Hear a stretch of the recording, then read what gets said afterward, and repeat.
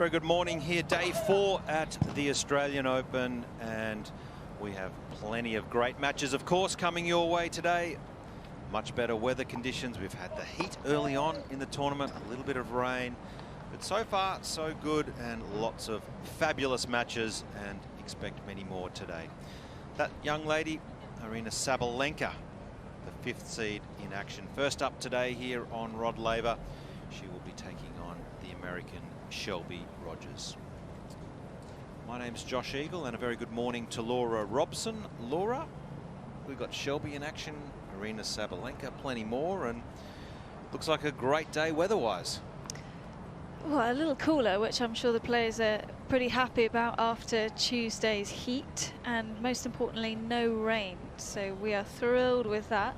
Play will be kicking off as scheduled at 11 o'clock on all courts. No wait for the outside courts, and the conditions will be a little breezy.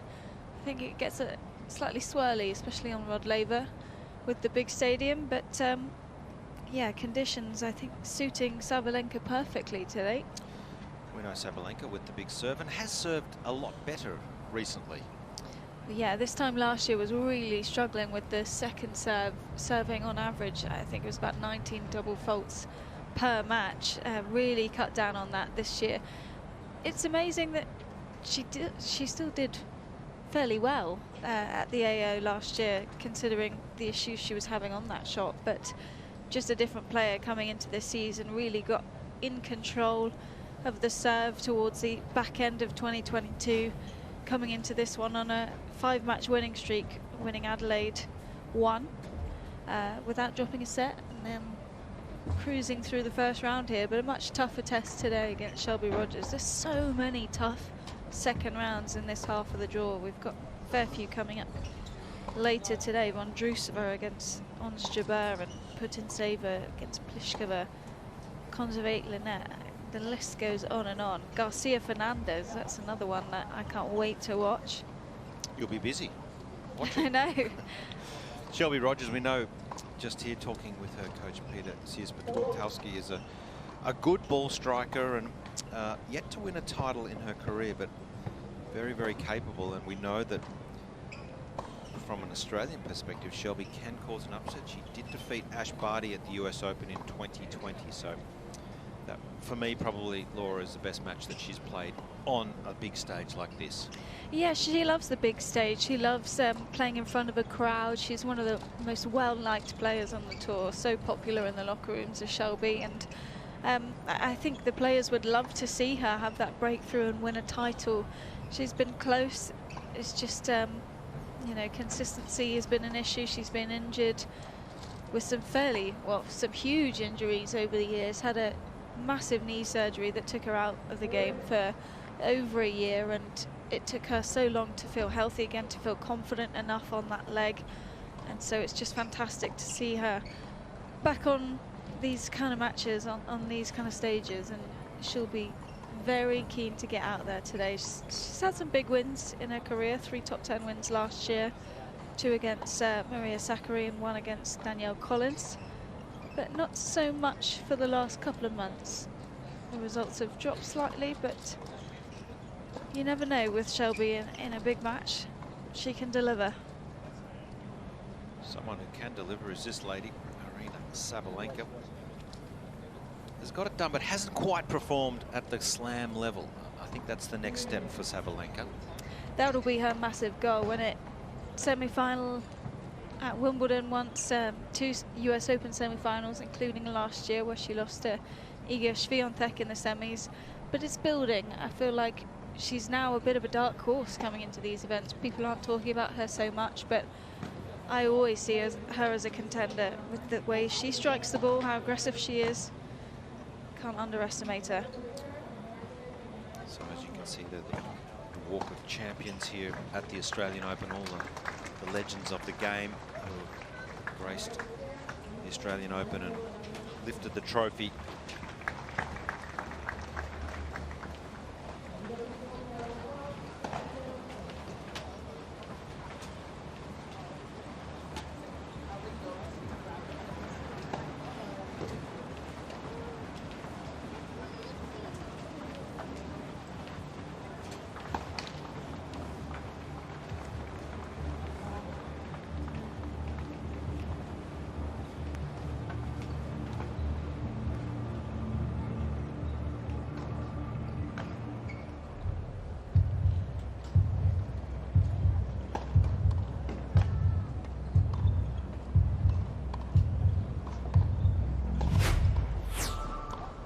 singles second round action. Would you please welcome to Rod Laver Arena from the USA, Shelby Rogers.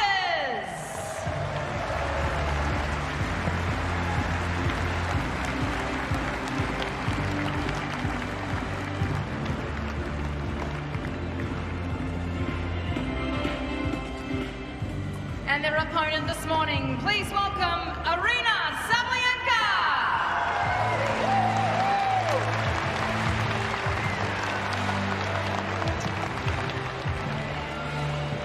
Sabalenka in great form here, down under, has taken the title in Adelaide. That was the first week Adelaide won, and as Laura mentioned, didn't drop a set, so has to be feeling very confident with her preparation and where she sits. Let's take a look at the draw, Laura, and as you mentioned, there's a lot of good players floating. We're up at the top here, Sabalenka and Rogers, but Belinda Bencic, the 12th seed, took the title last week and has played well.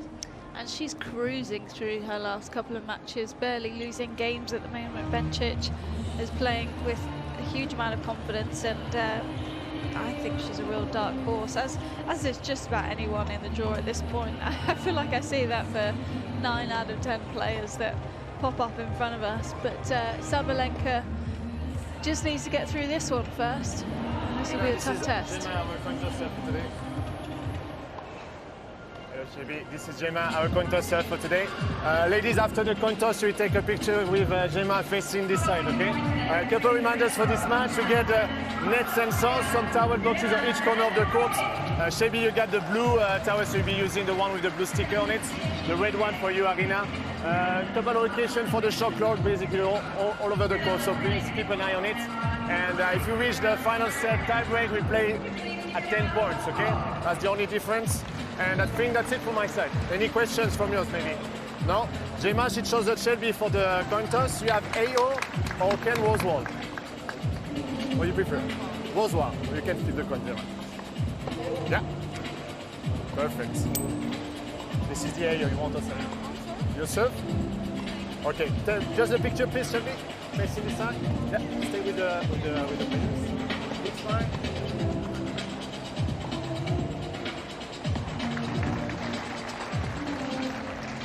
Just making sure that the players know it's 10 points.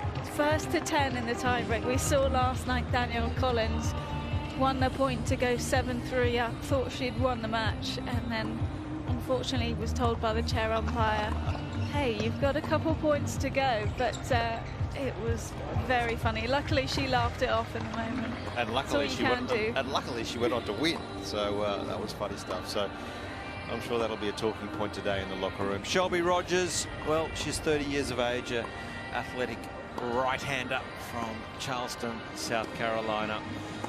Racked up around $5 million in prize money, and the result, I think for her, the big result in 2022 was the finals there in San Jose. So a really good ball striker, Shelby Rogers, and a player that you don't really want to come up against in a second round at any tournament.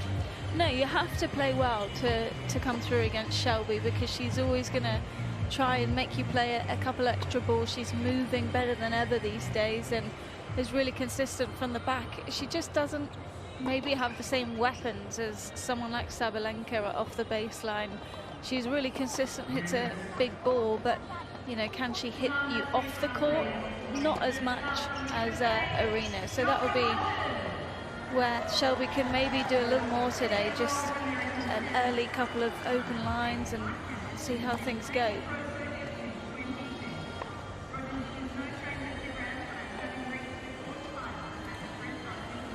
So Arina Sabalenka is our 5th seed here, been as high as number 2 in the world, 11 titles and over $12 million in prize money. Been knocking at the door in terms of getting a slam victory under the belt. That's definitely the next step. And I thought it's fair to say last year, as we see the head-to-head, Sabalenka has won the last couple of matches. That was in fact last year, so they did play twice, once there at Cincinnati, and they also played on the grass as well. So even through her struggles, Laura, as we focus on Sabalenka, she still had a good year. She still had a great year, you know, someone who's consistently making quarters, semis, finals. She's just always dangerous from the baseline. So on a hard court like this, even if it's playing a little slower than previous years, you know she's going to be able to do some damage. That final in Sertogenbosch, where she beat Shelby in the semi-finals, final of Stuttgart. So she's an all-court player. Stuttgart on the clay, even though it's fast, it's indoors, but able to back it up on all surfaces.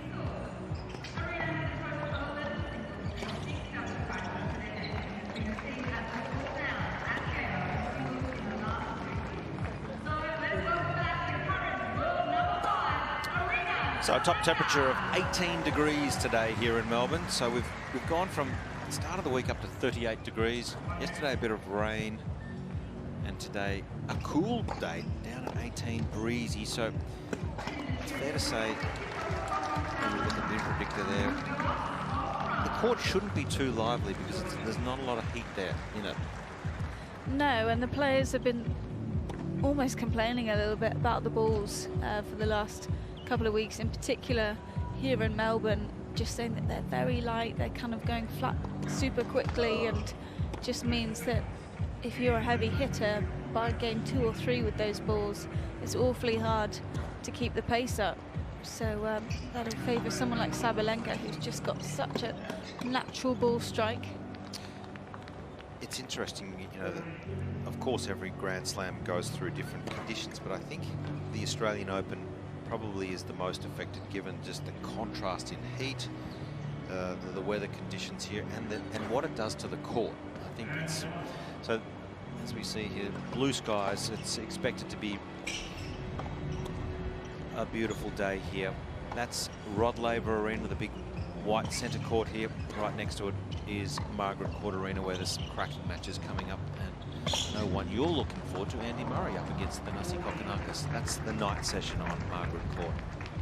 The blockbuster. Who are you tipping? Oof. Well, I don't hope for either player, but I hope Andy's body is held up after such a battle in the first round. But got to go with the Brits. Yep. Even though your parents live in Australia.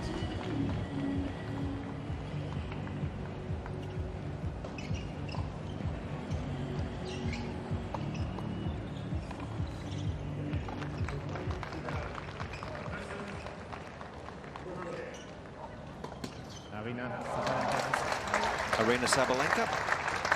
We start proceedings here. Women's action. Round 2 here, day 4 at the Australian Open.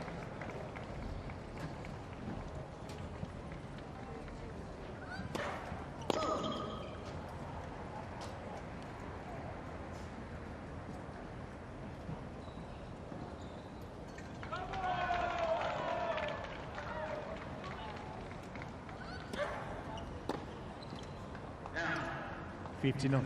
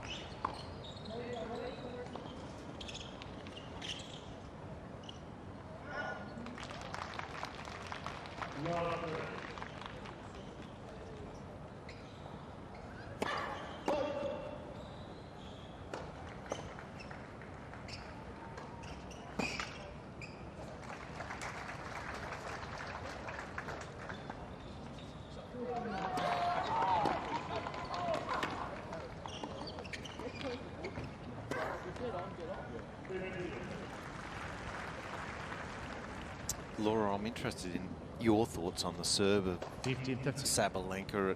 It doesn't look technically much different when she was having the struggles. It was all in her head, really, wasn't it? I think everyone could see that and the double faults would come at a certain scoreline, or they would come when she was trying to change things in the moment and not just focusing on keeping it simple.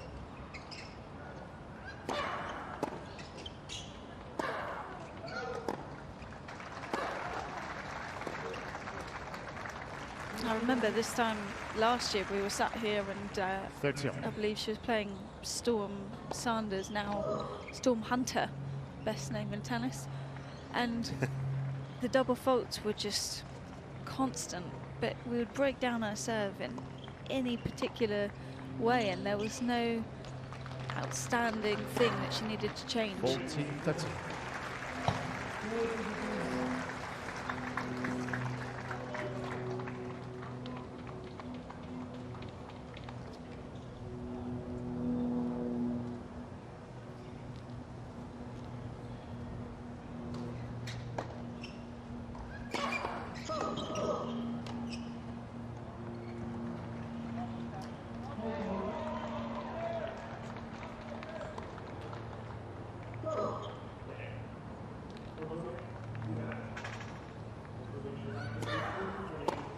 Game, Saban.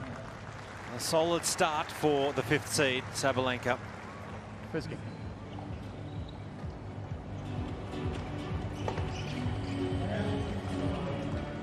Always great to get that first game under the belt, particularly if you were serving first. As we take a look at this service motion, hasn't changed. And certainly looks to have got over the serving woes, where this time last year there was a whole lot of double faulting going on.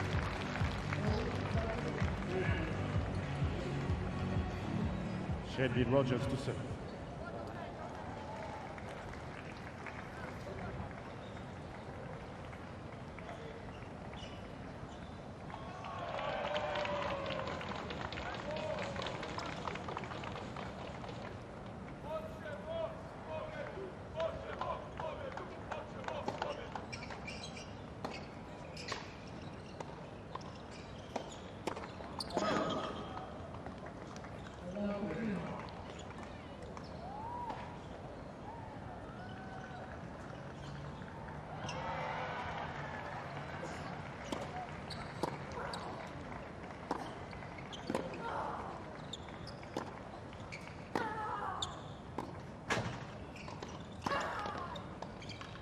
Oh, made it. Well, she wasn't convinced. Love 15. A little bit of a shake of the head.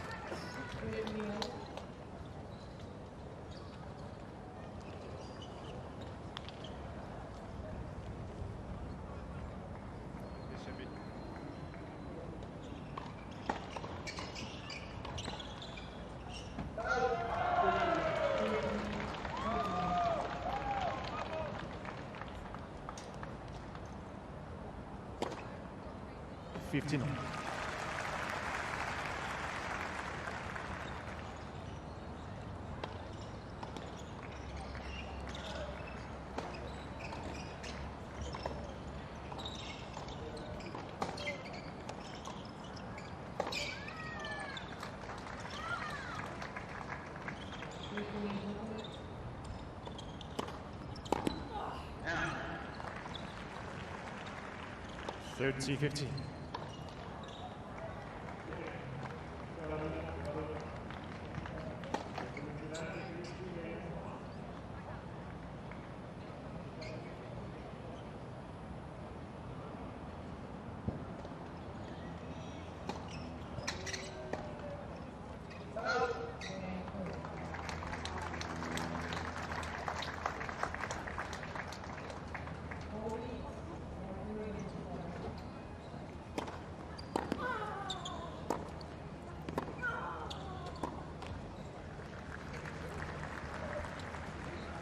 Section.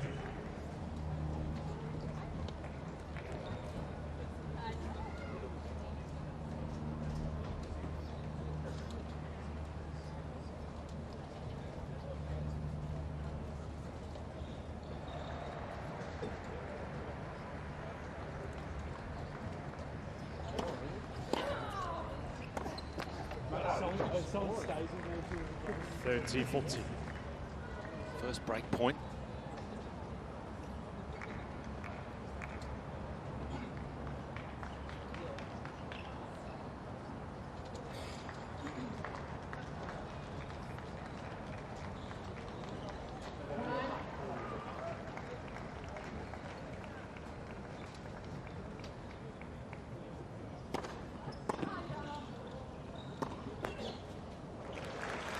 Way to save it.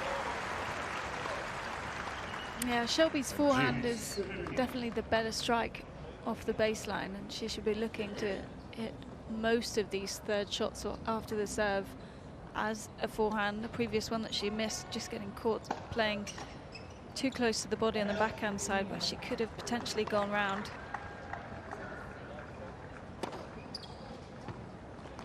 Advantage Rogers.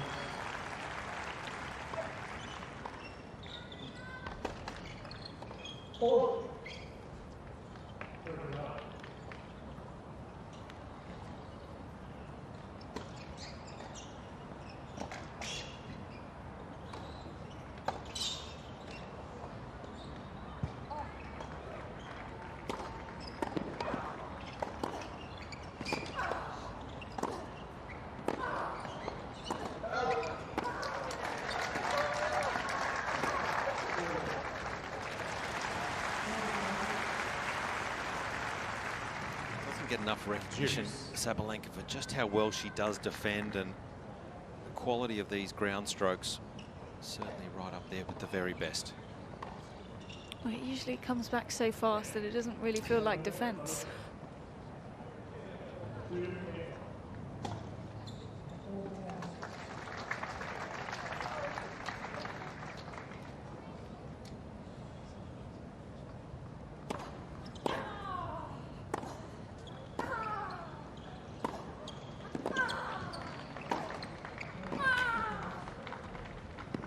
That's lovely.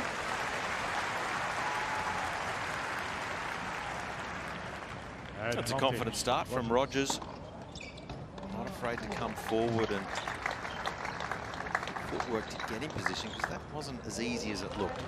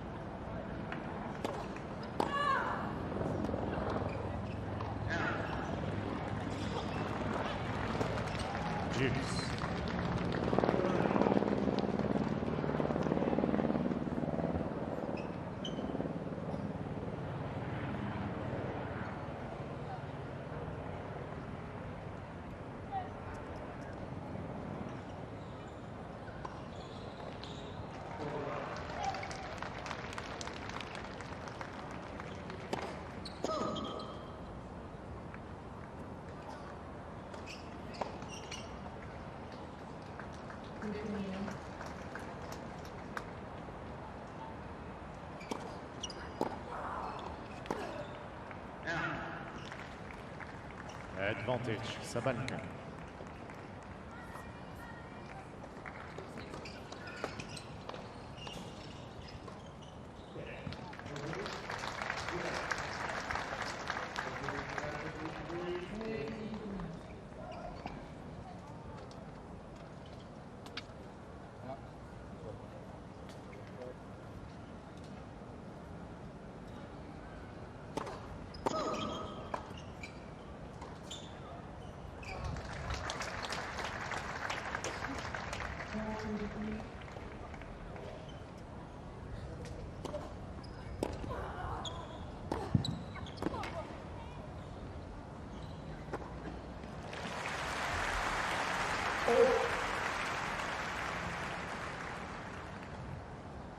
Great serving, and I think today what's really important for Shelby is she tries to serve well, and by that I mean a high percentage of first serves, just so she can use the forehand and serve past one shot.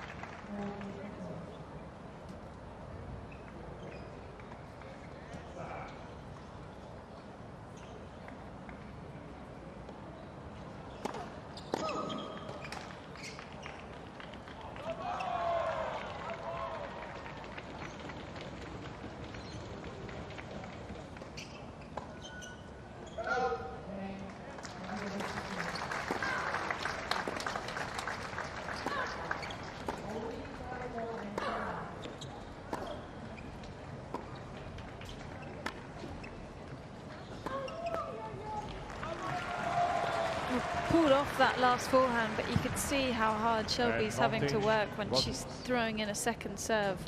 Sabalenka, I mean, she couldn't be any closer on the baseline in positioning.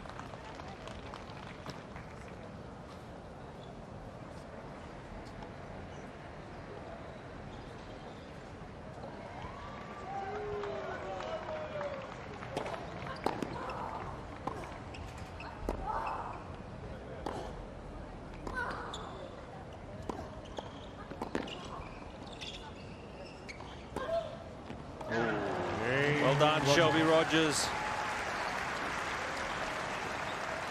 1-all.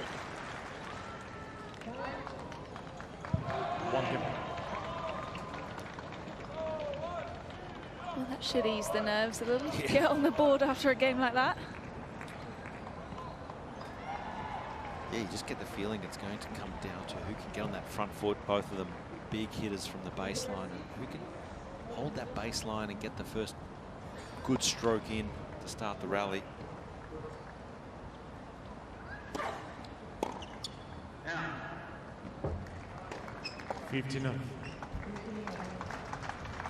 Well, we talk about the double faults a lot, but just to tell you how much she's improved that, winning 31 consecutive holds now to start off the season, that is very impressive.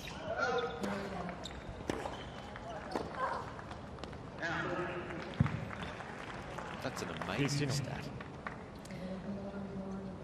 Yeah, I mean, and the double fault rate as well. In the first 5 matches of this year, in 2022, the double fault rate was 43.2%, and in 2023, she's down at 17%. So what a difference that must feel like for her. And I guess give the freedom to swing on return as well. So that is a big turnaround in how much better Sabalenka is serving.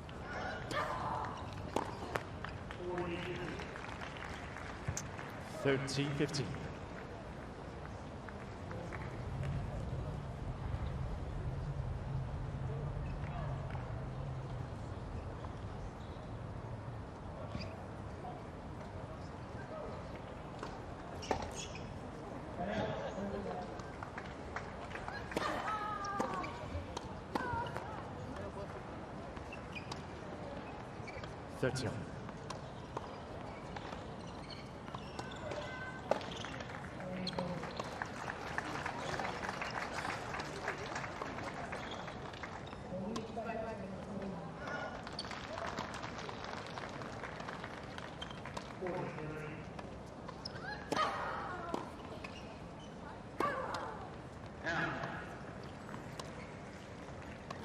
She's coming off a couple of these forehands, most of them going long.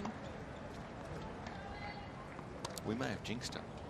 31 consecutive holds. Well, she's also one of the highest for breakpoint saved. Back that stat. Let's go.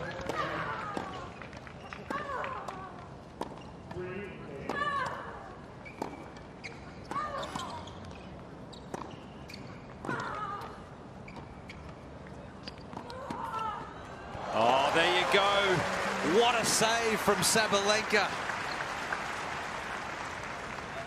I was holding my breath.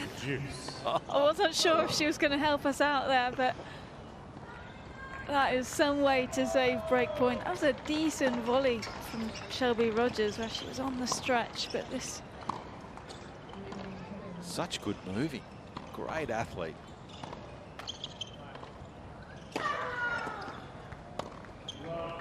That's big. 186, so just building up the heat is Sabalenka. I wonder whether she knows. I bet she doesn't. There's no way she would know those stats. As soon as you know, you lose it. 30 break points she's faced this year and saved 25 of them. That's unbelievable.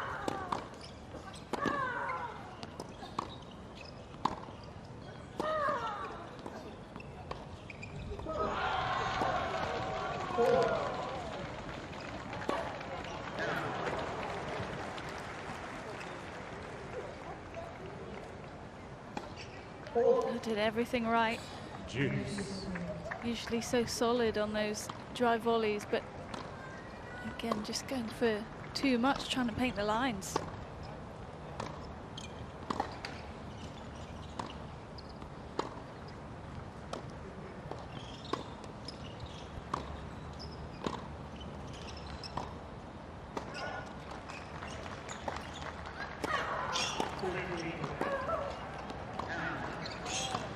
She's under the pump again, Laura. Point number 2.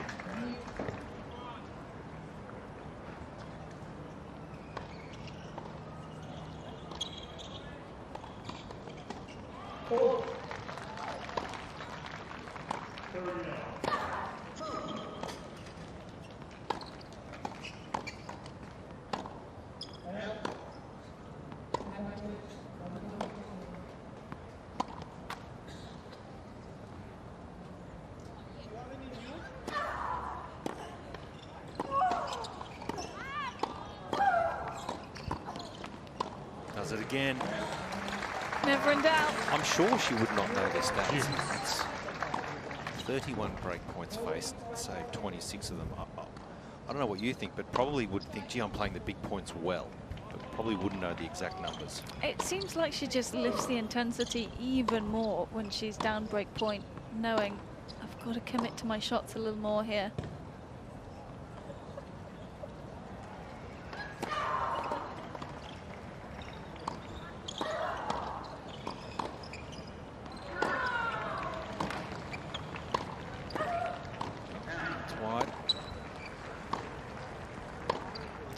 The backhand, she's hitting it beautifully today. Staying low over the shot. Forehand, I feel like the shoulder turn is just not quite there yet.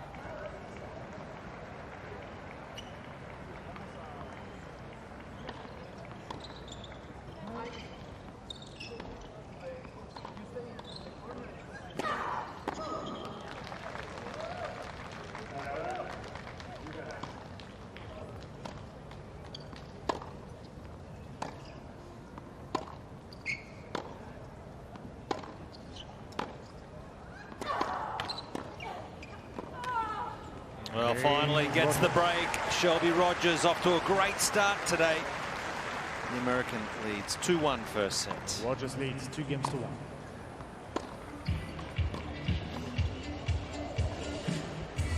Well, Laura, all good things must come to an end. I'm glad we got that graphic in early. Yes.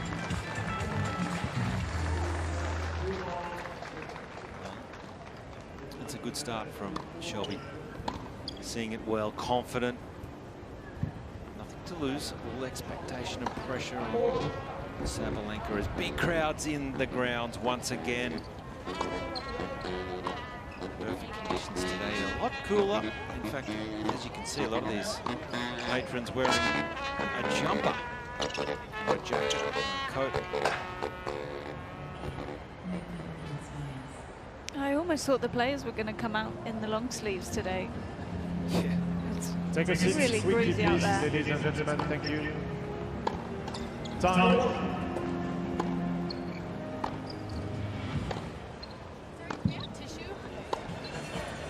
A bit of a nervous start, I feel, from Sabalenka, especially on that forehand side, as hasn't quite settled and probably going for a little too much. I think she can do that sometimes. Just goes for the lines in the first couple of games, and then towards the end of the set starts to rein it in. And for me, I feel like a break of serve is not a big deal when your return is as huge as hers is.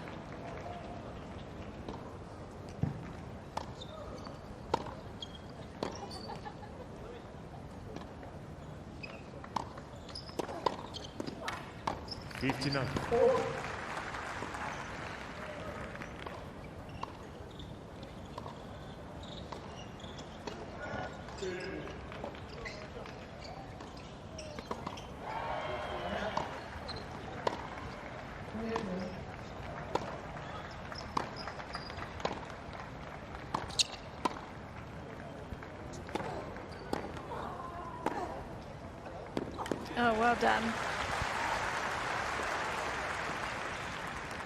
30 love.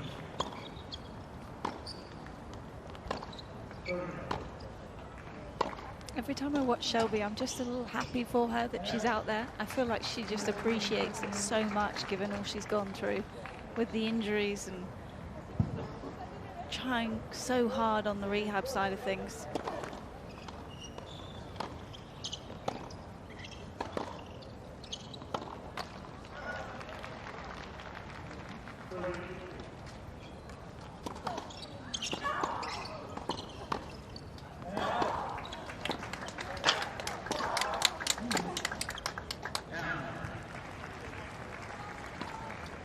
$30-15.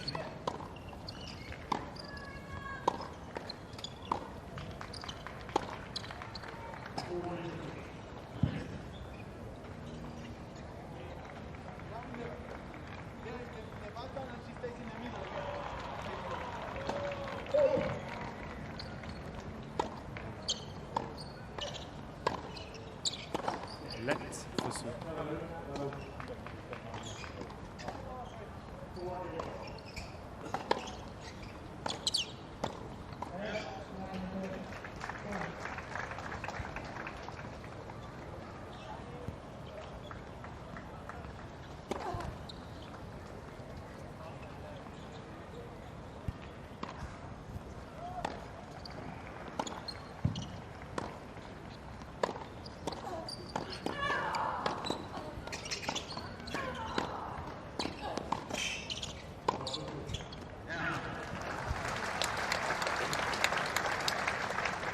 That's you.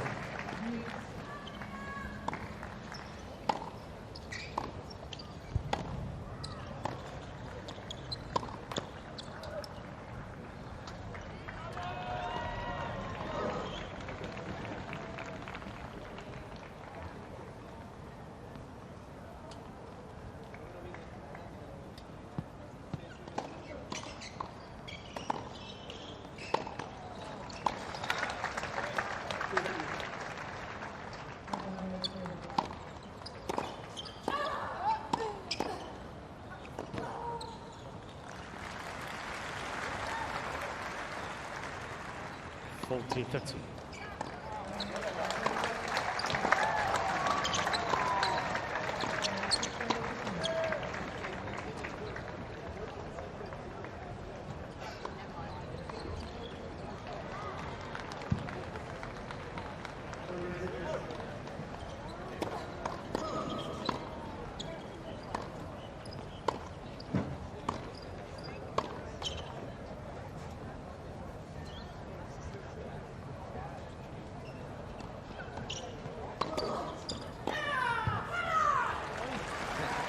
Connected with that one. Juice. Well, I sense a little bit of frustration in this shot as well, and not quite able to play the game style that she is wanting. And that's just due to the aggressive start from Shelby today.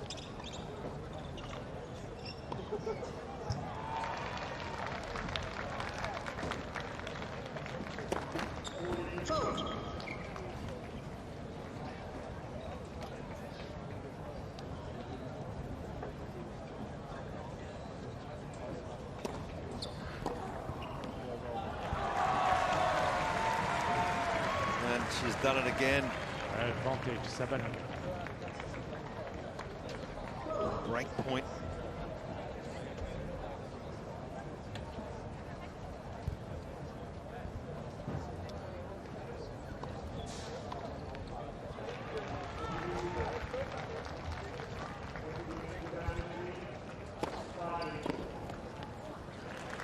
That's great serving under pressure.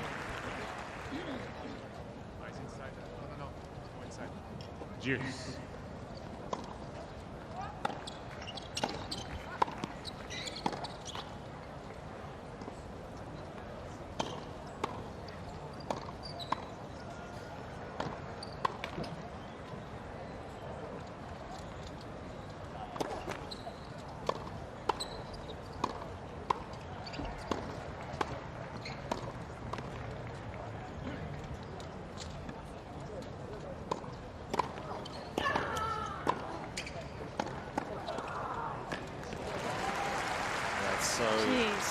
aggressive and Advantage Sabalenka. I mean, the return was fast enough, and then just unloads on this backhand cross court.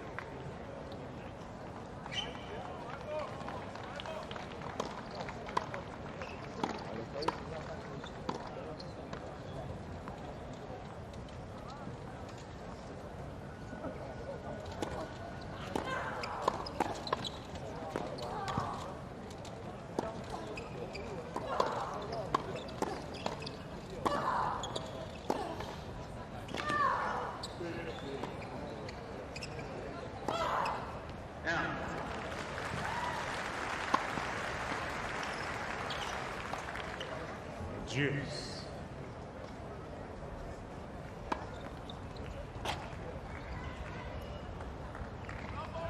You've got to think all 8 of those unforced errors for Sabalenka have come off the forehand side, and all in the same way. Just not enough rotation to have that ball dip in.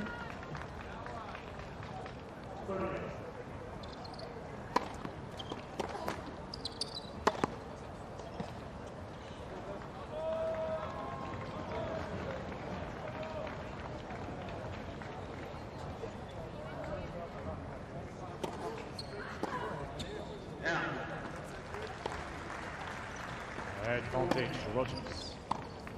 definitely wouldn't be happy with her lack of rhythm at the moment, Sabalenka. 8 minutes of play here on Rod Laver Arena today. Beautiful sunshine.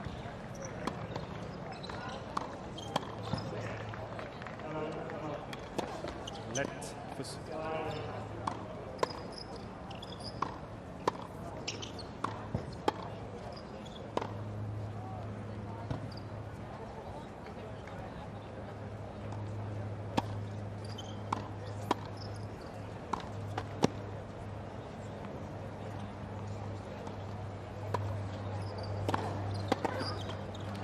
Finally, Shelby Rogers with a good hold, and it's a good start. 3-1. First set. Rogers leads 3 games to 1.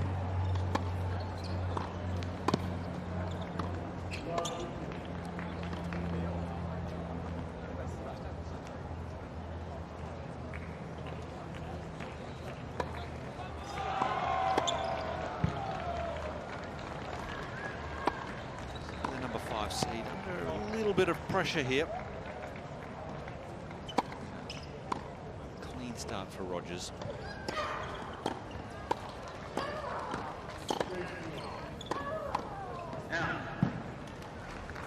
Yeah, all credit to Shelby. Love She's it come too. out here with a game plan knowing that she's got to be consistent. There's going to be winners flying past her, but there's definitely going to be errors too, and she's just maximizing the chances that she's getting.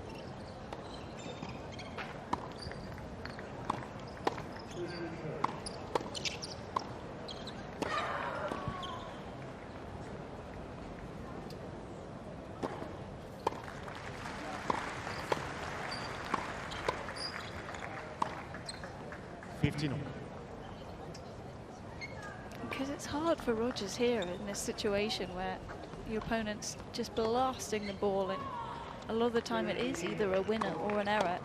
You've just got to weather the storm.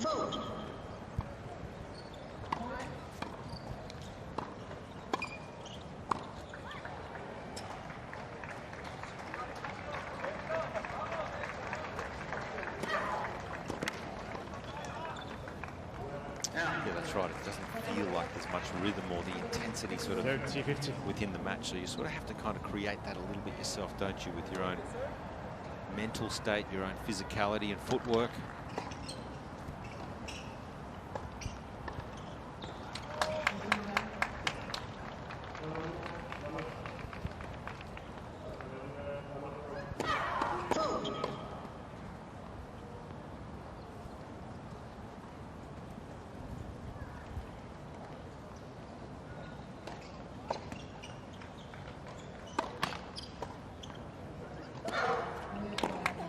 Now. 40-50.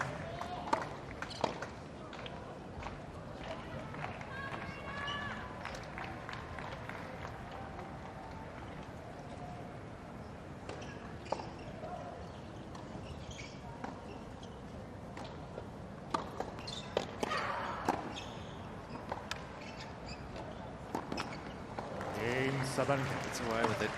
Sabalenka holding serve, but Shelby Rogers leads 3 games to 2. going along nicely. Leads 3-2 first set.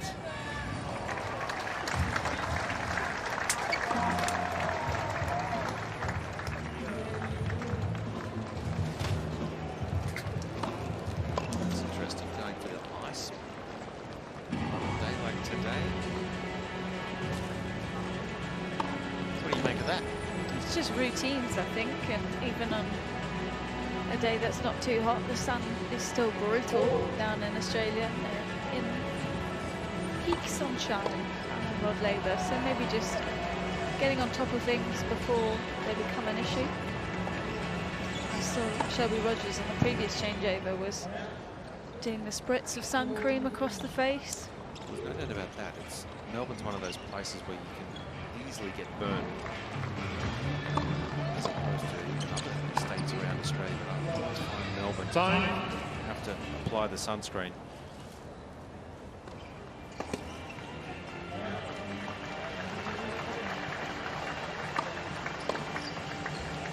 So a break up here for Shelby Rogers. Day 4 of the Australian Open. We're on Rod Laver Arena. Not too many upsets on the women's side of things. Big one yesterday in the men's. Rafa Nadal out.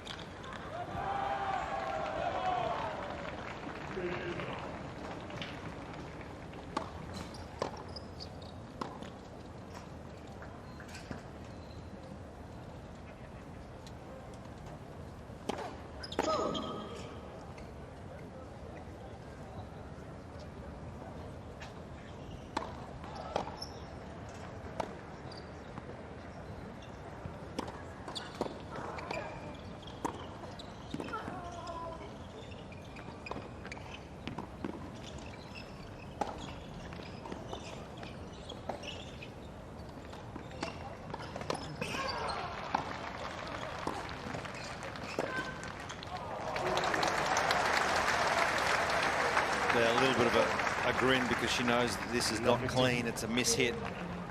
But oh, look at this, the hands. I really like and admire the hands of Sabalenka when she's on the stretch. Great skill.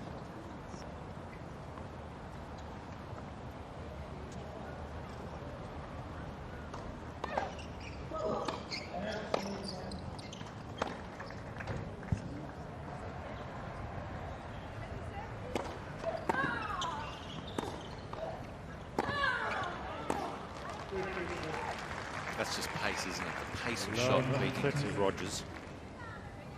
Yeah, I think Shelby deals with the pace slightly better on the forehand side.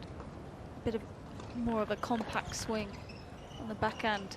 She's a little higher on the legs too. Not as much natural knee bend, so just getting caught there.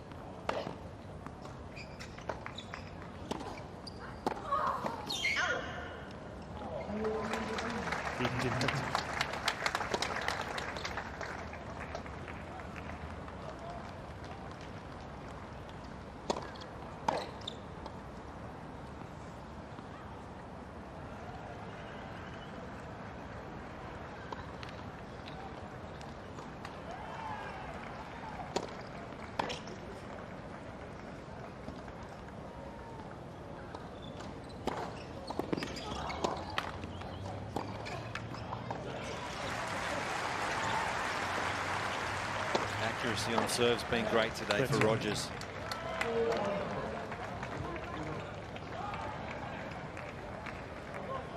And she's always prepared to play this +1 shot. Expecting whatever turn back, knows it's going to come deep. When it's short, she's right on top of the ball.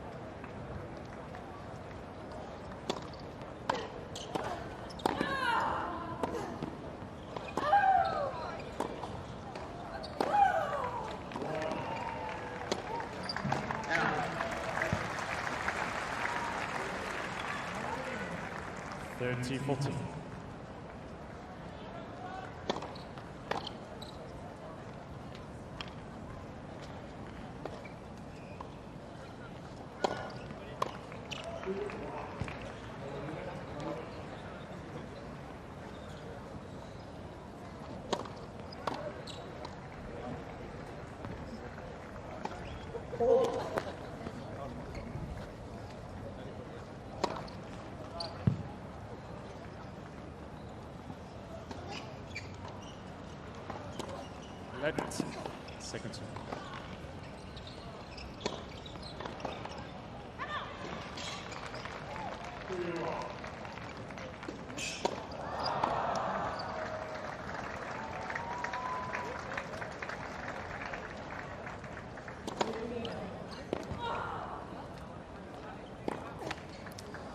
Got herself in a bit of trouble there, having to run around, hit that forehand. So that is the break back for Sabalenka.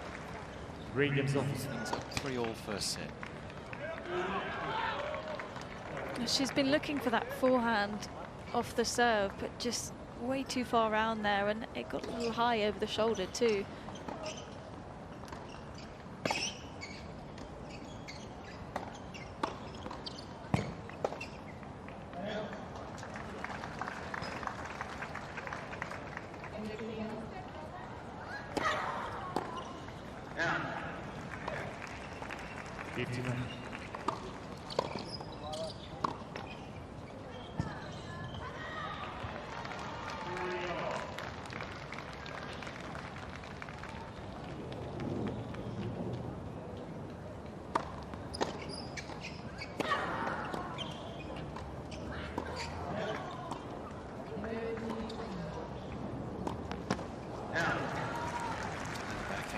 Sabalenka has been rock solid today. 13.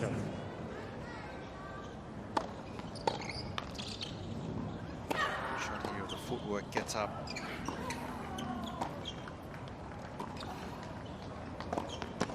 Worked hard on her agility. 14 love. This is what Sabalenka did so well at the start of the season in Adelaide. Raced through a lot of service games. Was able to swing freely on return.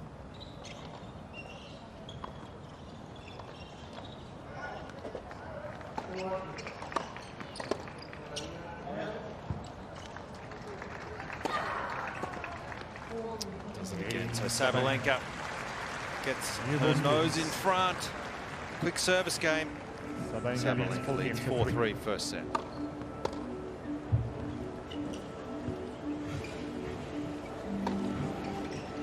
Oh, that's how quickly it can change in a match against Sabalenka. You do everything right in the moment, and just a couple of points here and there get away from you, and she's right back on top of things. It's so hard to break her consistently throughout the match. So for Shelby, she's just got to hang in here and wait for a bit of a dip in level again. Some of those errors to creep back in. I still don't feel like Sabalenka's got the rhythm that she wants on that side. Just yet, but definitely improving, I suspect.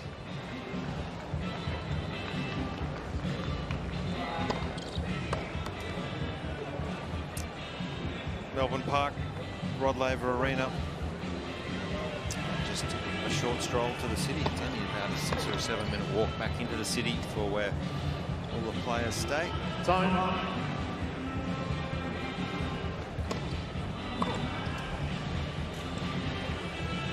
So again, we'll see Sabalenka just using the ice in between the changeovers, and has in fact requested a nice bucket to be situated where her rackets are, so she can get it on as soon as she can every change of ends. Really preventative, as you suggested there, Laura, and routine, of course. That's what she's used to doing. 59.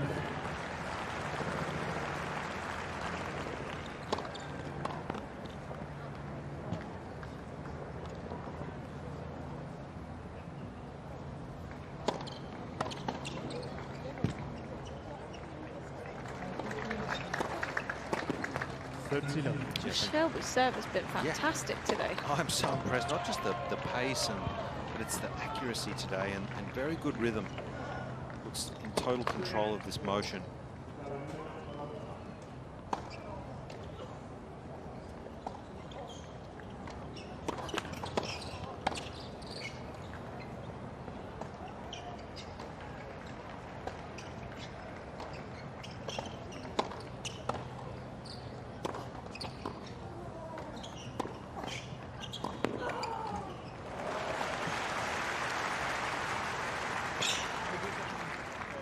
30-15. And the average first serve speed for Rogers right now is 172, so it's not exactly slow either. She's putting some pop on it, getting the accuracy.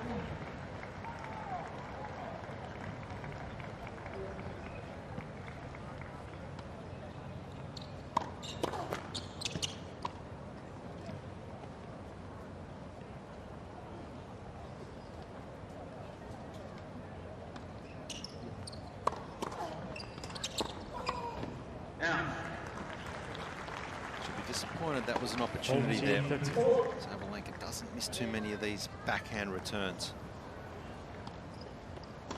Well, Rogers has got a better percentage on the unreturned serves than Sabalenka at the moment.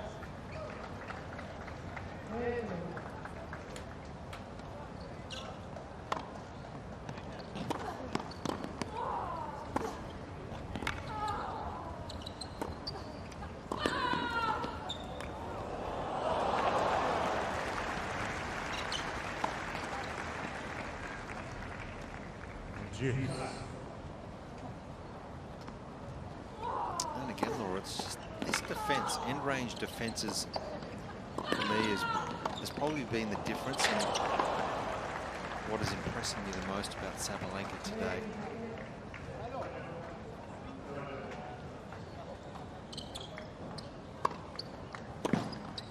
Advantage I think some players on end range, when you have so much firepower like Sabalenka, like to go for the big shot, but I think she's valuing the importance of making the opponent play that extra shot.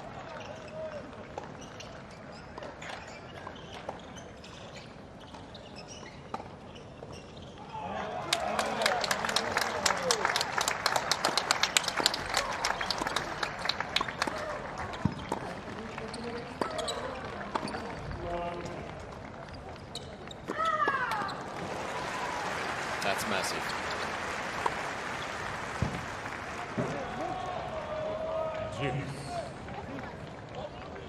That's actually going to be a little frightening on the back end of that.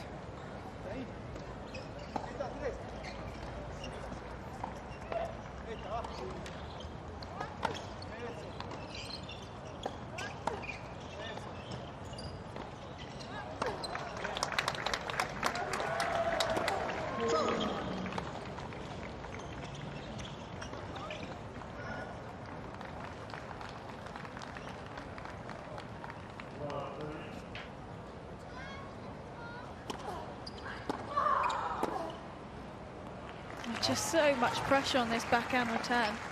Advantage Sabalenka. With the way things have gone today, I'd almost slow things down for a slider wide on this deuce side to Sabalenka's forehand, and at least there's a better chance of an unforced error.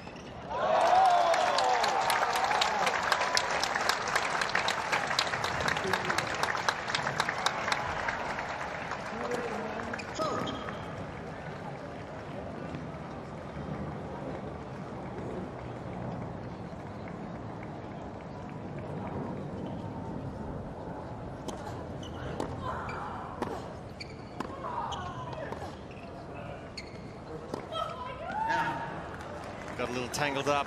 Would have loved to have had that one again, no doubt.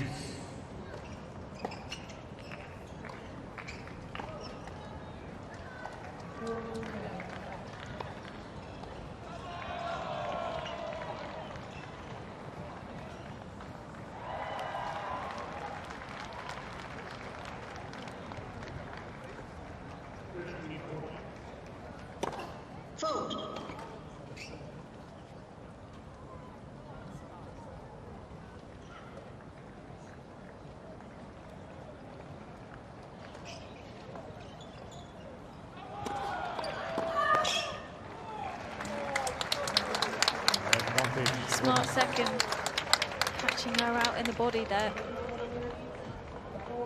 And with that tiny bit of slice that the ball had on it, just kept moving into Sabalenka's body.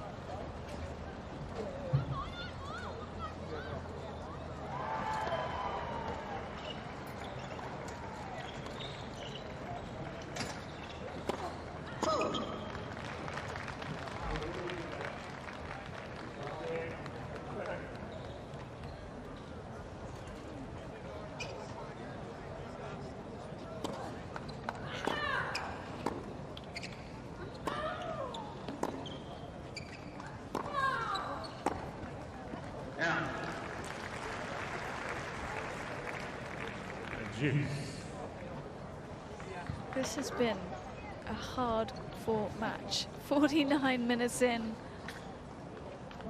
Still halfway through this first set. So many long, grinding games, and really only the one service game, quick previous service game from Sabalenka. It has been contested.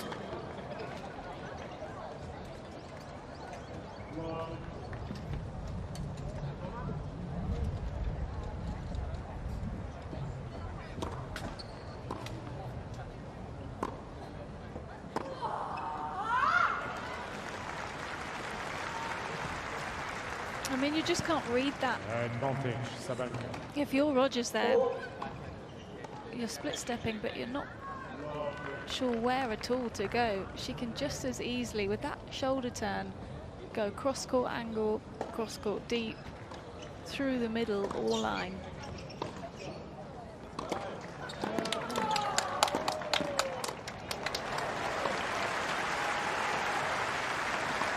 She's been so good under pressure today, Shelby. Juice. Hasn't panicked, been very calm and committed to her shot making. Well, she was so close to a win when they last played in Cincy. Also on a heavier hard court. 6-4 in the third. She's got to think right in this.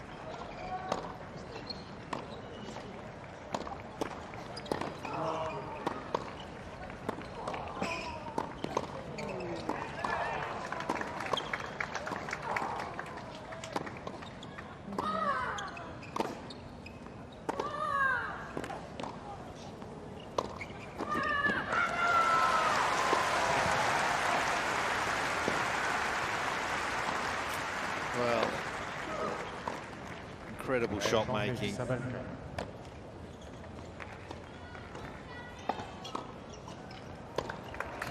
Rogers just hang on.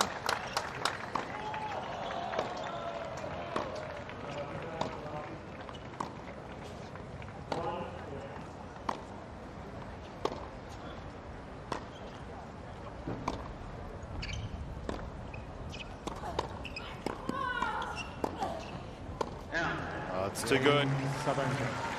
Sabalenka with a break and a chance to close out this opening set. Sabalenka leads 5 games to 3. Rogers did everything right in that game. Hardly put a foot wrong, but just played well, really well. Just can't read some of these backhands from Sabalenka, and that just puts you in such a difficult spot. Where do you go?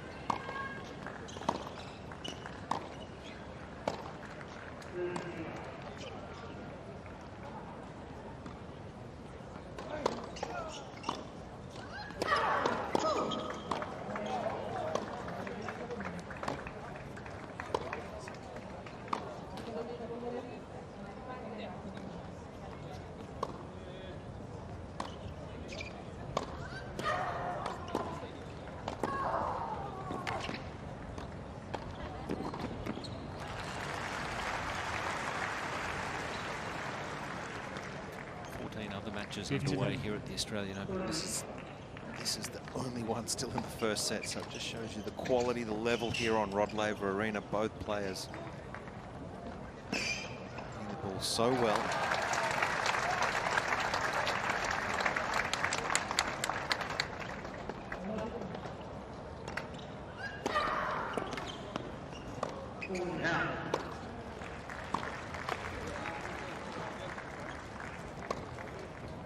39.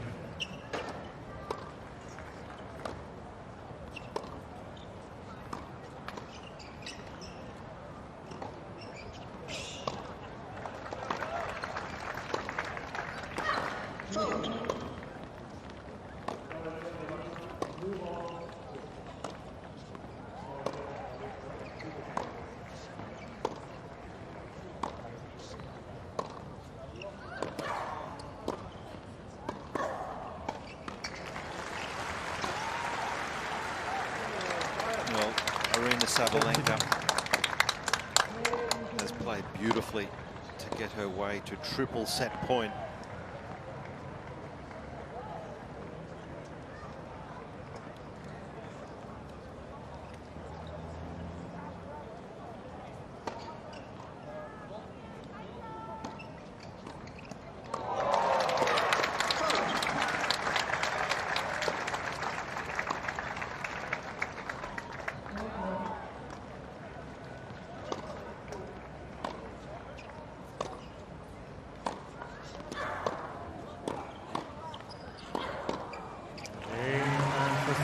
What a way to wrap up the opening set here. Aryna Sabalenka has done it. Takes it 6 games to 3.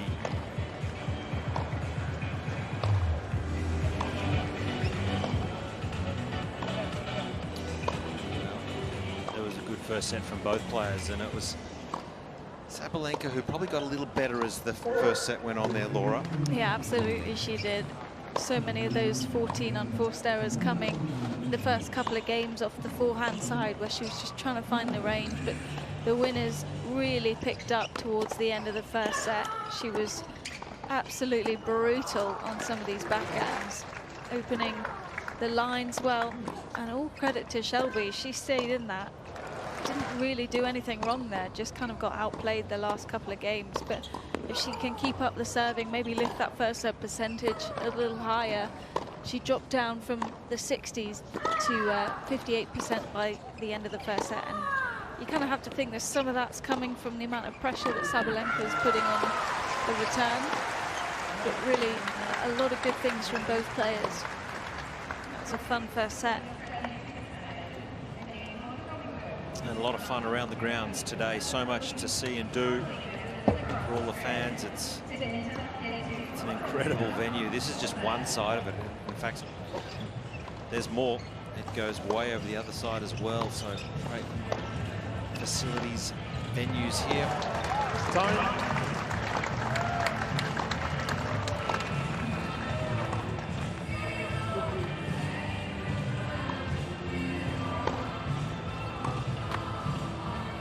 Shelby Rogers hasn't done a lot wrong, to be fair. She's played a good first set, and second set. A lot of players be winning that set. So let's see Rogers to see how Rogers goes in this second. It was a quality first set from both players.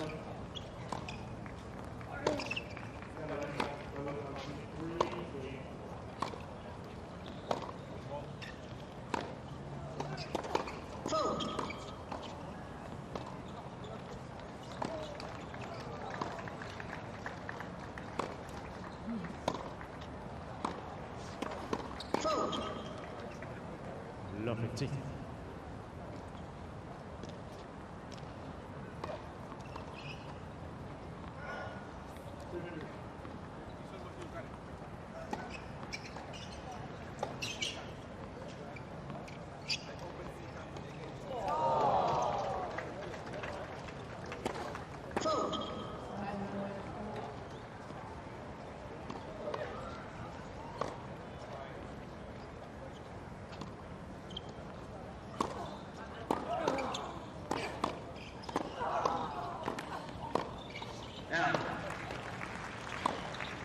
Love 13.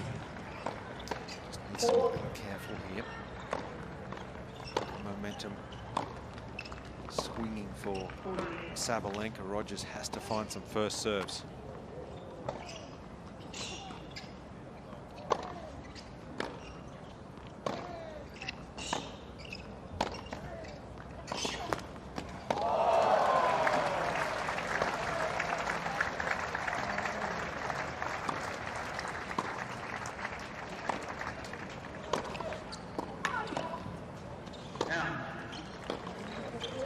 15-30.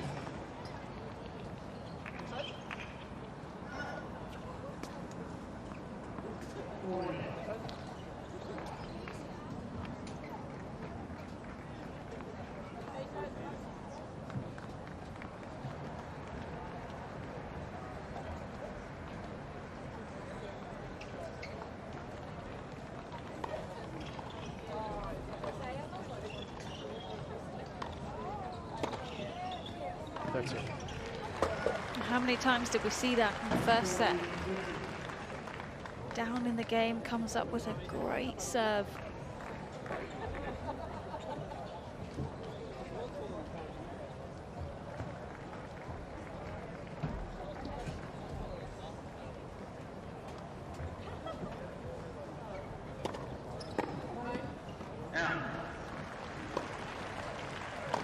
Full T30.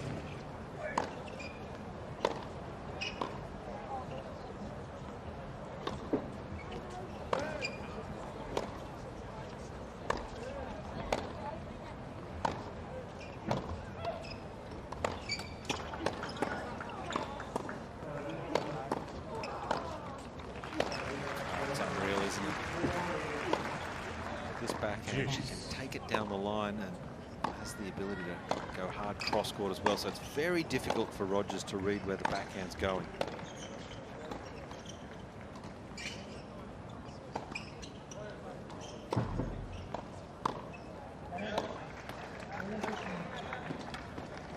Not good problems.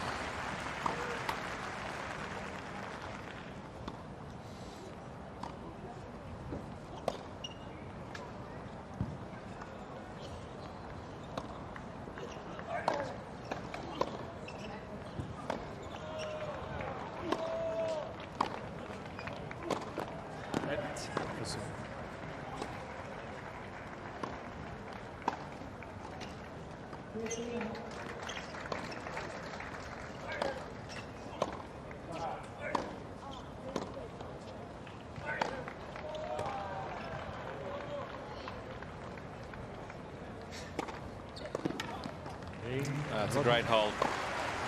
Under a fair bit of pressure there, Shelby Rogers, and 30 seconds. gets the job done. She's been wonderful all match.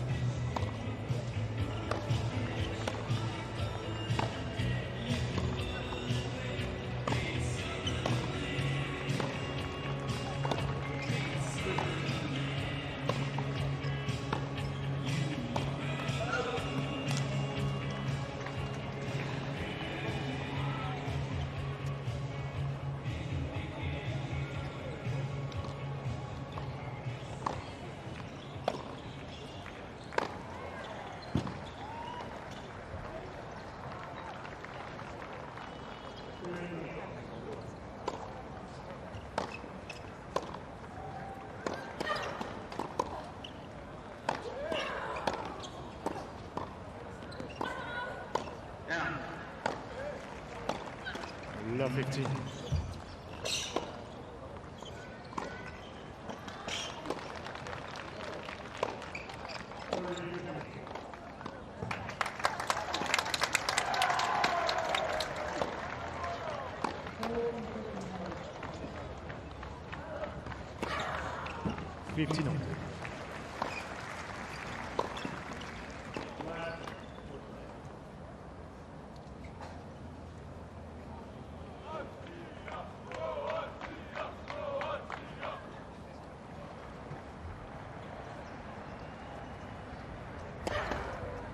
Good pace, 186. That's this serve up the ledge for Sabalenka.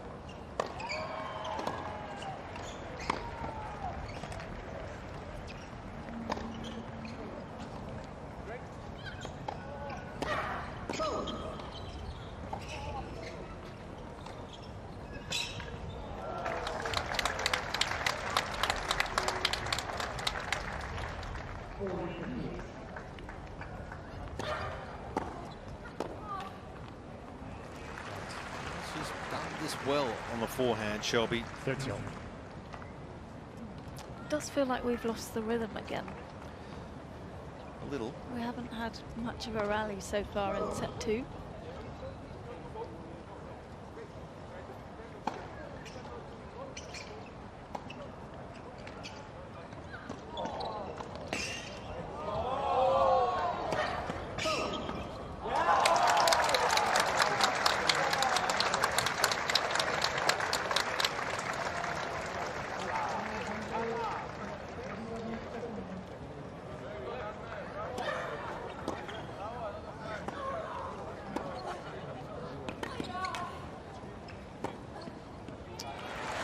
No problems. Forehands look so sharp today. 13-14. Oh, that's just such great play. Heavy return through the middle of the court, opening it up with this first forehand inside out. Then she's got a wide open space. Shelby is very aware. Good chance Sabalenka's going to throw in the slice when she's pushed out wide. Knew she needed to come forward.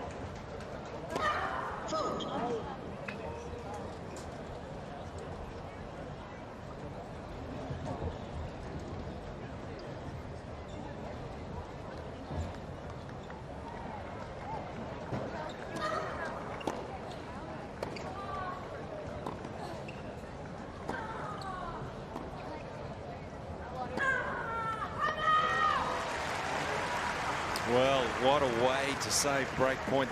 This shot is not easy. It was dipping. She has to get it up and down quickly over the high part of the net.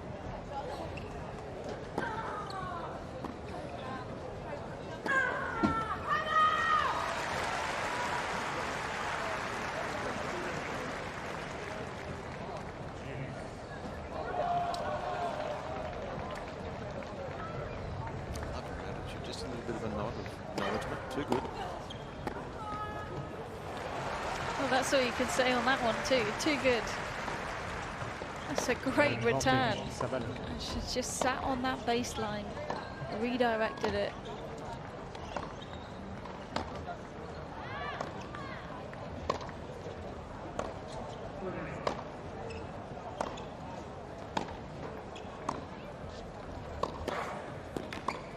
Yeah, well done. Faced a break point, but comes through it.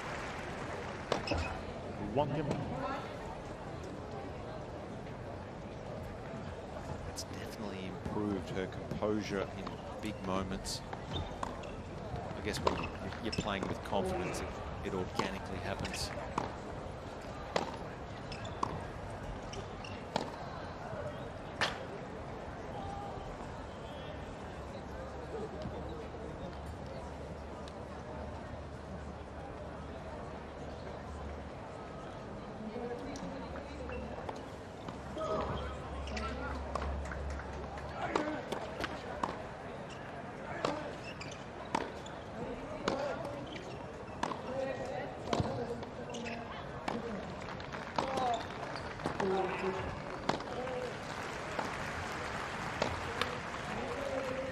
Love 15.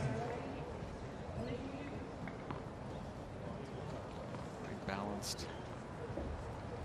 Great timer of the ball.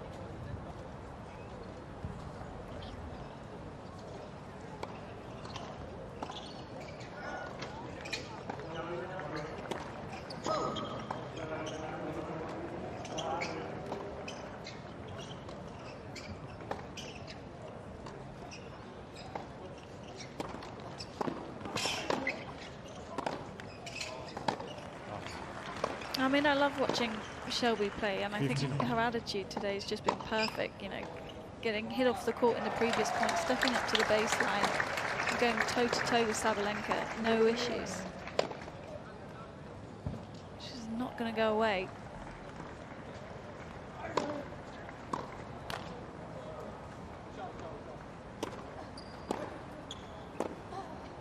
Yeah. 15-13.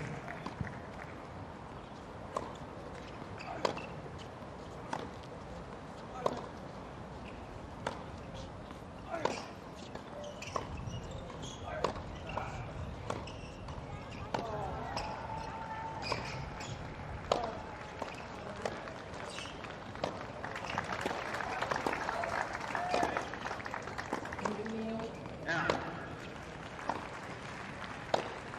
30.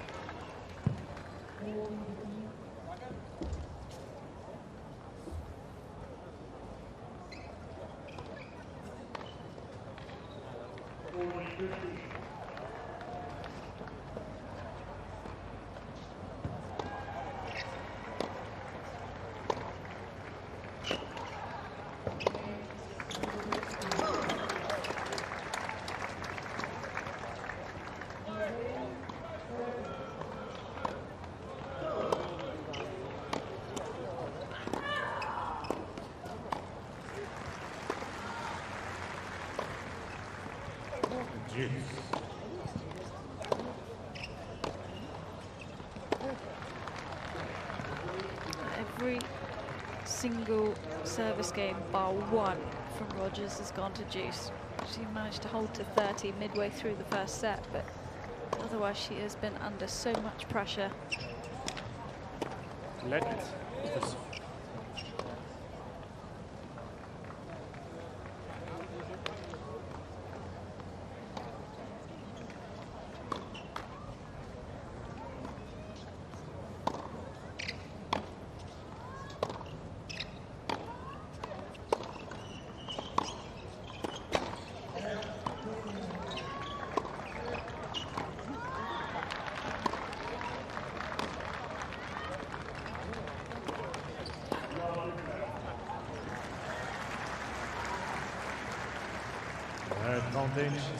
Just been so committed to being ultra aggressive on return all match. Sabalenka tight to that baseline on second serves, and now with a break point.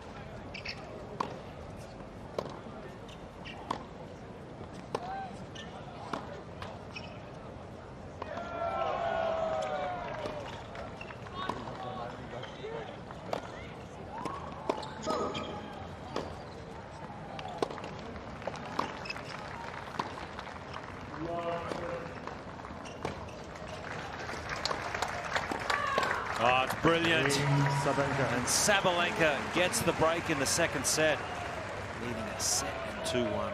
Sabalenka leads 2-1.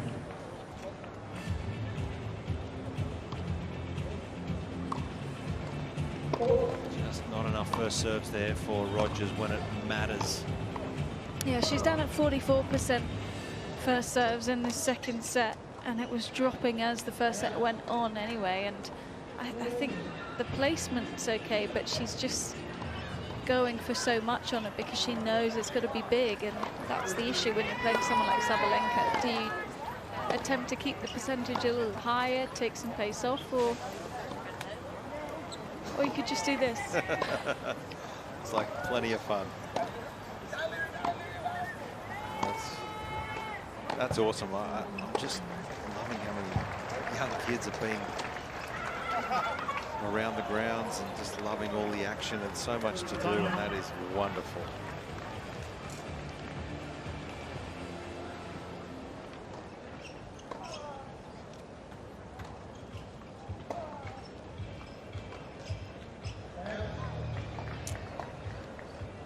So Aryna Sabalenka starting to take control of this match. She certainly has not had it all her own way. It's been a lot of long grinding games, but now up a set and a break.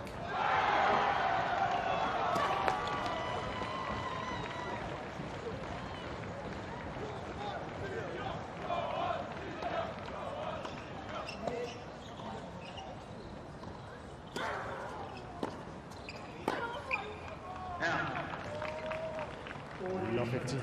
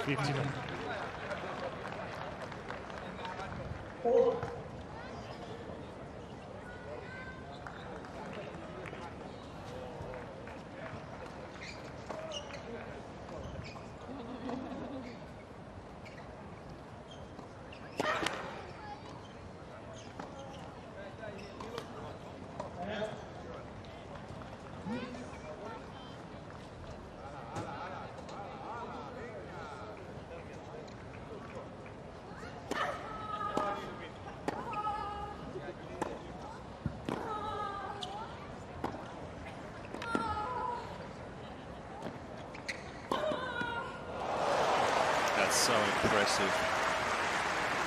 She really is playing well, Sabalenka. That's great movement 13-15. and anticipation.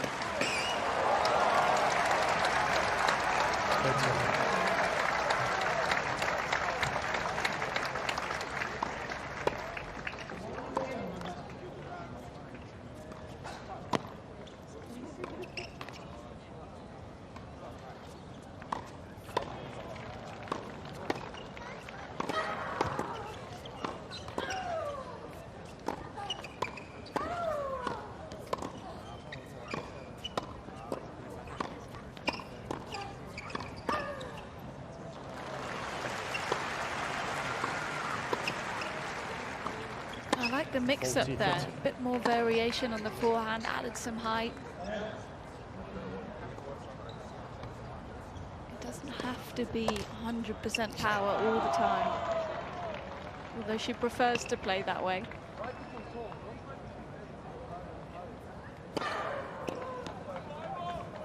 I think it must be hard to temper it at times when you have as much firepower as Sabalenka. 3-1. Also the days when you're not playing as well, but today's been impressive. 6-3, 3-1 lead. 28 winners, 12 of them on the forehand. 11 on the backhand. A lot of these backhand winners have been down the line.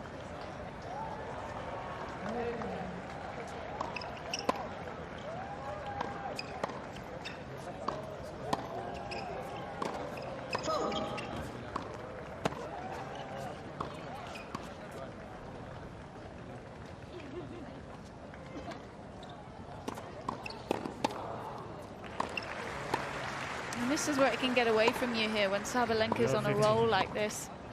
Starts ripping even more on the return. I think this is where I'd go a lot more body. Just don't give her the angle to work with. Yeah, she's got to find a way to stop Sabalenka from having a swing on these seconds. You're right, Laura, the body serve needs to come into play.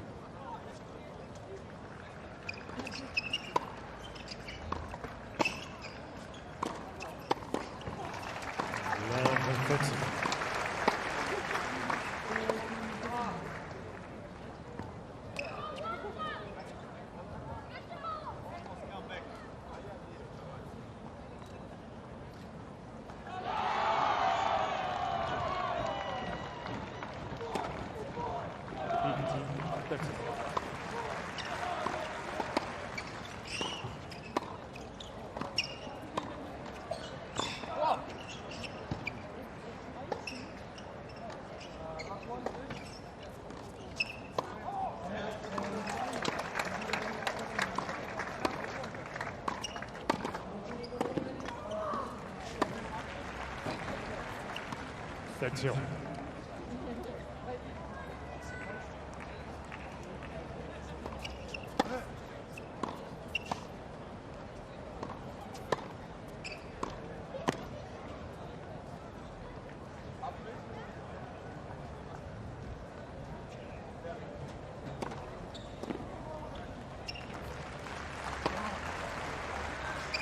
Multi 30.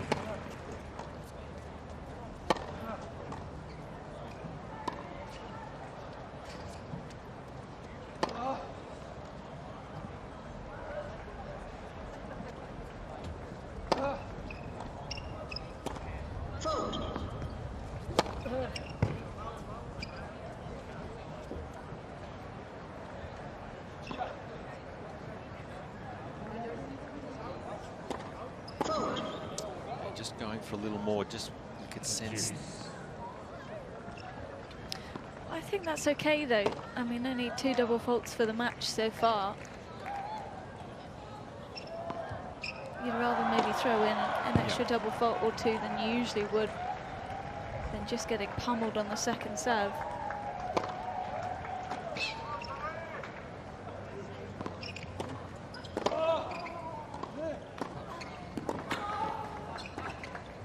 Such good anticipation. Yeah, but you're right. Just not expecting it to come back. Just been really impressed here with Sabalenka on her defense today.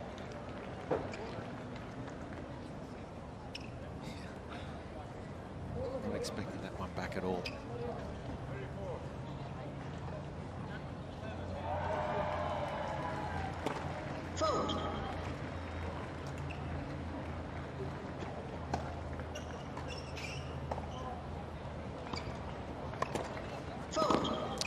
Well, that's a bit of a gift. Sabalenka with all the momentum now. Fifth seed up 6-3, 4-1, second set.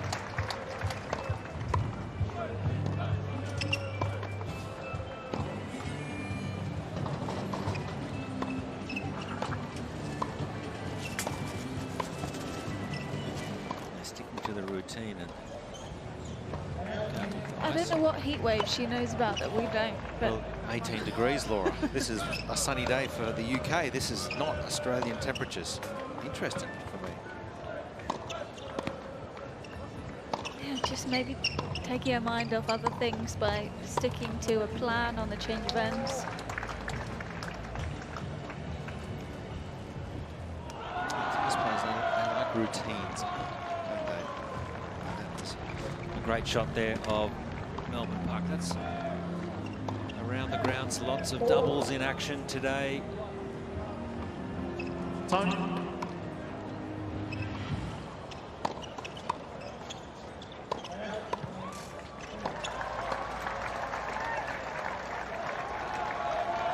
Aryna Sabalenka, the 5th seed here at the Australian Open, and a real contender for the title.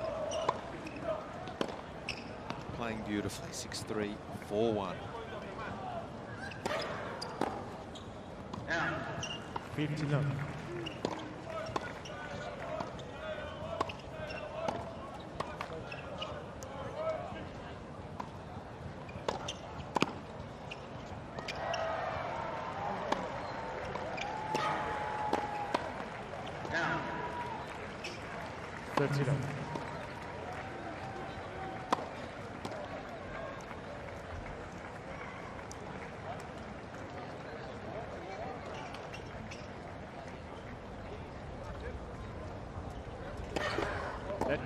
First.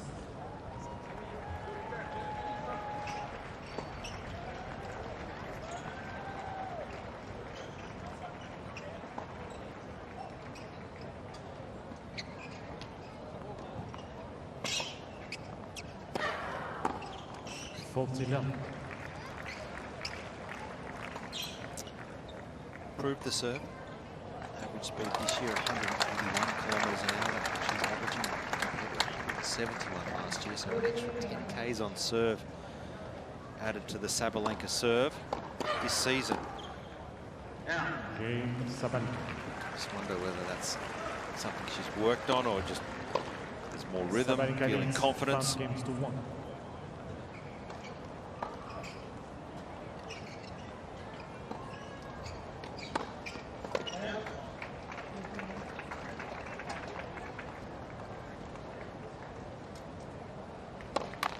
tells the story of the second set, doesn't it? Just holding so much easier.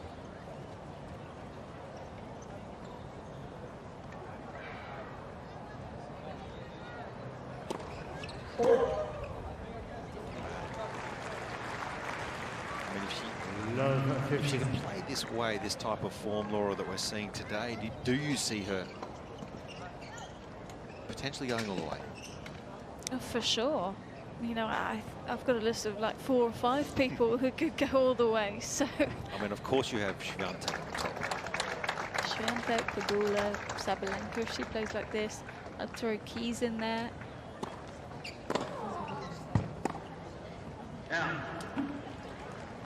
Love 30.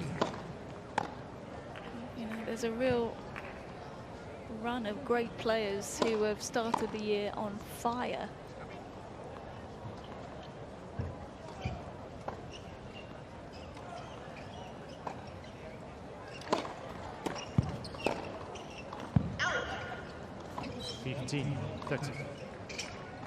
And Sabalenka started hitting so well, it's just taken the life out of Rogers. She's gone a bit quiet down the other end because she's lost her game plan.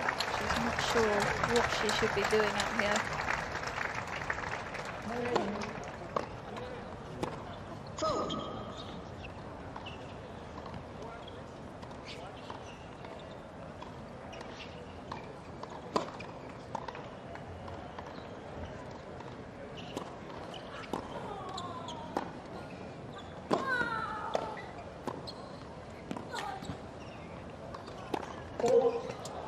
Oh, just got the back of the line. That's good moving, really, from both players. 30. When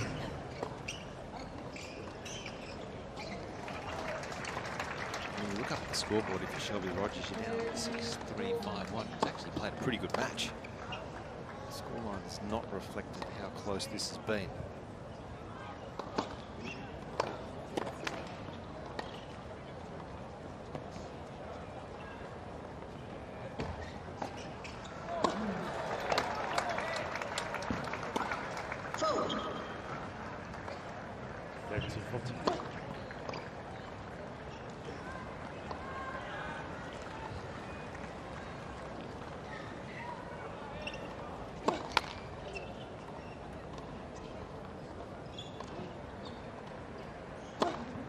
Match point.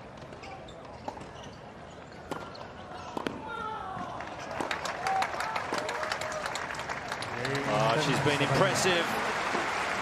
Arina Sabalenka, too strong, too solid, and just too good today. Straight sets winner, 6-3, 6-1, into the third round of the Australian Open.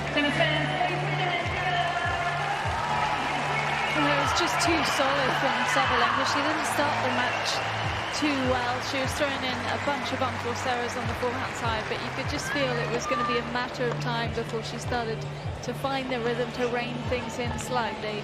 And by the end of the match, just playing almost perfect tennis, still playing super aggressive, but covering the courts well, anticipating, dropping into the slice when she needed it. And for Shelby, still a lot of positives to take, I think, from that match. She played a really solid first set. Yes, could have picked up the first serve percentage a little more at times, and especially in that second set, things got away from her. But overall, she threw in some really good tennis. Just got outplayed one of those matches where I've got to say, too good. Summer down under here in Australia rolls on. Winner in Adelaide and is through to the third round. She's courtside with Jelena Dokic. Arina, congratulations. It's so good to have you back in Australia at the Australian Open. You've had some great matches here over the years, and now second time this year on Rod Laver Arena. This is like almost your second home. First of all, yeah, I'm super happy to be back here in Australia, and I like that flag. Thank you, I love you guys. and yeah, I mean, I really like to play on Rod Laver. Hopefully they will keep making it happen for me. And guys, thank you so much for the atmosphere. I really enjoy every second playing in front of you. Thanks.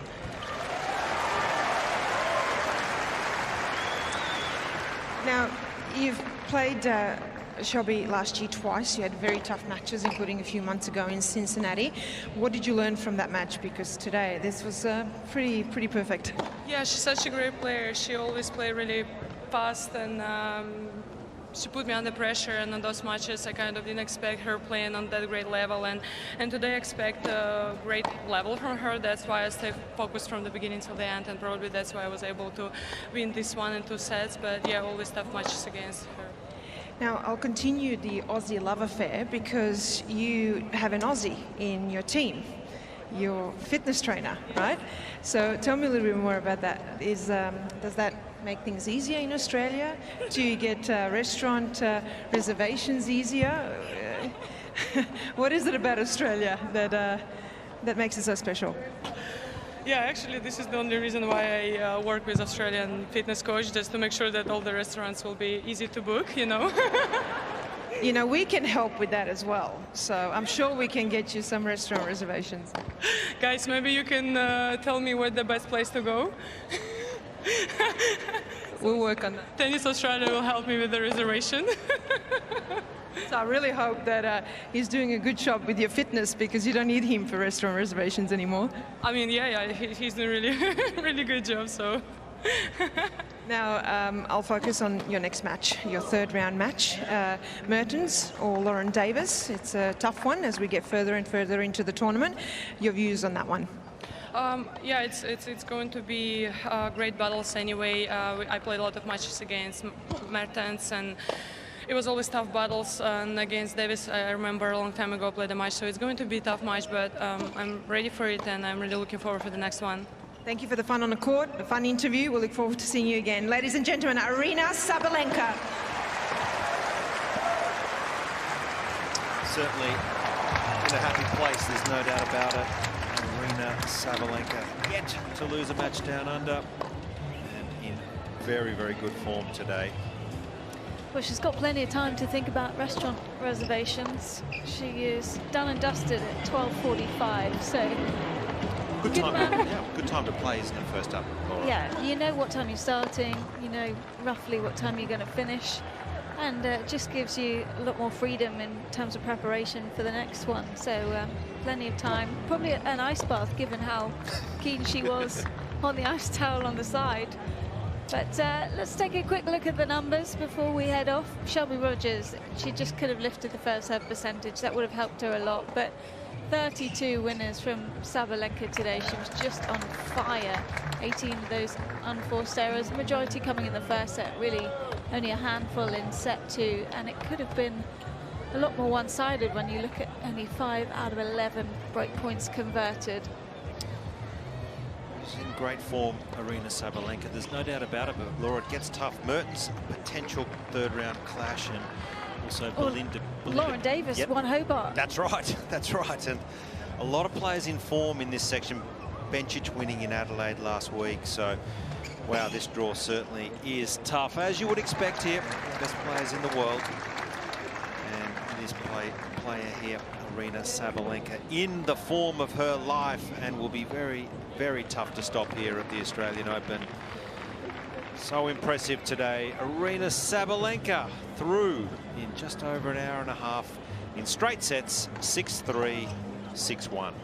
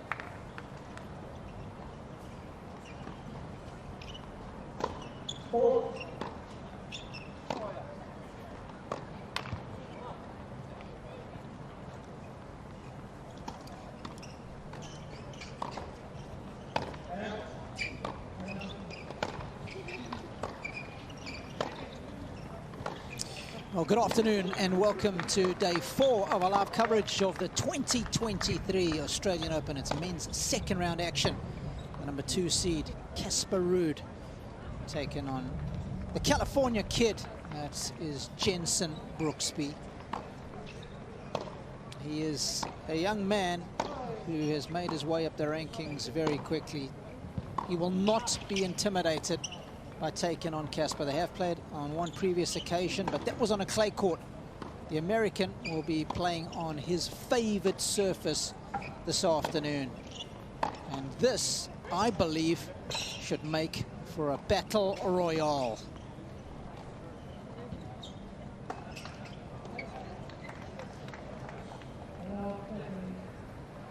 So this is behind the scenes. In the triangle is the CEO of TA, Craig Tiley.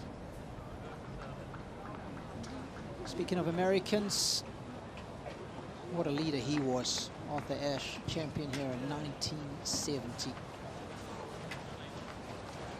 Loves the big stage, loves the big time, does Jensen. And he is no shrinking violet. Scott Tanner, Chris Yevitt. Blind teacher, of course, another American. Davenport, the winner here in 2000. Jim Courier, back-to-back years in 92 and 93. Andre Agassi loved playing down here. Sophia Kennan in 2020. What a victory that was for the US of A. This guy, he has been a flag bearer for his country, Norway. Let's see how the AO is going to pan out for him. Let's welcome the players to center stage. It's day 4 and men's singles second round action. Please welcome to Rod Laver Arena from the USA, Jensen Brooksby.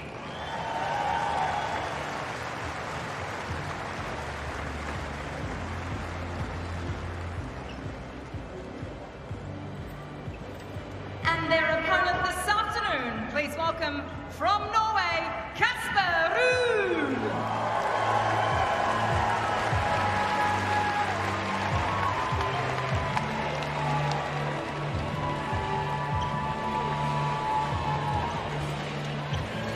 Well, the Vikings were here in full force for his opening match.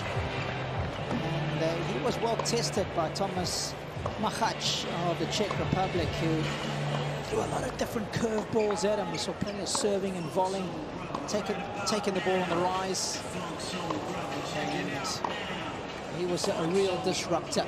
And it's going to be more of the same when he takes on Jensen Brooksby, who's a very good disruptor. The winner of this one will take on either Davidovich Fokina or Tommy Paul, who is, of course, coached by Brad Stein, who's part of the commentary team this year. Strong American contingent as far as the men are concerned. It's not quite the halcyon days of Courier, Sampras, Chang, Wheaton, Martin, but they have got a really strong bunch with Fritz Tiafo, quarter, Tommy Paul, and of course Jensen Brooksby, fifth on that list. My name's Rob Koenig, delighted to have two-time semi-finalist at the majors, both here and at the US Open, Wally Masur alongside me. Casper, so guess for the coin toss today? Carlos Bernardes. After the coin toss, you guys are going to face the other side for the picture with him, okay? We are playing the same conditions since the first round. Shot clocks located in all four corners. Towels, all four corners too. I would recommend to use 4 towels because it's far away from the court, okay? They have 4 over there, there, and there. You take the red one, you take the blue one, okay? Playing with the electronic light calling live. Questions about it? That's all before? No? You want to choose? You have Ken Roosevelt or AOR. Okay? All yours. Roosevelt. Serve. Picture facing there. Yes. Quick decision from Casper. Of course, that coin that the young man flipped was a fitting tribute to Ken Roosevelt. He is the face of the AO 2023 coin. 7 years ago, that legend won the Australian Open aged just 18 years of age. The youngest man, Wally, still to have done so. And Ken, you talk about winning at 18. He had longevity. Wimbledon finalist at 39 years of age. You're right. The word legend is bandied around fairly loosely, but Ken absolutely was. Yeah, in fact, he won 3 more AOs after that one. The last in 72 when he was 36. So testimony to what you were suggesting. Jensen Brooksby, as I said, from Sacramento, California, a beautiful part of the world. Some great fly fishing in the Sacramento River, but this is a young guy who dominated the junior ranks, and we were talking about him a little earlier today. He was always destined for the big time. There was a time where he thought about going to college. In fact, was thinking of going to Baylor University for a year, and actually he broke his toe and he had to be redshirted, so he kept his eligibility. The Baylor Bears never got to use him, but when he did decide to go pro, he climbed the ranks pretty quickly, Wally. Yeah, he's definitely got game. Just having a look at the bio for Casper. Only 24 years of age. ATP rank currently 3, but what a year he had in 2022, a breakthrough year of sorts. Did you expect him to do so well on the hard courts? No, that was a surprise, because he plays so deep in the court and he plays with a high trajectory. But I tell you what, Robbie, if your game is in order and you compete, anything's possible.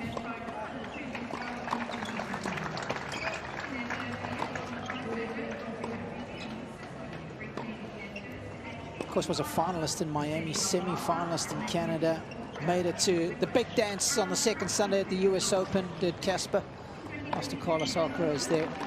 They did play last year once, Wally, but of course that was on a different surface. Clay, very much in favor of Ruud. I believe this is going to be a tough match for Casper today. Question for you, Robbie. The fact that he did so well on all surfaces throughout the course of 2022, he makes the finals, the ATP finals, Casper Ruud, makes the final of that, loses to Djokovic. Then he's playing exhibitions mid-December in the Middle East. Yes. Probably picked up $1 million and good luck to him. But in terms of a prep for the Australian summer, what do you think?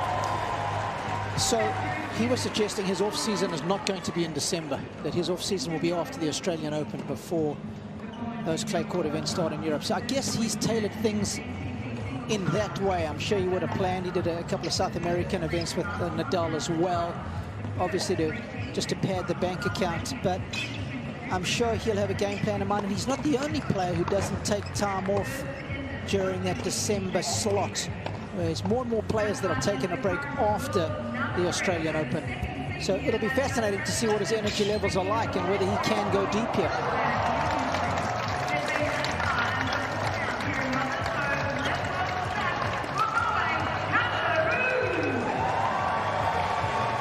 So for those who haven't seen much of Jenson Brooksby, what can we tell them about the American? Well, you're a little more familiar with him than I am, and I've certainly watched a little bit of him play. He does have some funky shots. He definitely does. But it works. It works. He makes it work. I mean, his forehand, you wouldn't teach it, but he makes it work. But I think, Robbie, you and I have been talking a bit about it off air. Yeah. He's here to compete, and that is a massive thing in our sport. He doesn't fear reputation. Some big wins over the course of 2022, and on this surface. This is his surface. And I think he will go out there full of belief against Casper Ruud. Whether he has the firepower, ultimately, to hurt Ruud, let's wait and see. The fact that the roof is open and the sun is shining, I think might help him. I think Brooksby would probably prefer the conditions to be a little livelier. Just talking to some of the players, they were saying yesterday, for example, when temperatures got down to 16 degrees, cold night air, roof closed, the ball was barely bouncing. Very hard to get anything out of the court. That is very different when the sun starts shining. Things get a little livelier. And actually, I was on the Felix Auger-Aliassime match, and he kept feeling the balls and suggesting that he almost felt, Wally, like the whole batch of balls that were on his court were soft. They weren't lively enough. He was bouncing it, and he said, when I'm bouncing the ball, it's not coming back up to me. That's got a lot well, the balls do get heavy quickly, but the court just, you know, when the air's cold, and the air's cold around the court loses life. Hopefully there will be plenty of life on these two. Brooksby will give blood, sweat and tears. He's not here to make friends. Hell of a competitor. He's gone toe-to-toe with a lot of top players. The likes of Zverev. He's beaten Tsitsipas at Indian Wells. Beat Roberto Bautista Gut in Miami. That's a win. That's a good win. Anytime win. you beat that guy, you're going pretty well. So two world-class juniors. Ruud has made the ascendancy to the upper echelons of the pro game so very quickly. Brooksby would love to follow in his footsteps, but today he would love nothing more than to be the party spoiler. Let's get it on. Left.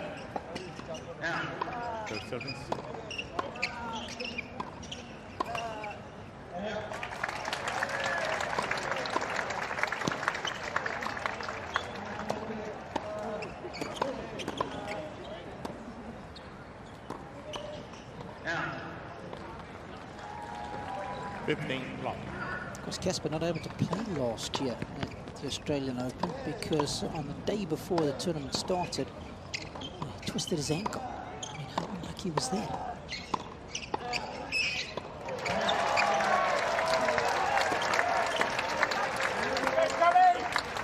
Good effort to be two in the world, having missed a major, where there's so many points on offer. And it wasn't a severe injury. He said he probably needed 3 or 4 days, but of course you're just not afforded that luxury. Can't hold a section of the drawback to help a player recover. You get to play every second day, and it's pretty much cast in stone.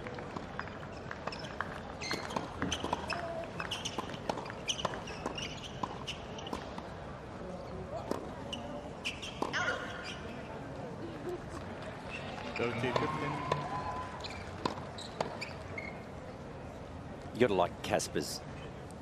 We say he's not in great form, but over 5 sets, gee, it's just so hard to break down. And even if he's not playing well, he's quite content to just make balls, find a way, just won't beat himself.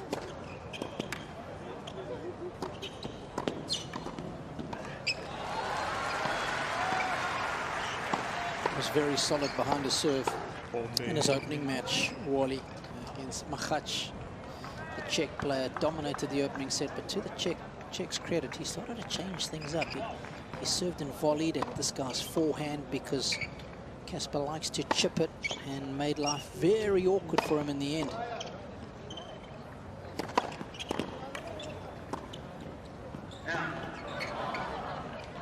But that shot was the foundation, and I think it's one of the most improved shots on tour in 2022, and that is the Rube serve. Man, he was getting a lot of free points.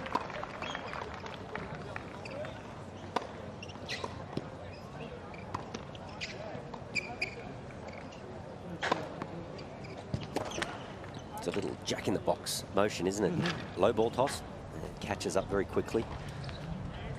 Delays the racket arm and then fires the racket head.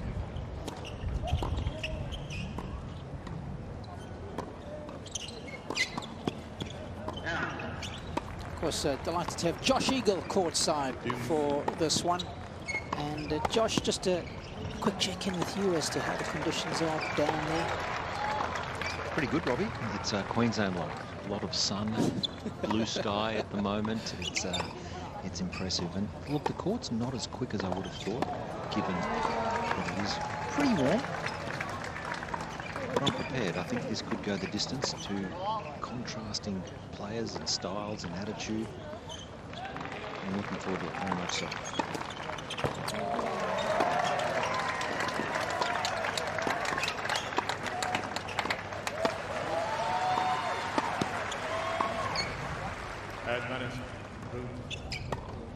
That's the test for me. When you look at Brooksby there, having to defend on the forehand wing, it does look a little bit cumbersome there. And you would imagine that he's going to be the aggressor at times, but he'll have to turn some of these defensive points back into his favour.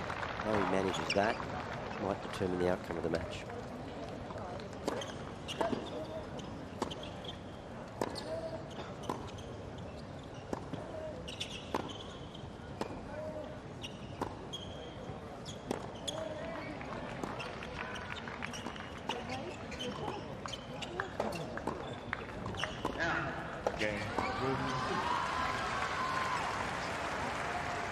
Always nice to get that first service game under your belt. First game. Josh, how would you describe that double-fisted slice that Brooksby just played? A little unorthodox?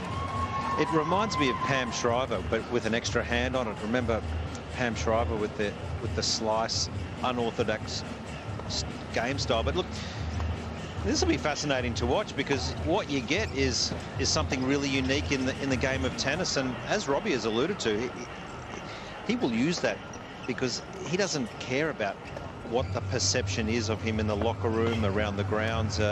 Such a unique character, and this will be fascinating as it unfolds. I always think of Nikolai Davydenko as well, Josh, with that double-handed volley and that double-handed backhand slice. Too many players implement that. Let's have a look at his first service game.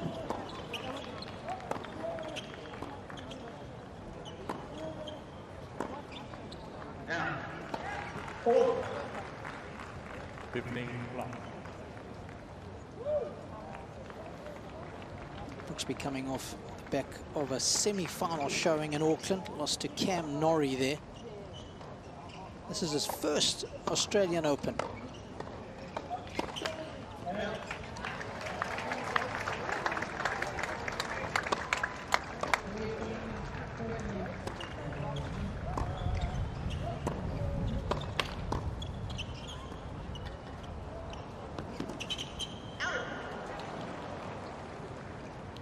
Not the best drop shot. But it was funny when Josh described the conditions as Queensland-like. I had a quick look on my radar to see when the cyclone was coming. Fortunately, none around. Way to keep him on the straight and narrow, Wally.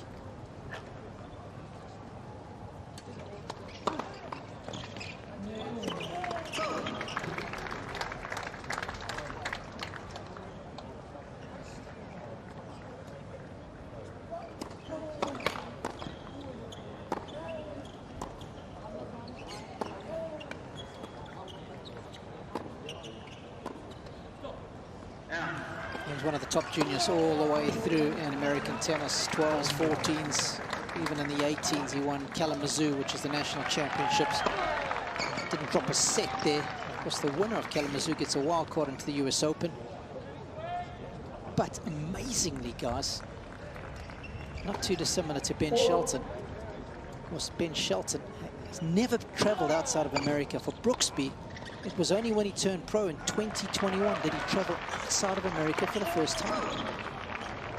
You think COVID had a part to play in that? Just the protocols and travel and... Well, not even as a junior, right? Yeah, it does seem a little strange, but it's a competitive playground, America, isn't it? Yeah. Okay. Brooksby. So he is up and running. Let's have a look at this serve. One hip. What do we make of it, Wally? Interesting, isn't it? Two hands together. We see a lot of players with the delayed racket arm, but sometimes, you know, you look at the height of the modern players, sometimes it's just their height and their strength. They can get away with some technical deficiencies. I mean, he's 6'4". It's probably not textbook, that serve. It's a bit like all of his swings. They're not what you would describe as easy on the eye, that's for sure, but they're repeatable under pressure, so that's the key. As long as you can repeat the swing under pressure, that's what will hold you in good stead. And let's just see how that transpires in pressure situations in this one.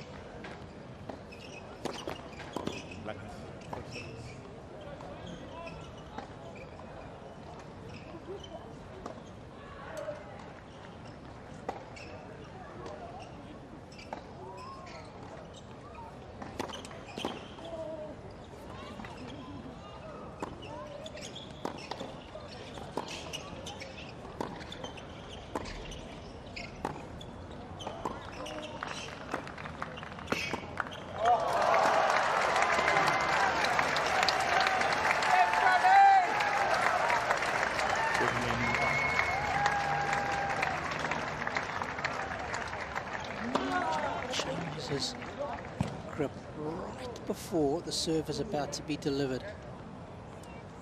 He's done well to improvise on that particular one. I don't see that too often.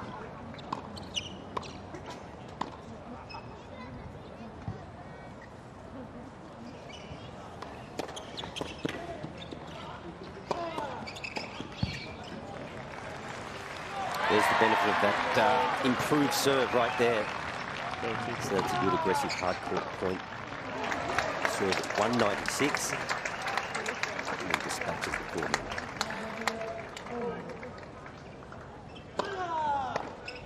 Average first serve speed last year for Casper, 192.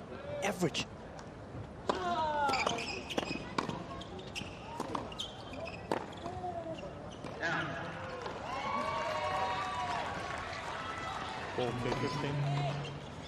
Key for me, Robbie, I haven't travelled much outside Australia during COVID. And see the players at the live at the Australian Open. I'm always surprised by just how big they are. Even Casper. Yes. Surprisingly.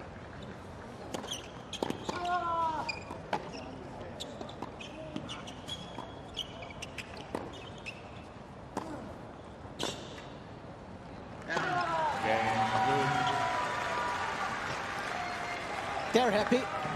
Their man is 2-1 up in the opening set. Good start.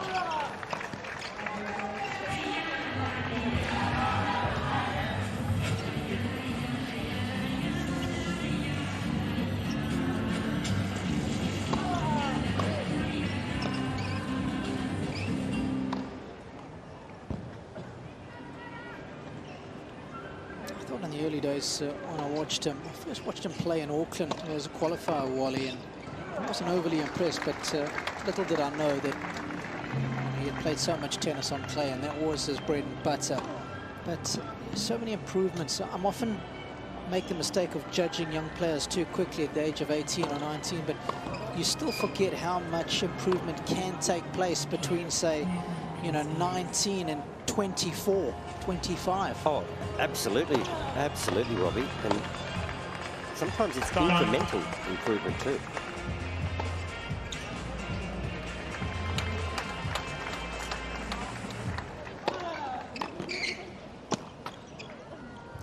Casper's backhand is a shot that I think has got better and better as well. I thought he used to overspin it, but he threw the ball even more effectively these days. This is forehand. It's one of the biggest in the business.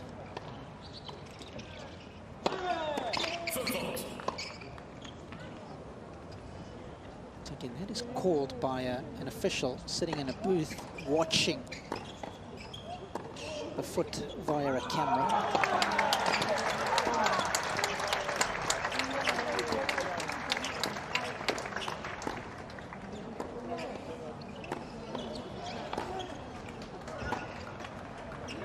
You were just discussing, Robbie, when you first saw Casper Ruud as a 19-year-old, and you felt like it's good, but you maybe didn't see world number 2. No. And then the improvements that he's made there is the Brooksby serve, and that might have been the foot fault. So that, well, he's on the line there, takes a step, that's millimetres from the line, so he doesn't want to move that front foot. Really needs to anchor that.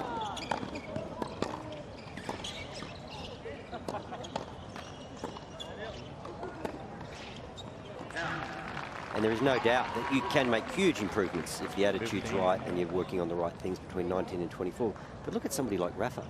Never stopped improving, never stopped working on things to make his game more relevant on faster surfaces, transition and win Wimbledon titles, win the US Open, surfaces that you might not have thought at 18 he could manage, given his game style.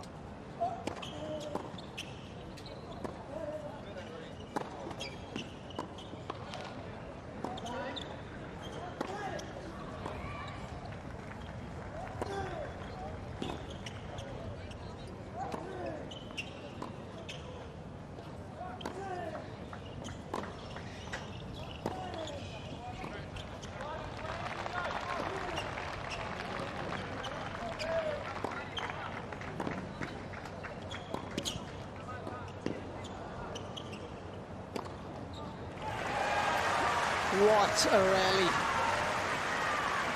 Brooksby sending Ruud from Toorak to Richmond to Collingwood, back to Brighton.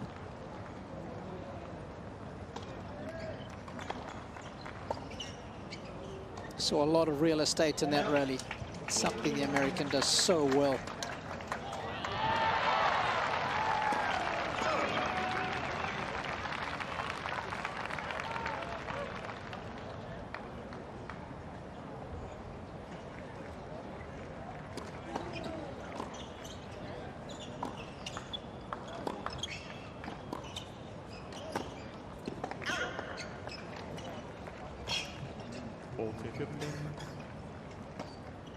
Question for both of you, and that's tinkering with technique.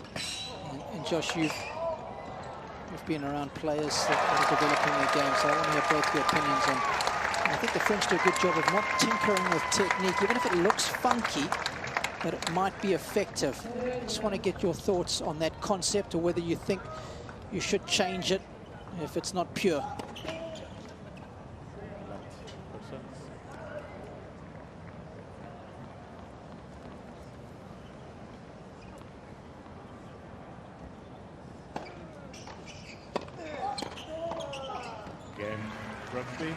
It's one of the quicker serves of Jensen. 2-all.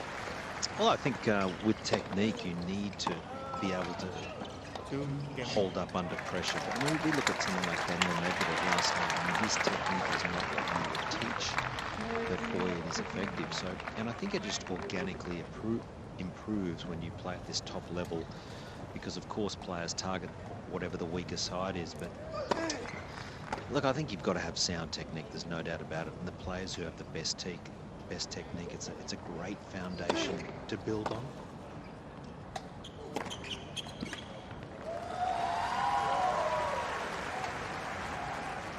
Yeah, I agree. I think it probably comes down to what Josh said. Is it repeatable? Yep. And you might see some young players with funky technique and they can't repeat, and it does break down under pressure. And then, yeah, you have to make a decision. Are you going to spend the 6 months trying to rectify it? And it's not easy once you get past the age of about 12, 13, 14. That's his slightly weaker wing. We've already seen a couple of errors coming from the forehand of Jensen. I think when you get out on the pro tour with a player, it's not so much technical changes as keeping things tidy. Just making sure you hit enough balls, take a little bit of affectation away, something that might cause them problems on the volley, for example. Try to simplify some things.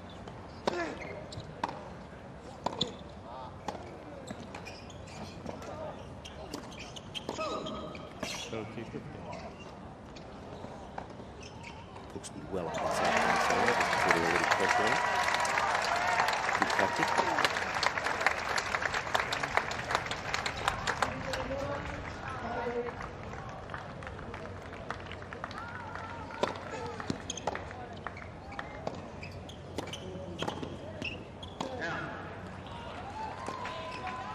Ball 215. Hasn't quite found his feel on the forehand, and Ruud is all over that early doors here, targeting that particular wing.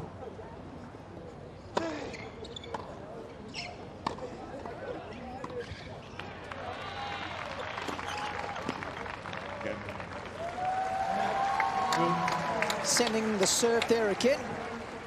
It's 3-2 and the opening set.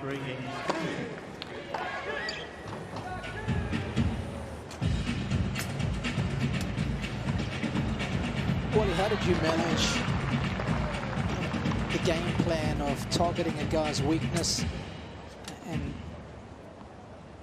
being careful not to play that weakness into form? Yeah. You know, it's always a fine balancing act. It's interesting, Robbie. I'm not sure, because I've obviously coached Davis Cup teams where it's very much about getting the players. You've got good players, and you're getting them ready for a particular match. I don't think I've actually ever been a great match day coach. I think what I enjoy and probably what I'm better at is... But that might not be the coach's job. That might be the player's job, right? Well, you know, the coach should play a part in that. Okay. But I think I was better at actually having a player for a period of time and working on their game towards something, you know, giving them the skills to cope. But you know, maybe talk to Josh a bit more about the match day implementation.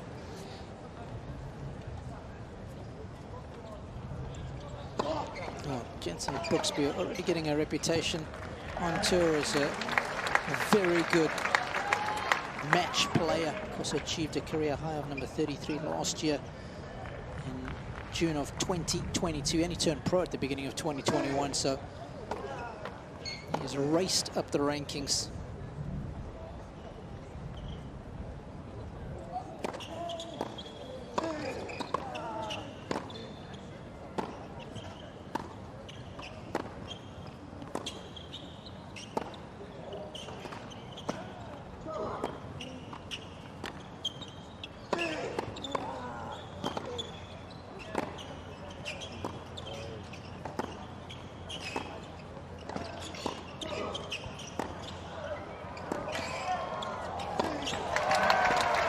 That's world class.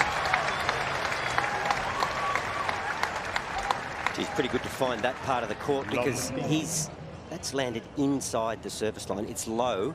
He's skipped around, hit it off forehand. I mean, that's skill. But it's just interesting, Robbie, just talking about the role of the coach in match day. I never wanted too much information. I could always figure out why I was getting smacked. I didn't need the coach to tell me.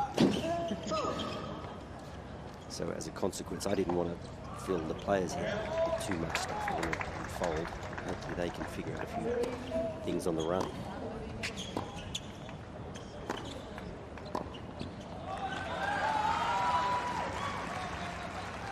So that's the problem with the bigger players. 6'4", Jensen Brooksby, just forced to go back in behind him. Yeah, he's dealing with that spin on the Ruud forehand. It's almost 3,000 RPM on average, Wally. And last year he was second in that spin category, only to Riley Apelka. That forehand is heavy.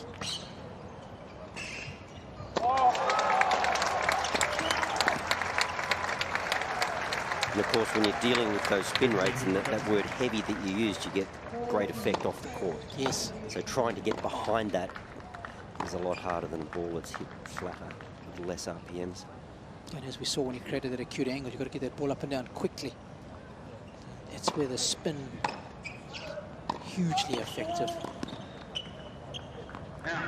pretty popular frame that Ruud is using. A lot of players on tour have gone to that frame, and yes, it seems lively, and it does give you a lot of power, but it gives you a lot of spin. A lot of players.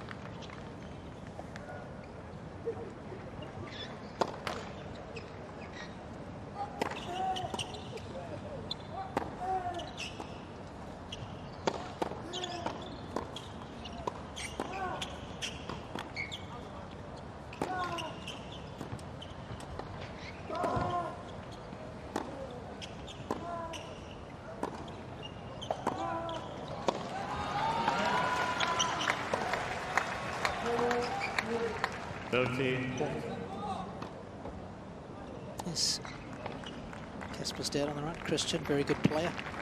Did you come up against him on the odd occasion, Wally? He was, as I was leaving the tour, he was arriving. He's a bit younger than me. Aware of him, never played him. It's our first break point of the match.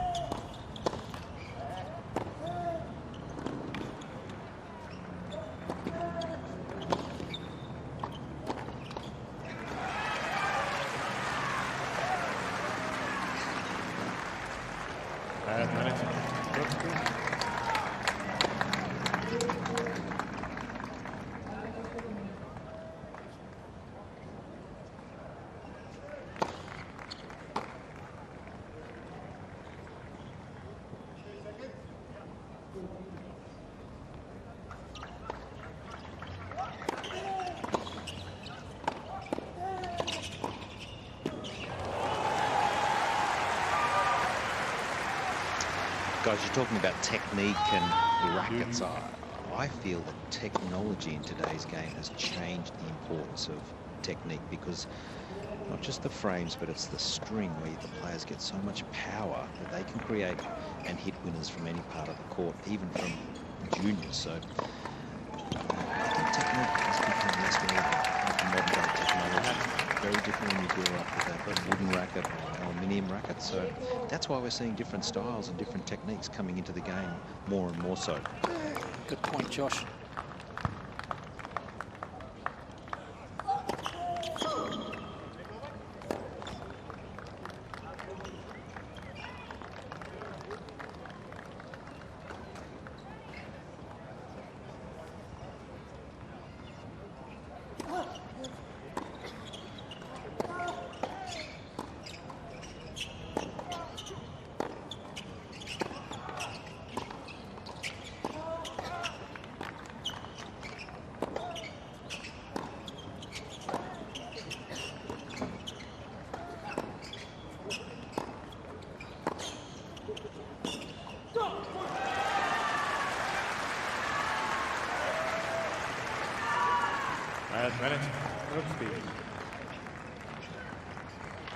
You'd have to say, too, the explosion of the game. It's such an international game now. Cultural idiosyncrasies coming from Czech players, from Spanish players. Yes, every sort of have characteristics. French and great ball striker, a lot of flair.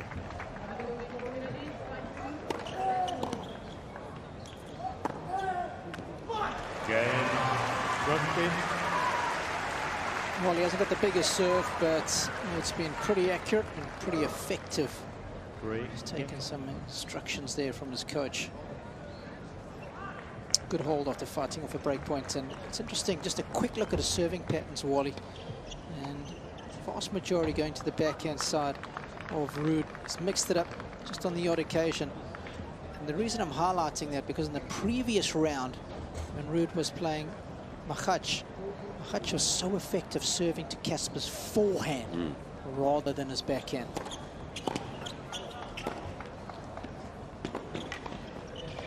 Casper was chipping the forehand return a lot. It was the odd serving volley from Mahach, and after a while, Ruud wasn't sure what he was doing. He was then dropping it short, Hutch was all over the first ball, so it's going to be interesting to see how that pattern of play plays out.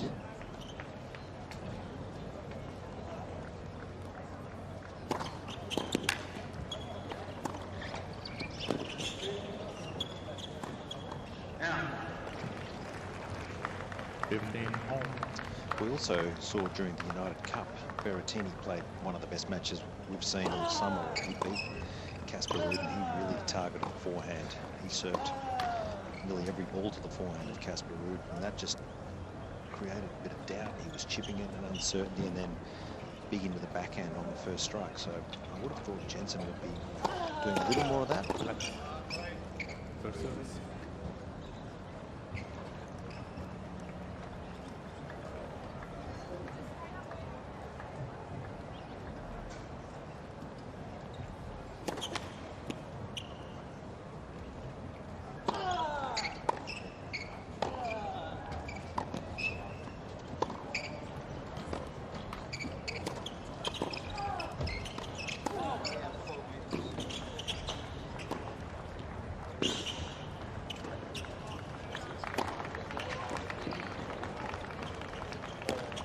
Well,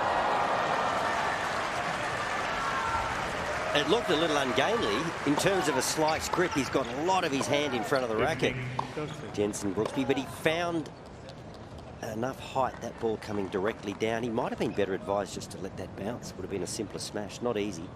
Comes up out of the crowd, goes up through the roof, and then you're looking at blue sky. Not easy. Double digits as far as the unforced errors are concerned for Casper. Not only prides himself on keeping those relatively low.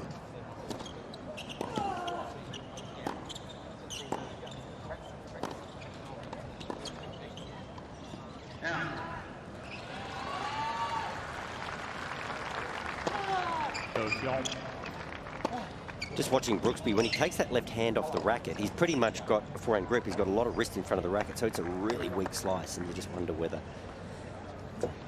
Ruud can take advantage on the stretch of maybe coming in on the sneak, taking a few of those lofted slices out of the air.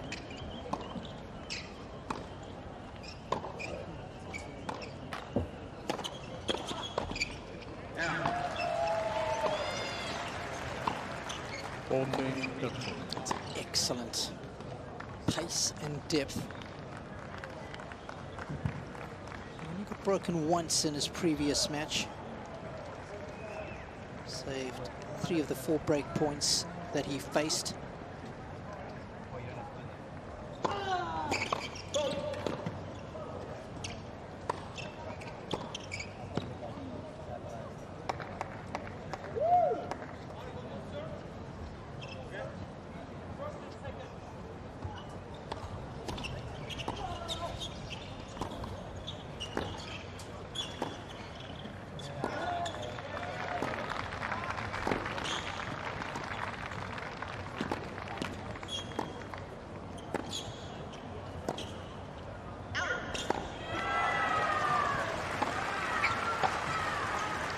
I've watched a fair few of Jensen's matches last season, and often, like we saw in that rally there, he looks like he's off balance, but he makes the shot. You know, he's got one of the best defensive lobs since Andy Murray, that guy. He will put hard balls back in play time and time again, and he anticipates so well where a player is going to smash. You think, well, I should have won the point, but it's come back. Just like what we saw there.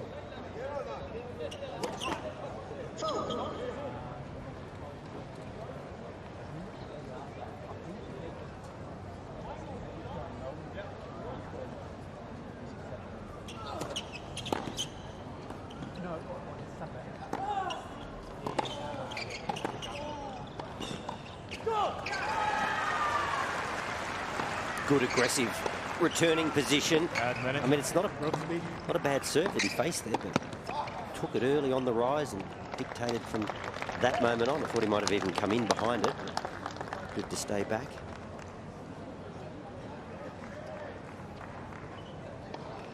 So the first break points of the match for Jensen.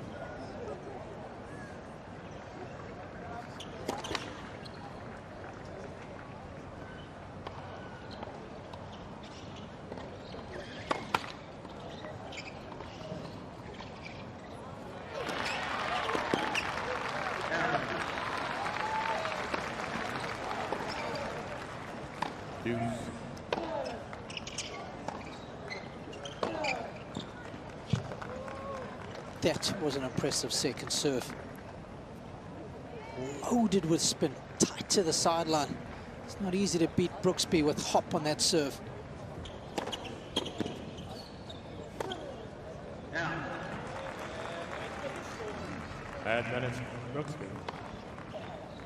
Just little uncharacteristic errors. Just spinning out of the shot, head lifting. Type of errors we weren't seeing when he was on fire in 2022. And this is what I get back to. Just that fatigue, your imagination, you're just not fresh. You've had no time off. I mean, man is not a machine, Robbie. Yep.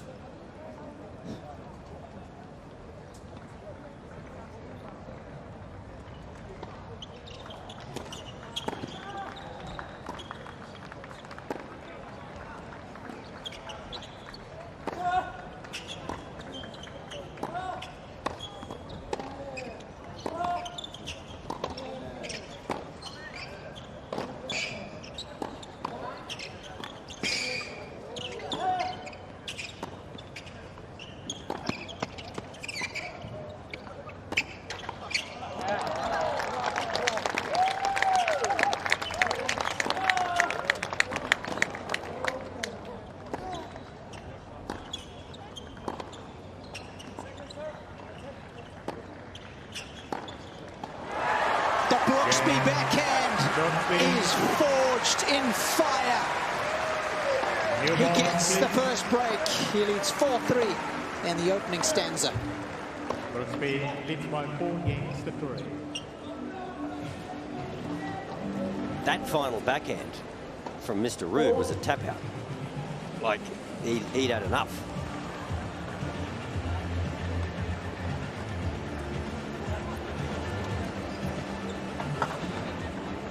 What do you think that's all about, Wally? I don't know. I don't know if Josh picked that up. He looks unhappy, there's no doubt about it. And of course he's making more unforced errors. But as many as he's making, I still feel like he's actually close to putting it all together. And that's what he's got to do quickly out here, because it's going to be an unorthodox match for him. So he won't have time to get organised. But look, this backhand has nearly landed in the crowd. That was extraordinary. So for me, he needs to get himself organised here and just tighten things up if he can do it.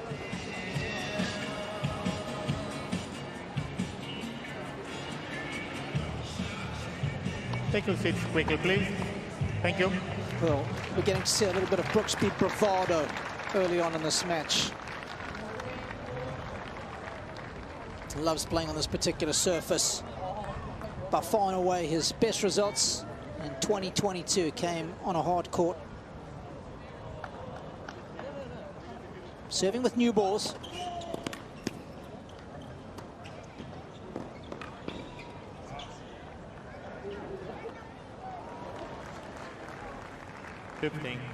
Rude's game is obviously great, but he doesn't have the firepower of some of the, like a Tsitsipas, for example, who we called last night. It's pretty ridiculous how aggressive and how many ways he had to win points. So for Rude to make unforced errors above a certain percentage, it's going to hurt him. Because his game is all about wearing his opponent down and sort of being an absolute wall at the back of the court and then dictating when possible. So that there it is again, and that's what I keep coming back to. I just can't understand for a player of his caliber why he would want to play exhibitions all the way through December. Pack your bag, get on a plane, hotels, more matches. I mean, the last thing he needed was more matches. I don't think he needs more money either. He'll make plenty.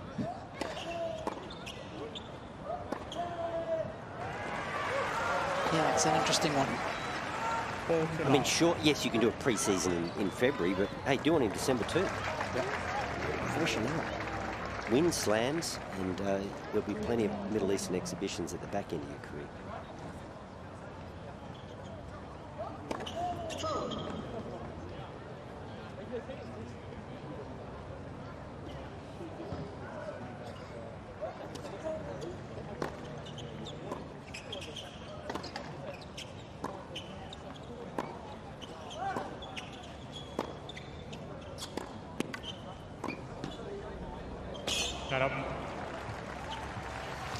It's an interesting one, and I'm just wondering, I was thinking about this the other day, as to whether maybe he committed to those exos early on in the season, Wally, and then didn't really anticipate that he would do so well. Maybe, yeah. You know, of course, at the end of the year, he made the season-ending finale finals at Turin. He played well.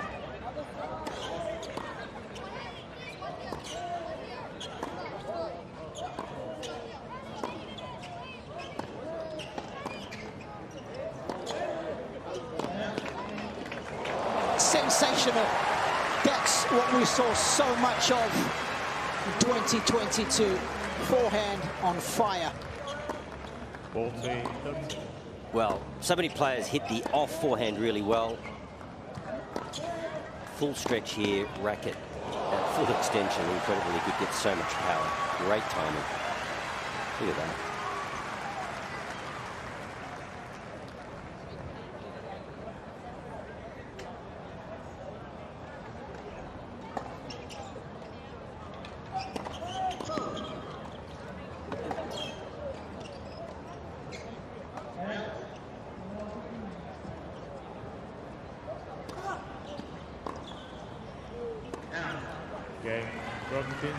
So I'm seeing 2 unforced errors a game. Brooksby doing nothing wrong. He's solid as a rock. So from Ruud, we're just getting 2 unforced errors a game. It's hurting him. Any wind down there, Josh? A little bit of wind. It's coming from where Jensen Brooksby is playing, and it's going down the court towards Casper Ruud. So, look, it's not excessive. It's what the players have to deal with. So that shouldn't be a factor. And I don't think Casper Ruud's the only one who was probably a little fatigued, and surprising decision, I thought, from Rafa playing the exhibitions with him. I mean, it's amazing, isn't it? These guys committing to a week of travelling to a different country every single day when they're in South America. Pretty perplexing decision from some of the players, and maybe coming back to haunt.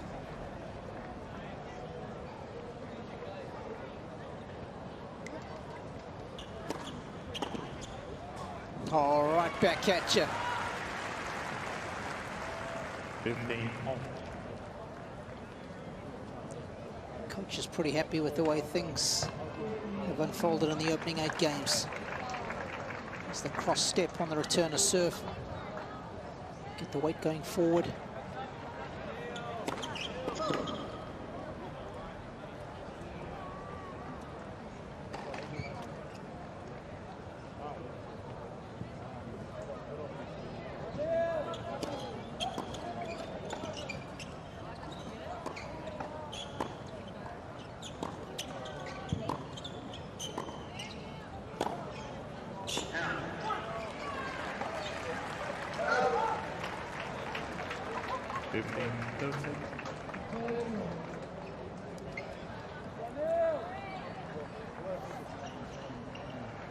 Enforced errors climbing to 15 now.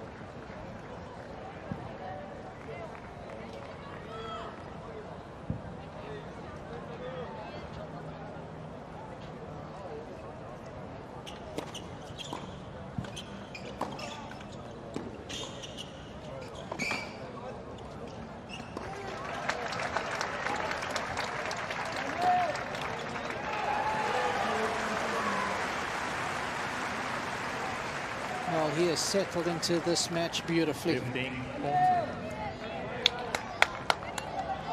Here's the return and clip the back of the line.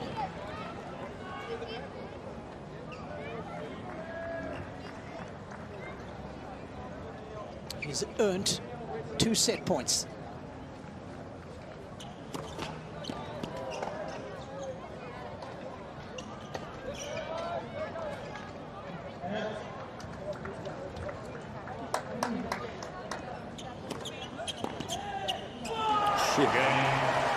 That's the way you seal the deal on an opening set.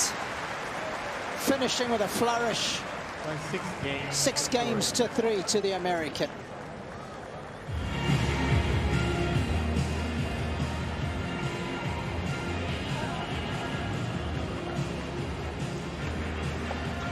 Well, shades of when he played Novak in 2021. He got a wild card into the US Open, won the opening set there in the round of 16.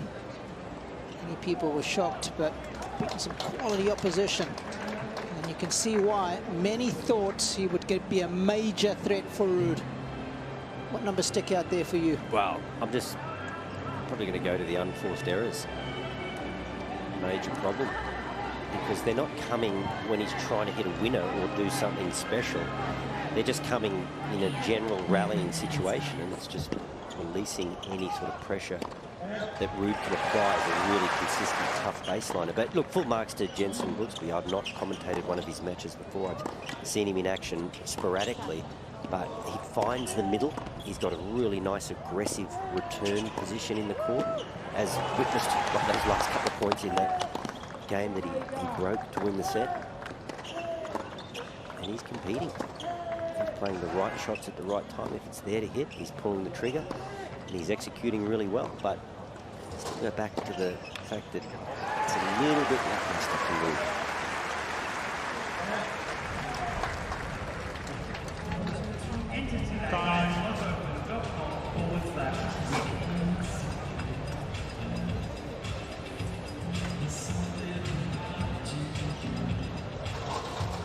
Second set. He is locked in, plugged into the mains for this AO 2023 assault. Brooksby to start off the second. Left.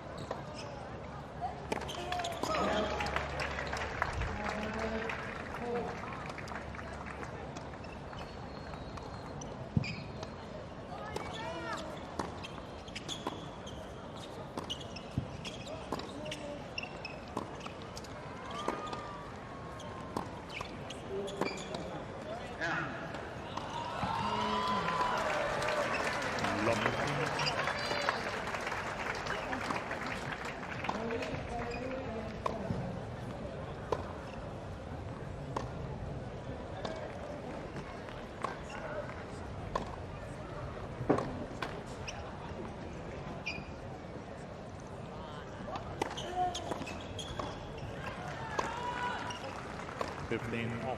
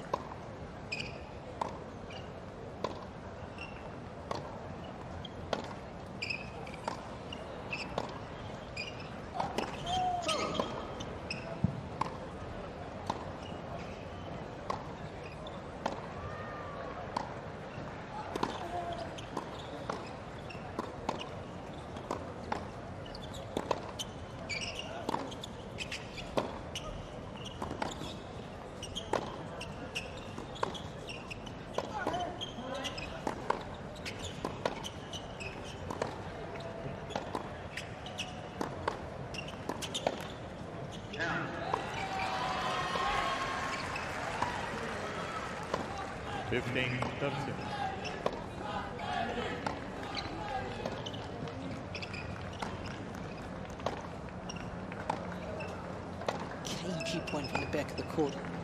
Brooksby's done a good job of finding the backhand of Casper a fair bit. Just got to keep him honest though.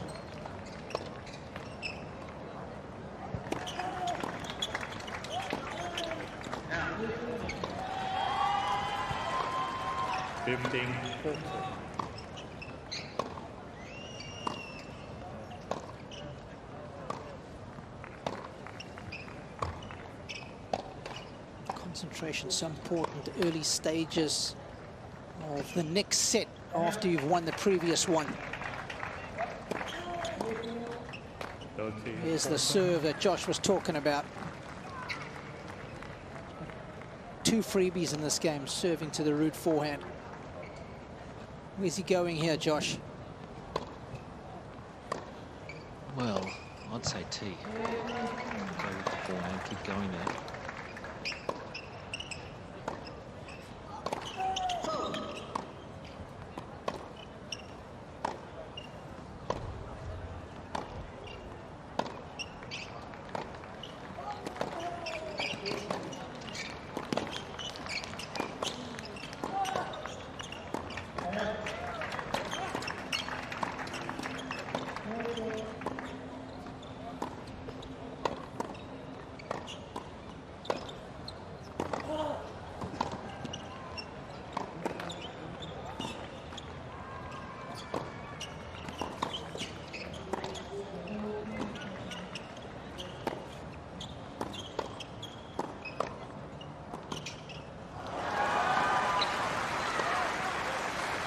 Look, it's a tough way to make a living, no matter how good an athlete you are, just getting pushed around the court, left, right, left, right. That's like a training drill with Brooksby as the coach.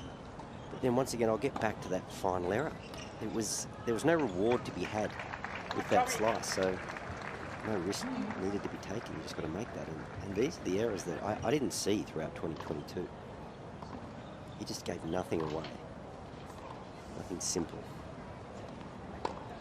2 break points have come and gone.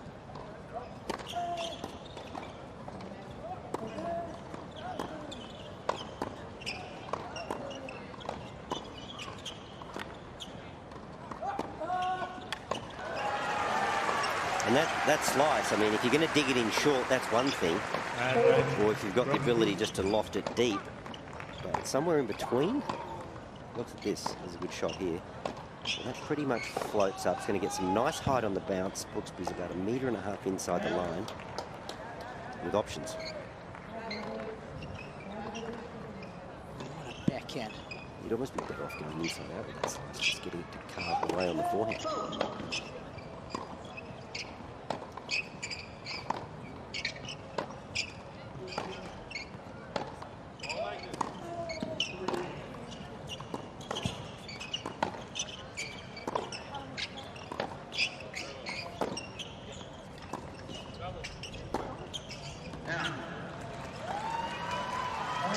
Definitely noticeable a few things clear inside. I think the court is not lively at the moment. The ball is not bouncing up, so the ball's staying low, so he is forced to hit a lot of slices, Casper Ruud, and that is not his best shot. That is not how he makes his money. So he's hitting far too many slices, and secondly, his double-handed backhand, he loves to go cross-court, but that's going into the strength of Jensen's double-hander, so he's forced to hit his least favourite shot down the line. How about it? Well, that's not a part of the court that he's found too often. He's generally hit through the court for his winners, but let's have a look at this. So, not much angle to work with, but look at the follow-through. It's the helicopter finish, and that is unplayable. It comes around the side of the ball. That's hit with pace, and it landing inside the service line. Extraordinary shot.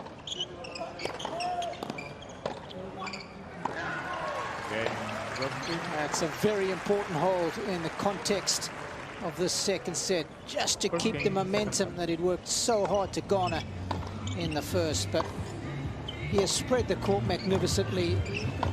The way he's gone about making Ruud feel uncomfortable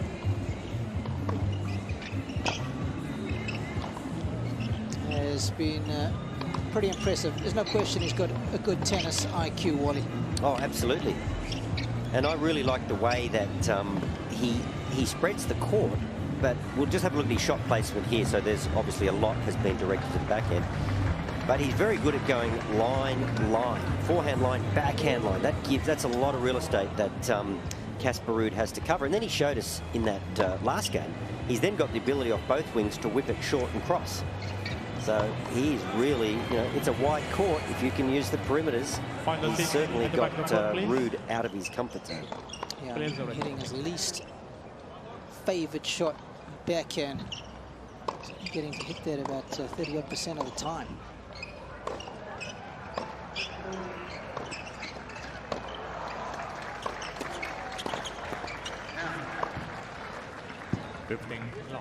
That was a nice little fight back there from Brooksby at 1540.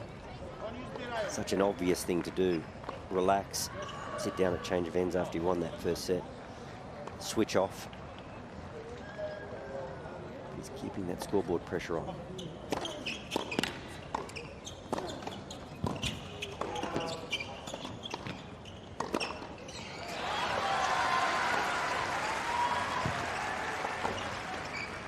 So too long.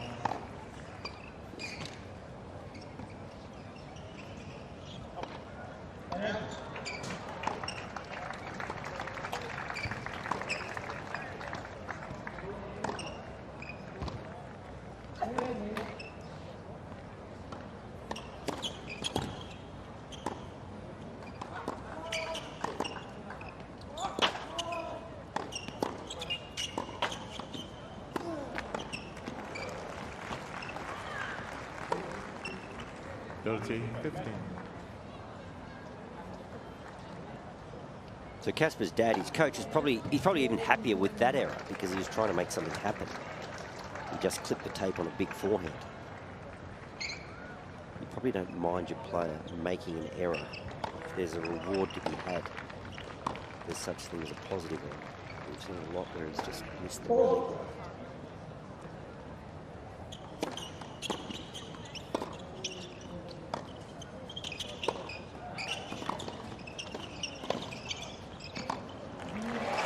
Cool as you like.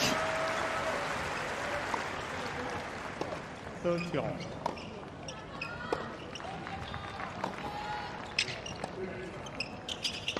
Just does all the right things, doesn't he?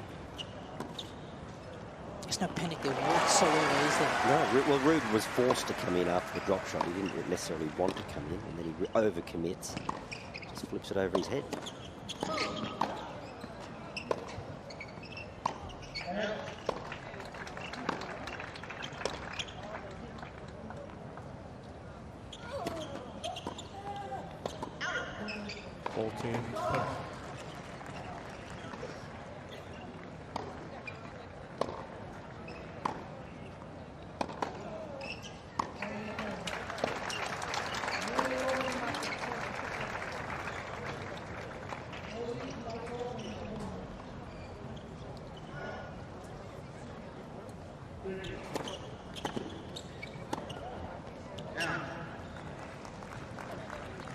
Deuce.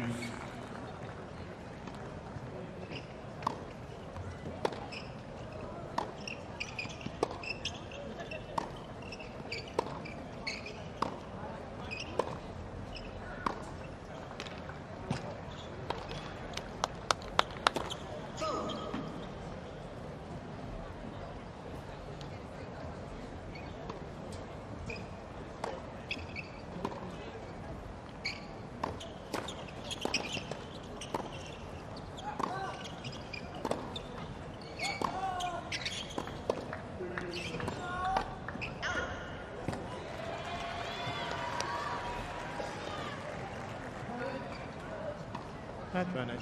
Good.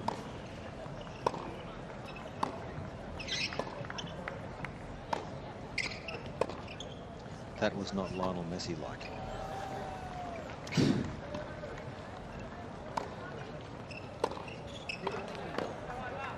Brazilian umpire might give him a yellow card for that effort.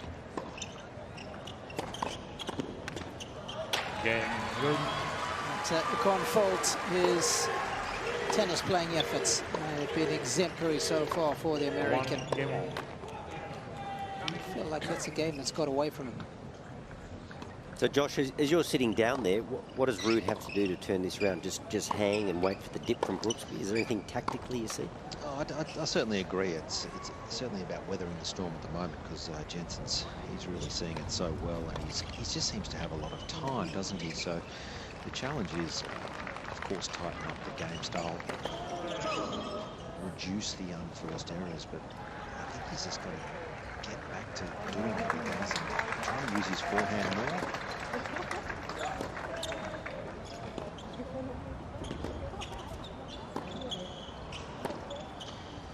Casper's hitting way too many backhands for my liking in this match, and it's of course his weaker side, and he's got to try and use the forehand. We know statistically and with the numbers he's got one of the biggest and heaviest forehands on the tour, so just not quite playing to his strengths.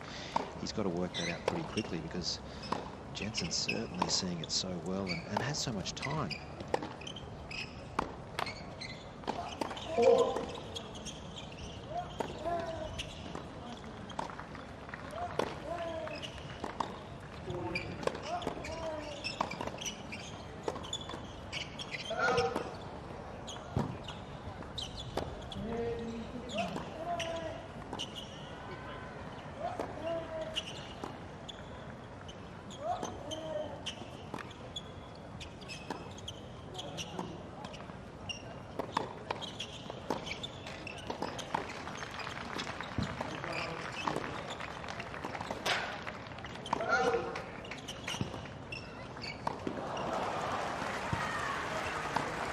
I see the slice in in men's tennis is a very valuable shot. 15. But it's like in boxing, you would throw a jab to get an opening to hit a knockout. You don't throw 8 jabs in a row. I mean, in the end, he almost plays the drop shot out of frustration. 1 or 2 go inside out, but then you got to step up and it's a change of pace. Whack the next one, heavy topspin, or look for a forehand. You've got to hit the slice with an idea that you want to get a result.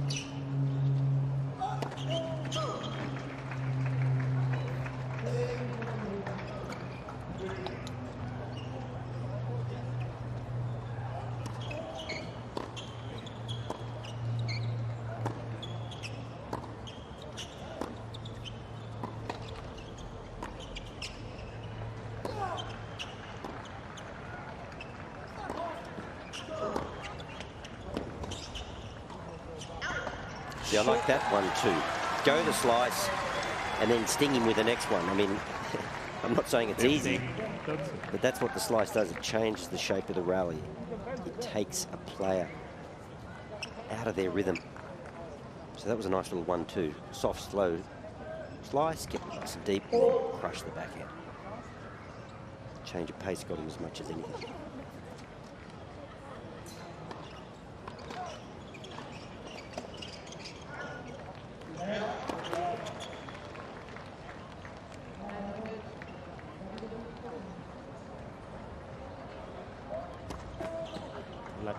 Second service.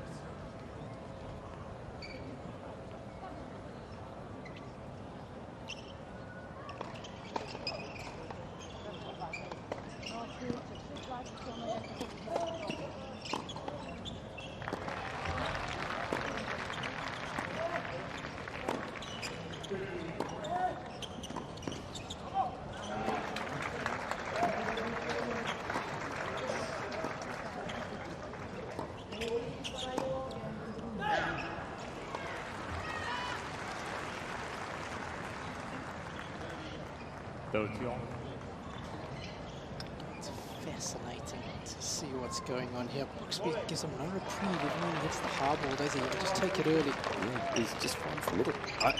Robbie, back in our day, do you remember player Alexander Volkov? Yes. Funky. Yeah. Funky forehand. Like you look at it and go, wow, could go anywhere. Backhand was a little unorthodox. Serve was funky. And then when you played him, you get the shock of your life, you get belted. Yeah. I think Brooksby's had an element of that about it.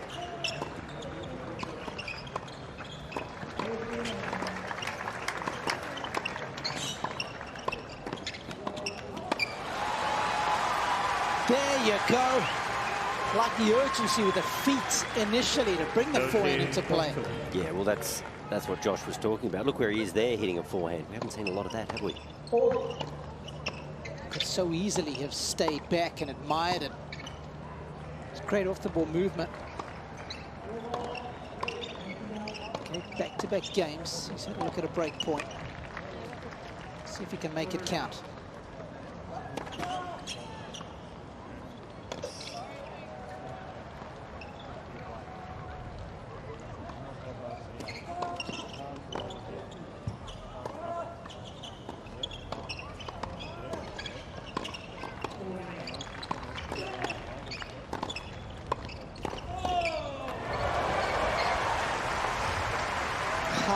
About that. Could change the injection of pace. Gotta love it. Well, he shifted the slice backhand and he's changed direction and he's getting that into the Brooksby forehand, but not much he could do about that.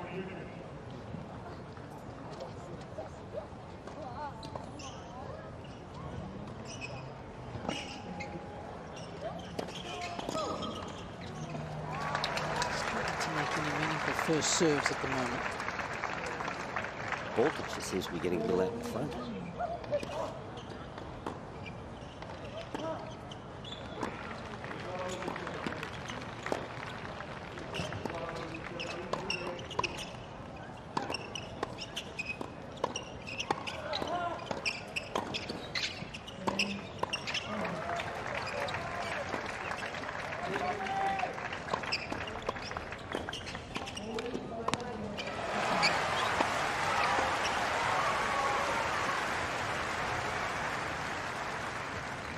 just improved his position incrementally with each and every shot in this rally, didn't he? Yeah. And Casper's become Mr. Chip. Like, seriously. And the chip's doing nothing on this court. It could be sitting there. So it's so weird. Instead of making the time, he says, make the time to go around and hit a forehand. And secondly, he's had 2 second serves in a row and he's hit a backhand return. Yes. It's weird.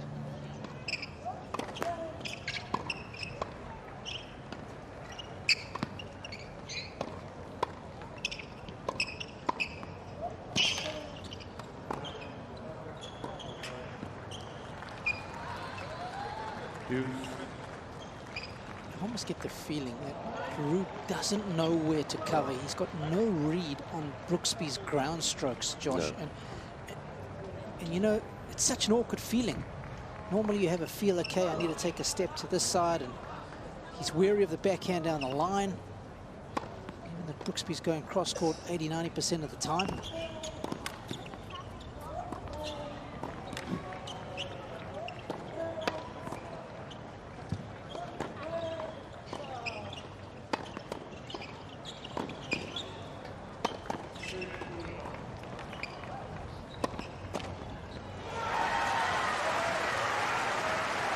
It's like a coaching drill.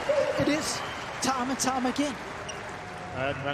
And Josh, the wind, as you described it, it's at the back of Brooksby as we speak. Absolutely. Yeah. Is it making such a difference? I mean, he seems in complete control in a lot of these rallies. Well, it's yes, he is, but gee, his ball striking and confidence is just off the charts at the moment.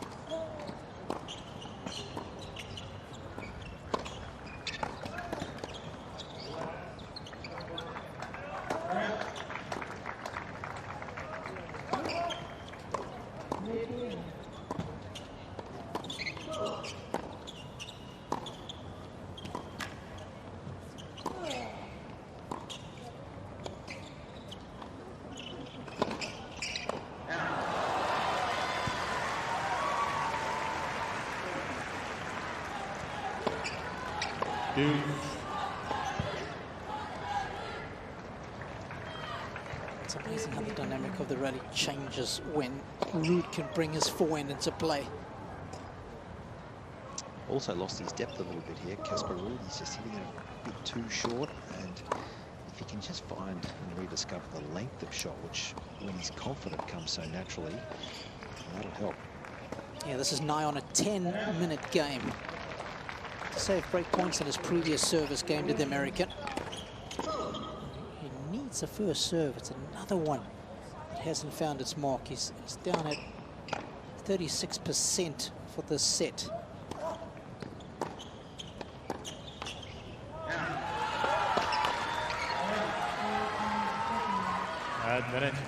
Well, there you go. He's skipped around on a 141 km/h serve, found the forehand, and just the extra pace draws an error. So if there's one thing we can say, more urgency with the legs, find more forehands. Let's go.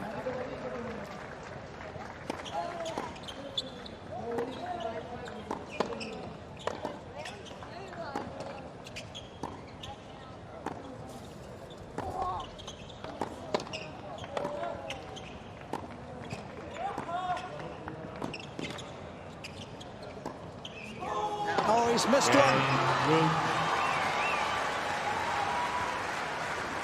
Great rear guard action from Root, and he breaks first in the second set. He needs 2-1.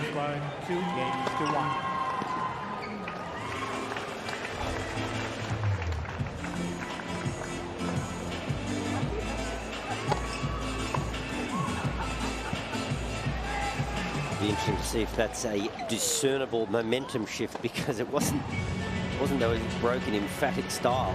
He's just one of the world's best players, just getting pushed around, scrambling deep in the court. Drew a couple of errors ultimately. There's the little Rude fan club. Couple of Vikings in amongst it. Raiders down under.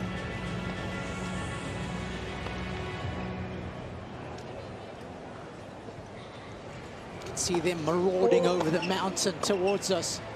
Did you see that show, Vikings? I didn't. So good. Trying to swim off. Take a seat quickly, please. Thank you. Well, 69 minutes into this very cagey contest, and that's exactly how Jensen Brooksby likes it.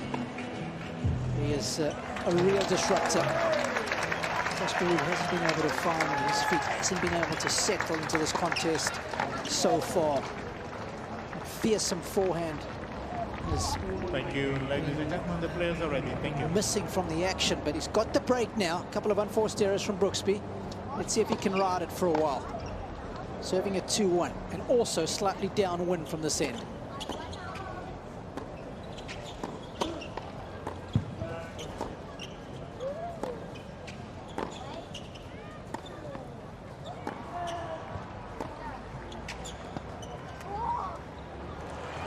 Practiced in the art of deception is what Mick Jagger would have said.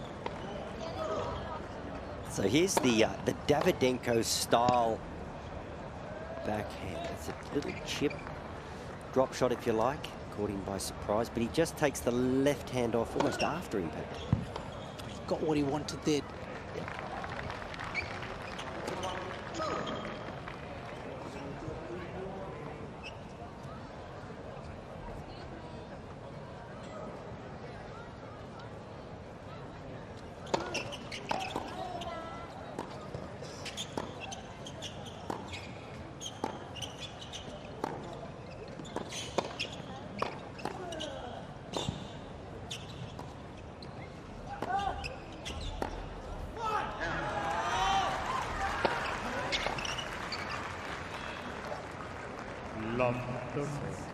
Another backhand down the line, missed, almost out of frustration, as opposed to out of intent. This is the early break. If you break in the opening 4 games, Ruud will go on to win the set, Wally, 89% of the time. So again, testimony to the fact he's a good front runner, but he's a little behind in this game. Let's see how it holds up.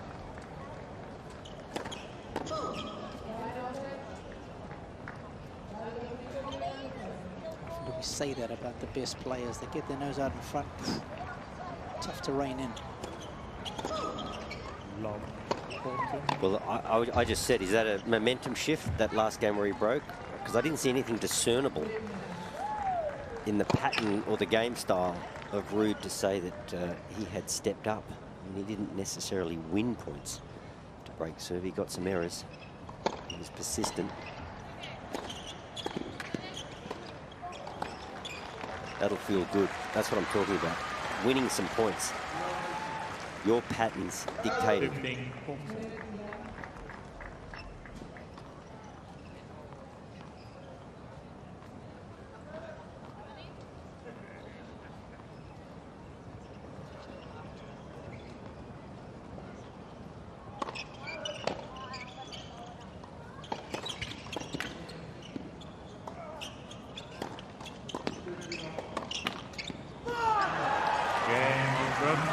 That's a heck of anticipation. It's one thing getting there. Still got to put in play, make a meaningful swing at it. 2 games on. Sneaky good. You could see Ruud lining up and you could just see Brooksby drifting over there waiting. Great anticipation. Yeah, we can see it, but of course it's not always easy when you're executing the shot. Your eyes are so focused on the ball, aren't they? Oh yeah, it's easy from up here. Right? Yeah. Well, there you go. That was no momentum shift. It was a hiccup. Yeah, the boomerang break. Brooksby's on it 25% of the time.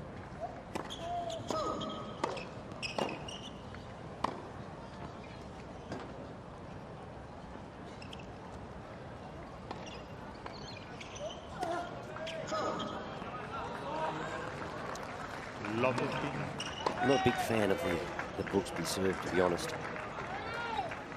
Grip is probably a little too Eastern for me. It's not continental enough. The ball tosses out in front. Both arms go up at the same time.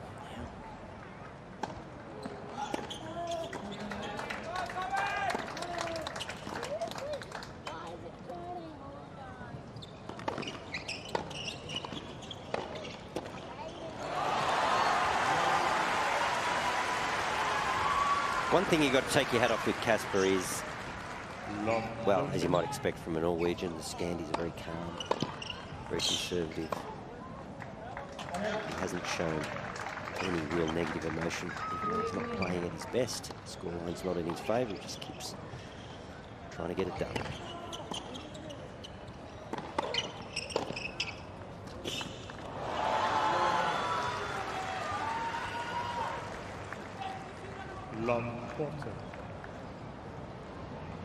Once again, how often do we say it? How often do we see it when you're volleying an oncoming slice?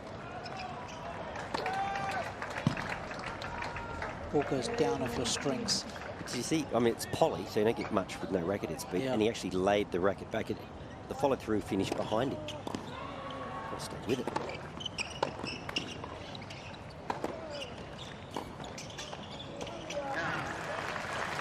These new polyester strings, as Josh was talking about, you know, it's changed the game because of lighter rackets, racket head speed. The harder you hit it, the more spin you'll get, the more likelihood you can bring the ball down. But it's not a great string for slicing or volleying because obviously you can't create a lot of racket head speed with those shots, and the ball tends to just, if you don't hang it, stay with it, particularly with your legs, it just falls off the racket.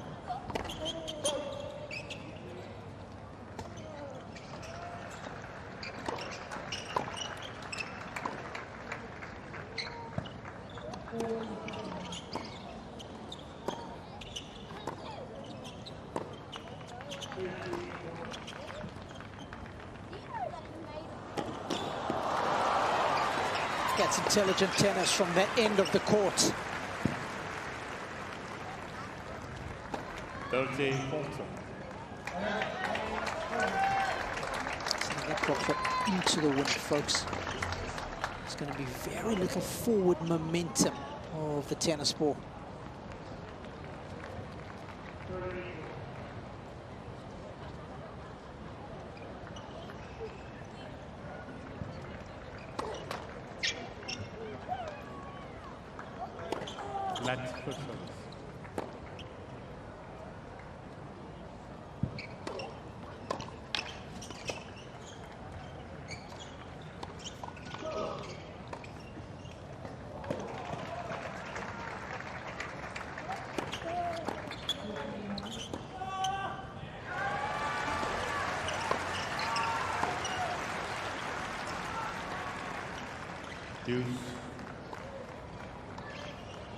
Starting to become a telling stat.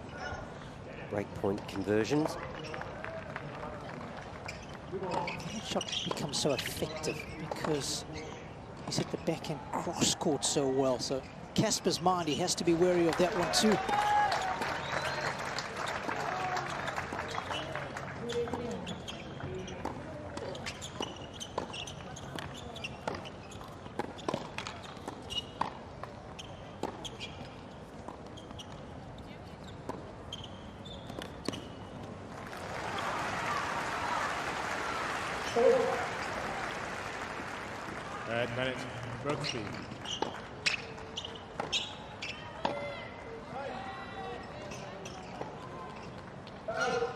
I mean, Casper's as fit as a trout. Like, he's in great shape. But if this was a match that went the distance and he's allowing himself just to be pushed around and not control his percentage of points, I mean, fatigue could become a factor.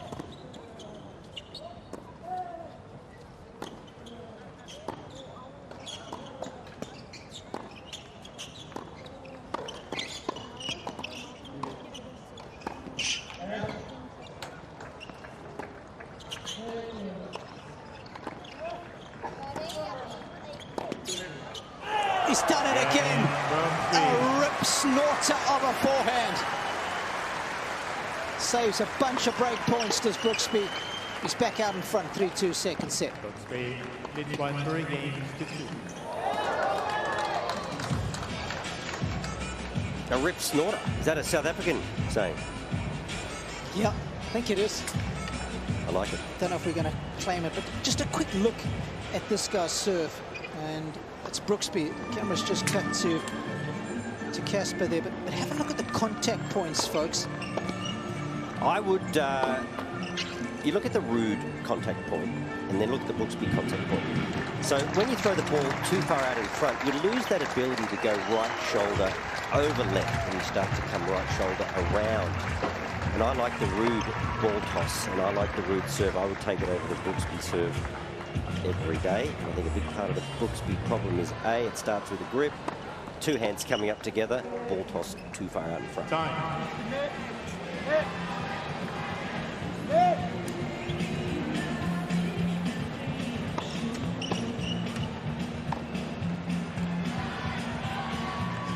If Brooksby was 6'1", his serve, he'd be in trouble. But 6'4", big unit, strong, he can hide a multitude of sins. Plus, in the rackets with the power that they do these days. But it is not a good summation of forces. But wow, it's effective.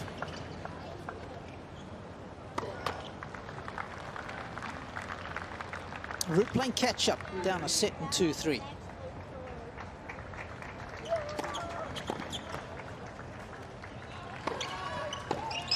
Drifting long.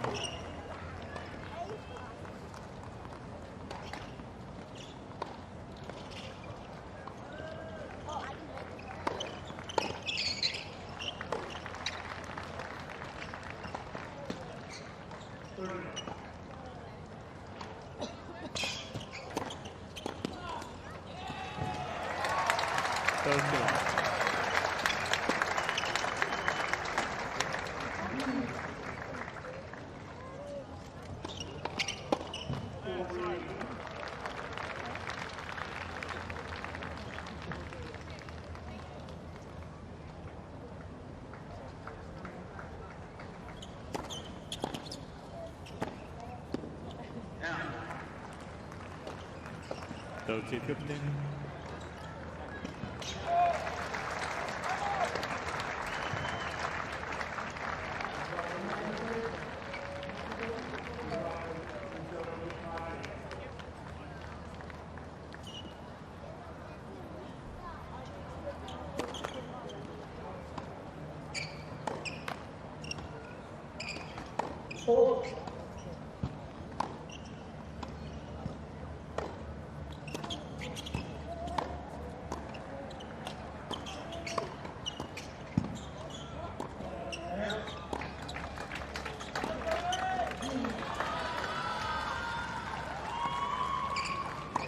T15.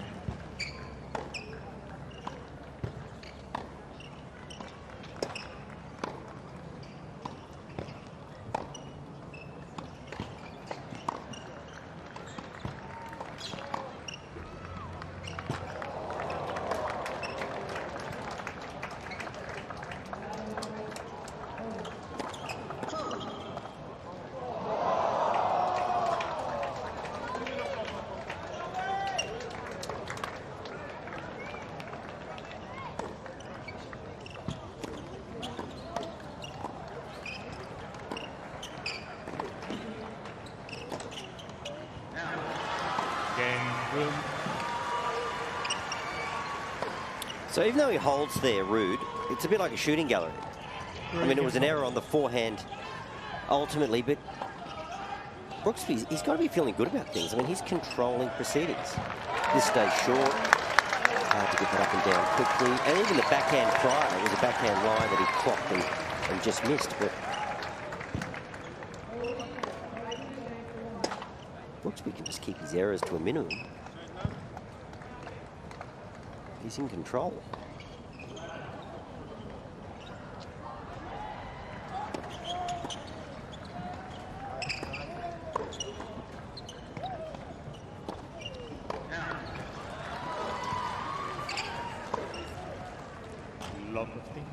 Just confirming, Josh, from the end of the court that Brooksby is slightly downwind, right?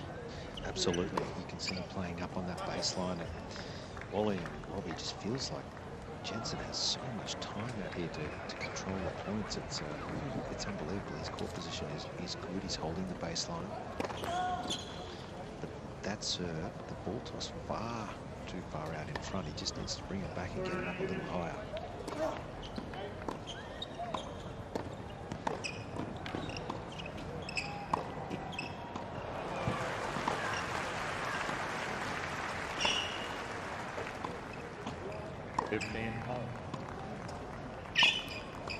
Josh, I'm operating under the assumption that Ruud uses a racket that is slightly longer than normal. Quite possibly.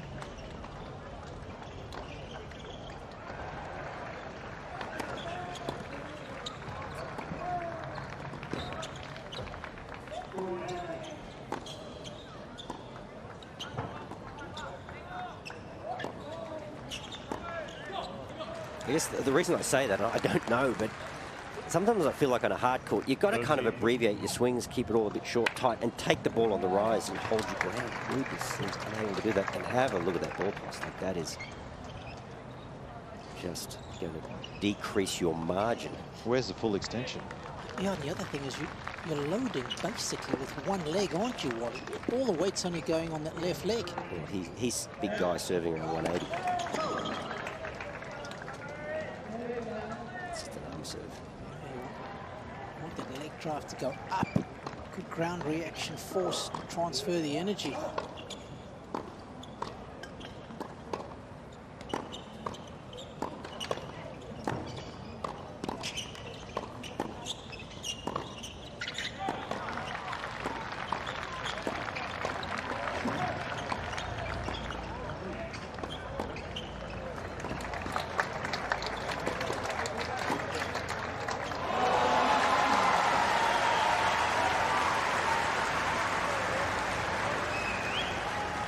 He's a fighter, Ruud. You've got to give him that. Like, he's just getting pushed around. Grand Slam finalist, #2 seed.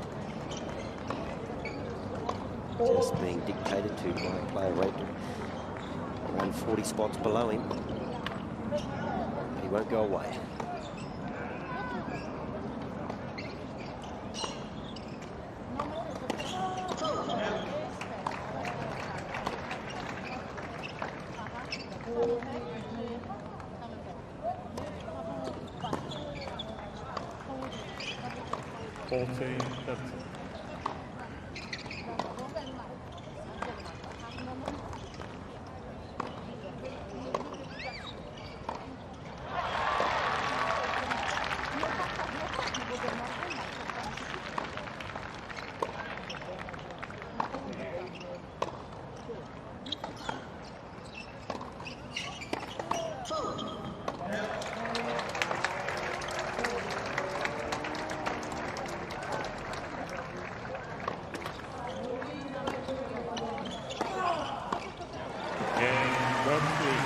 Frustration in that forehand.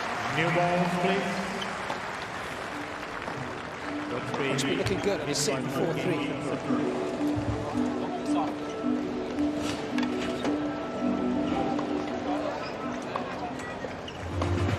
He hit that forehand winner after a 125k second serve. The quality of the return, I mean, he's deep in the court waiting for a 125k serve to come to him. I mean, there's nothing proactive at the moment about the way Ruud is playing. I know that's not his game style, but gee, 125, you've got to have a shot at that, surely. Brad Stein was making similar sort of comments when we were doing the previous match of Casper. Just allows the opponent to feel so comfortable behind their second serve.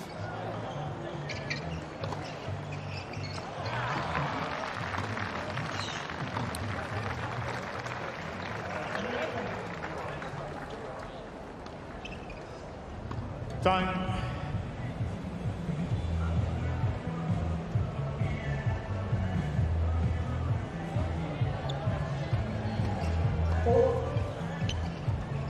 It's day 4 of the Australian Open 2023. It's men's single second round action. Sit quickly, please. Thank you. Foot of the draw here, the #2 seed Casper Ruud taking on Jensen Brooksby, the winner of this one.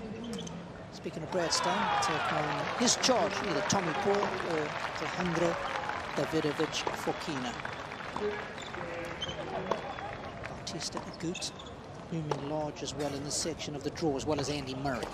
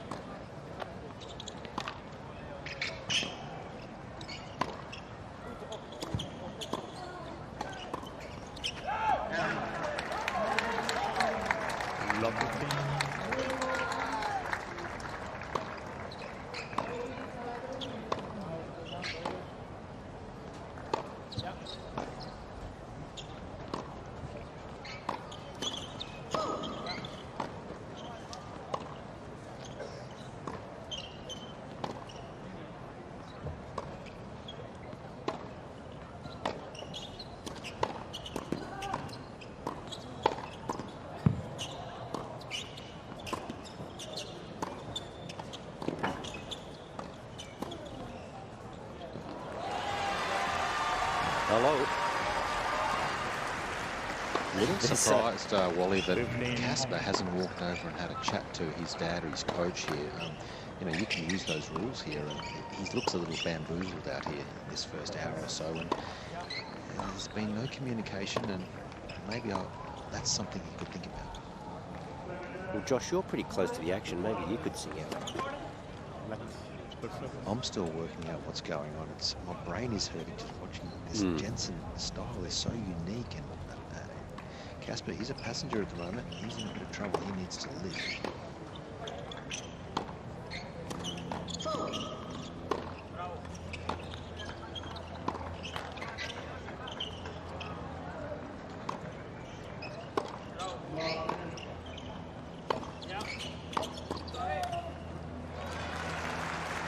Josh, you talked about the court not having a lot of life in it, even though the sun is out today. It's not a warm day, probably still below 20 degrees. Is it the height of the bounce and the trajectory of the Brooksby ground shots that Casper can't deal with? Is that all part of the problem? Has he not got the height bounce to work with?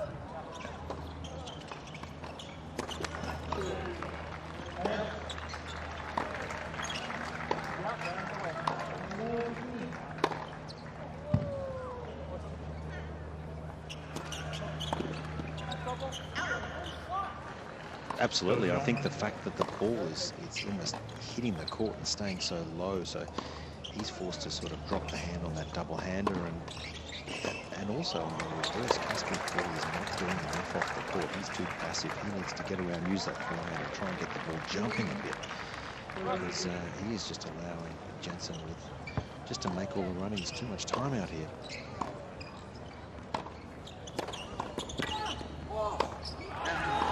But in that last sit-down, Casper Ruud sent 2 rackets off to get restrung, and I'm just wondering, maybe just a fraction looser, because his ball's landing short. He's not getting much of that racket at the moment, so maybe he's just sent 2 in to get restrung a little fraction looser.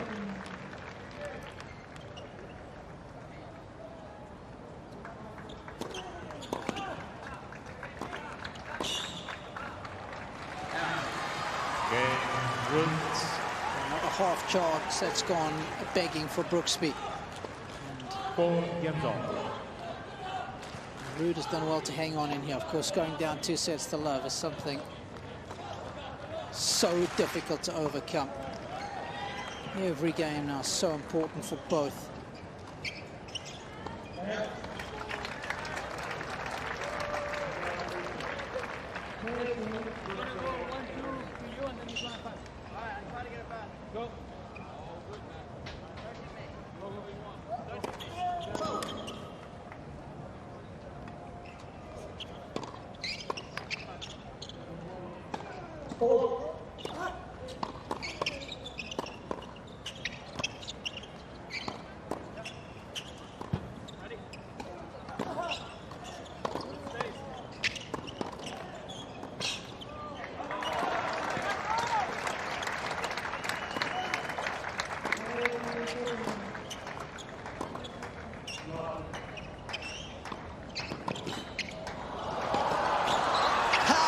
was that? My old coach used to say the answer to a drop shot is a drop shot. Now, sounds okay, but hard to do when you're running at full tilt. This is well played right here.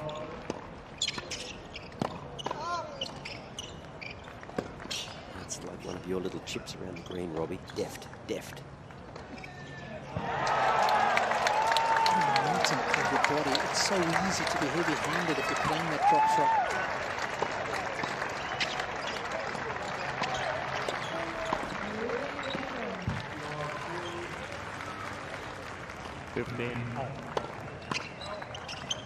So we can confirm, Robbie, that the racket of Casper is a fraction longer than standard.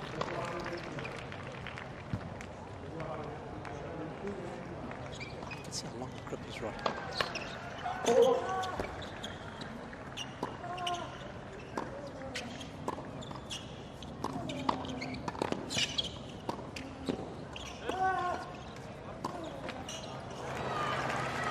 27 inches is the standard length of a tennis racket, and players will think that the first player I remember going to a longer racket was Michael Chang, I remember. Anybody before that, Wally? No. Josh, you're good with that stuff. You might be on the money there, Robbie. No, I think so, but I think it's quite commonplace. I think half an inch is pretty much, if players go longer, it's only half an inch longer, generally not the full inch. But you're right, Casper's racket is looking long.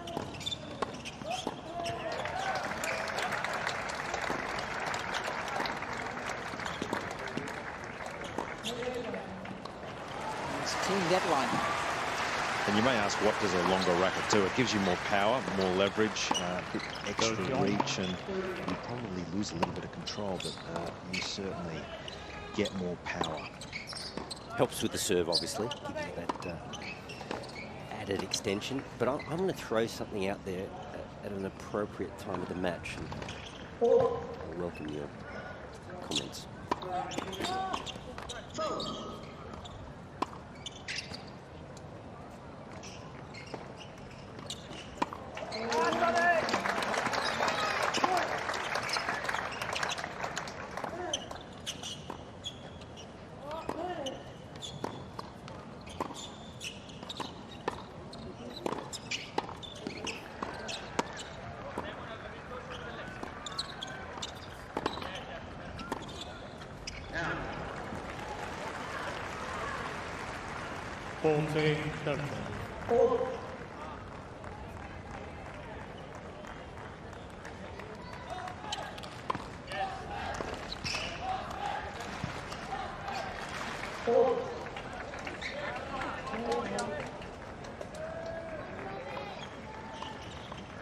Often you see that sort of reaction from Casper. Frustrated, he just can't find the mark. It was almost as though Dad was saying, gesturing, not by much, it's not by much, you can turn this around.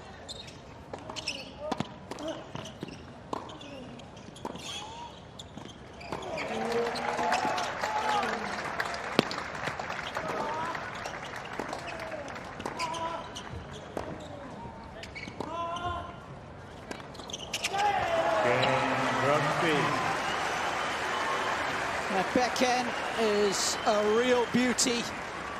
It's tough to break down, as Ruud is finding out now. He's down 5-4 in the set.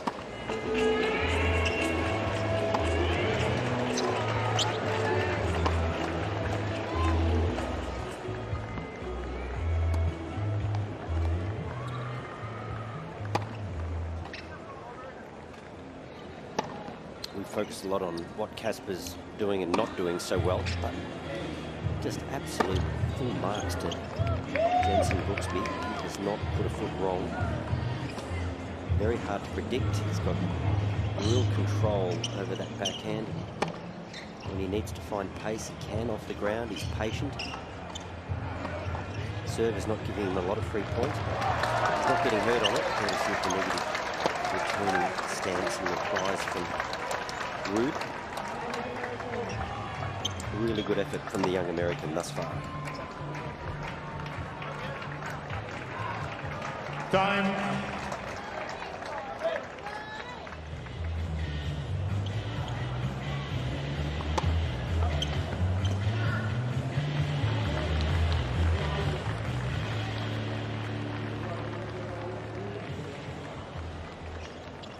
Josh, that interaction between Casper and his dad in that previous game, didn't seem so much like coaching as Casper having a bit of a grizzle.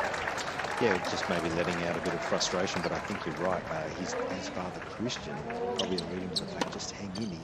He's actually very close, and I agree with those sentiments. But I like the fact that there is at least open dialogue between them, because you've got to use these rules. If they've changed the rules and they're there to be used, he's got to use it, because it's never easy when you play against someone you've never played against, and you're getting pushed around. Could only be one or two things that could get him back into this match, so you've got to use it.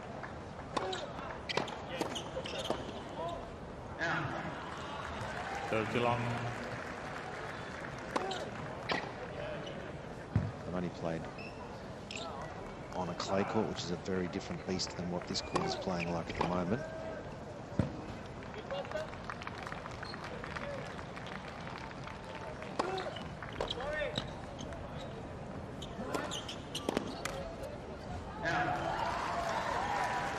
It's very much Ruud's favour. By far and away his best surface.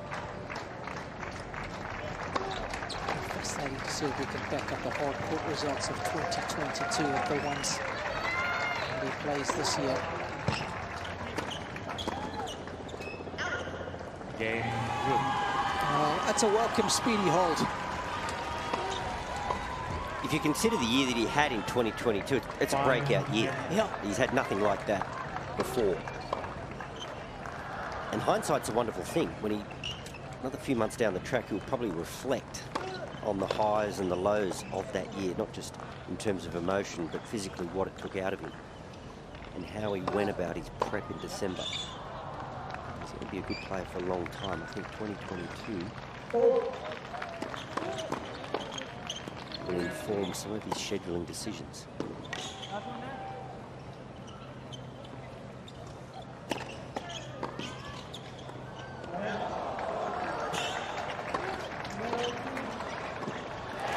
You love that defensive lob, Robbie. I just told you how good it was, right? I mean, it's amazing how well he gets himself out of jail, a la Andy Murray.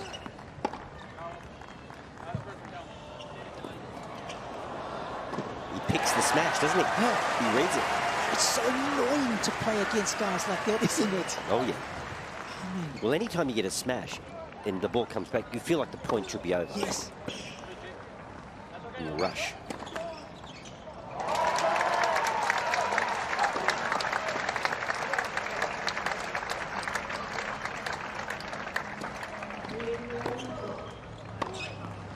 Go too long. See, that's hard to comprehend, isn't it, for a player of his standard and quality.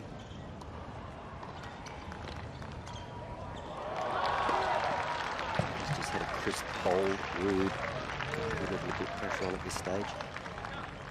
This fires a second serve return, 10 foot long, out the middle of the rack.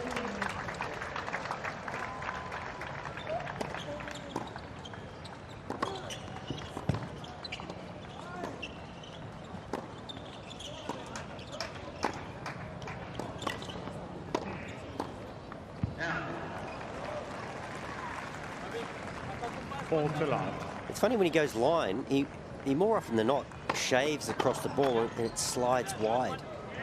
Almost like the takeaway starts out outside the line and he just shaves across it. Just needs to think about covering the outside of the ball, coming around it.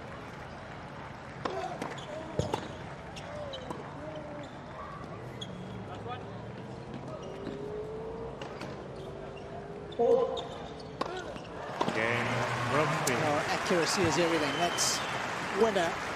Probably hit at 20 miles an hour, but it's geometrically perfect. 6-5, Jensen leads second set. Side on the return. Let's go.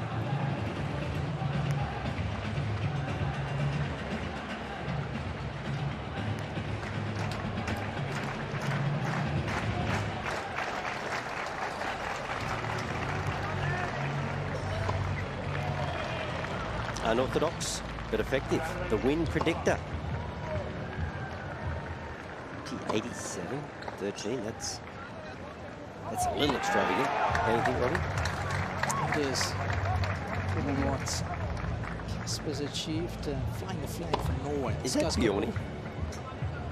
No, wrong colour, but wrong flag, I should say. Yeah. Certainly got that Scandi look, hasn't he? Oh, yeah. Time.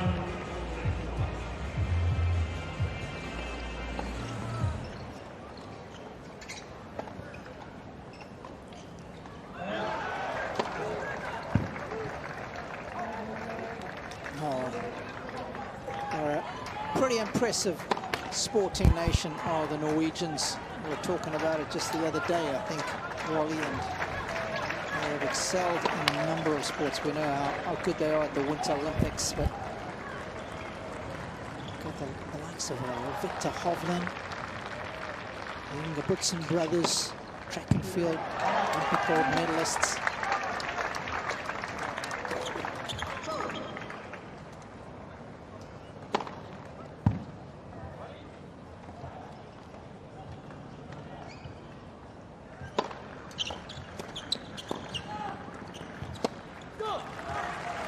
Well, he was urging himself on at the end change, just sitting there saying, come on, return, focus. He's certainly done that. Got that nice and early, and it was a 176k serve, so not a bad serve by any means.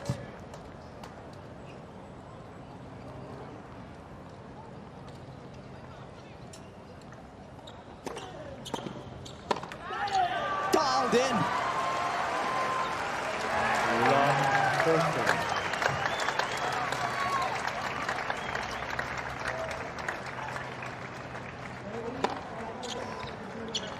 This for a start in the 12th game of the second set.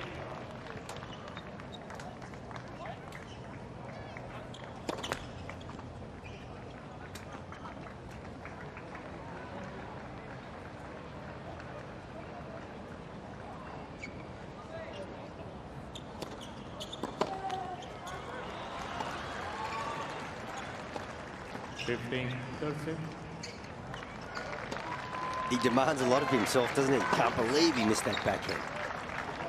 Just clip the tape. Let's put a little asterisk alongside that one.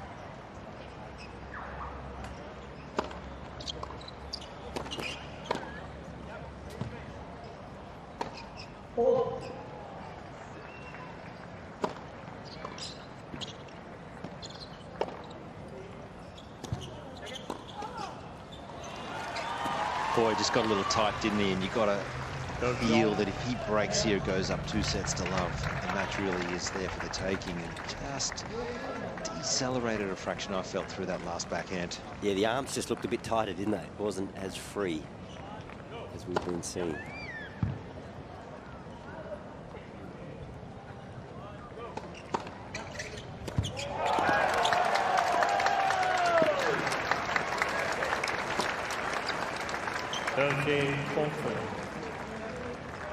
Wow. The quicker the serve, the more he liked it. Jensen Brooksby with a chance to go up 2-0 to love.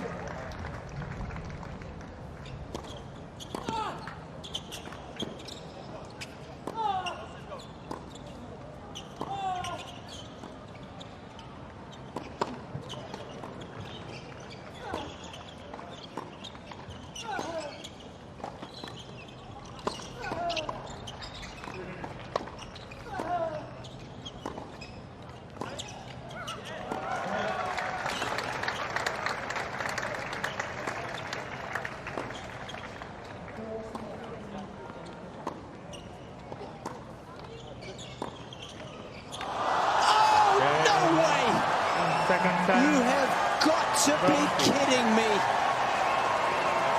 Jensen Brooksby goes 2-0 to the good, wearing Lady Luck.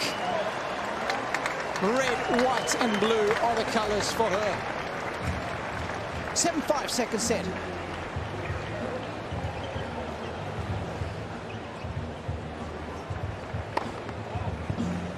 So the trainer has made their way out onto court to treat Casper Ruud. We believe it's for an abdominal strain, potentially. Let's see if we can learn anything here. Well, of course, in 2021, he had to retire in his match against Rublev with a similar sort of problem. I'm just wondering if it's the same one that's resurfaced We're later. not seeing it on serve, though, are we? Like, he Yeah. doesn't seem inhibited. Let's just have a look at the numbers there. They've disappeared, but it comes down to fortune favouring the brave, doesn't it? Brooksby, he's making it happen. He's the guy that's taking all the chances. Got that net cord. Well, it was a little lucky, obviously, the net cord on set point, but he's playing great hardcore tennis. Let's have a look at a few of the highlights. Court position, it's all in favour of Brooksby. Ruud being forced to defend. It's not a great feeling on hard court, particularly when you're serving. Brooksby, wonderful changes of direction of both wings. He's really good at going line. Every now and then he finds the little angle when he needs to. He's got tremendous anticipation. He never sends a man to do a boy's job. Plays within himself. He's got game. And that win predictor prior to this game was 87-13 in the favour of this man, and I'm going with it, Robbie.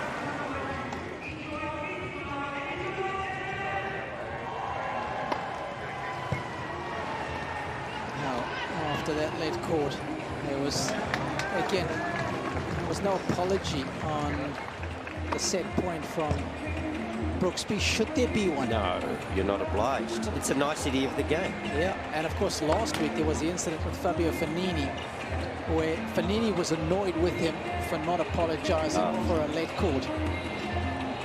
Don't worry about that. But he exacerbated the issue in the post-match when he was asked about it, and he said that he was brought up to believe that a late court wasn't lucky. So I don't know if he was just rubbing salt in the wound or... But hey, a net cord can be unlucky too. You can hit a great shot that can sit up and say, hit me. So it works both ways. So look, I'm with Brooksby on that one. Just keep doing what you're doing, son. Just get that ball tossed back a little on your first serve. What a couple of sets this young man is playing. He doesn't even serve that well, right? No. What he's done well is his ball striking. It's phenomenal. Just courtside here, just how well he's timing that ball, and we haven't really touched on it, but he is a very good athlete. His movement for a big man around the court and range, his defense is very good as well. So I can't help but think he's going to have a long career.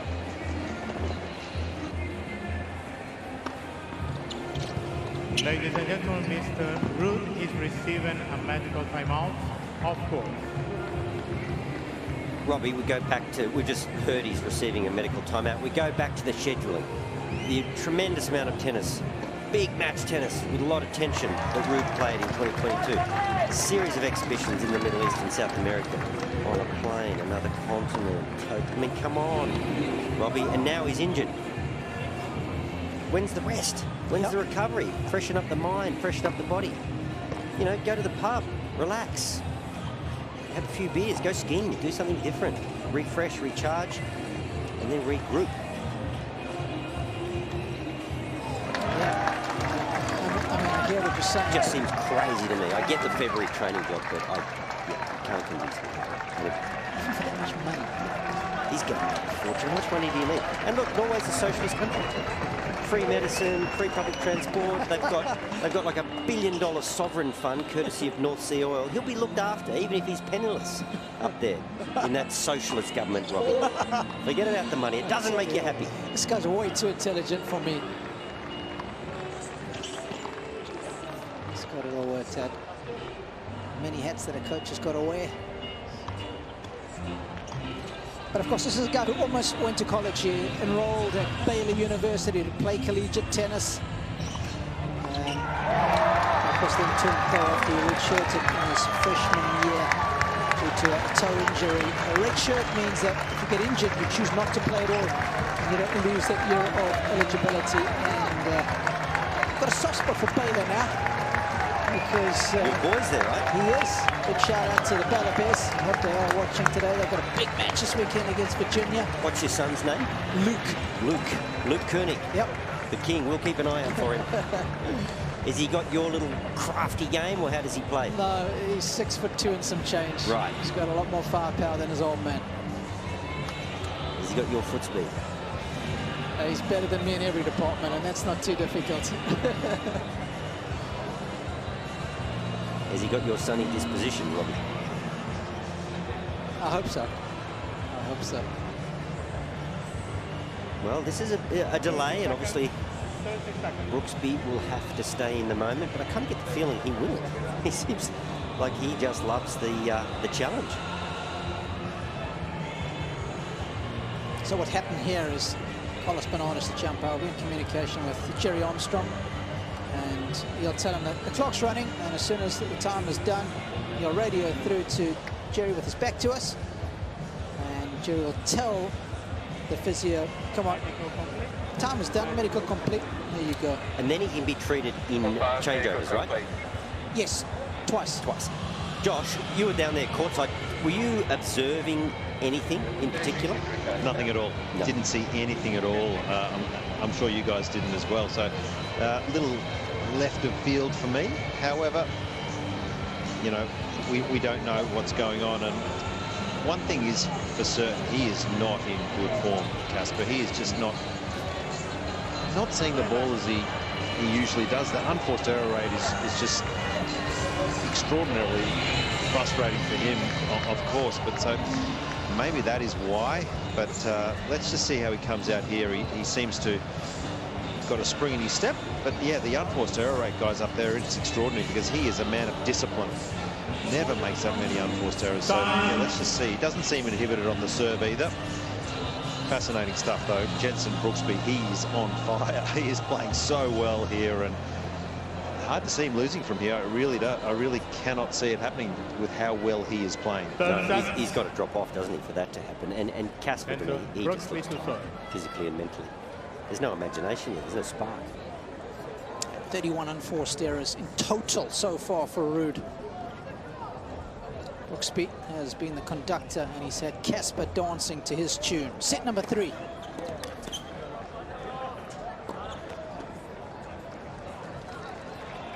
Lot of things. The scary thing is, Josh, is I don't even think Jensen Brooksby's been playing lights out. I've seen him play matches in the summer last year on the hard courts where he was even more impressive in the serving better. Ground strokes, probably his base level of play, it's about right. But serving a lot better than what he is today. 15. Yeah, it's interesting, isn't it? He's a great player because he's so different, and there's room for that. And you know, as a coach of young players, if you're watching at home, don't be afraid to be different. Work on your volleys, come forward, have a point of difference. You need to have it.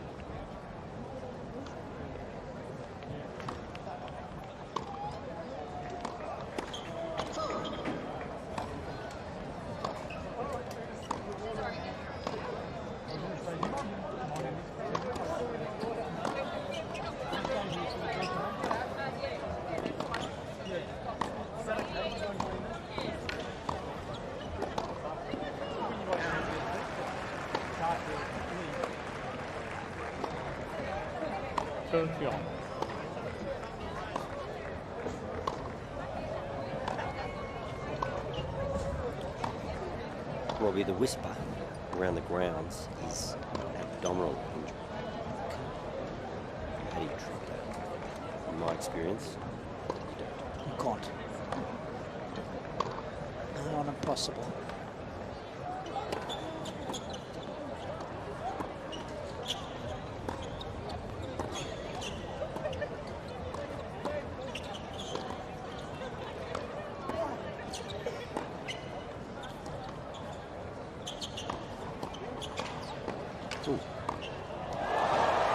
Stumble from Brooksby. He still found the middle of the racket. Nothing matters to him. And Casper surely had a play on this.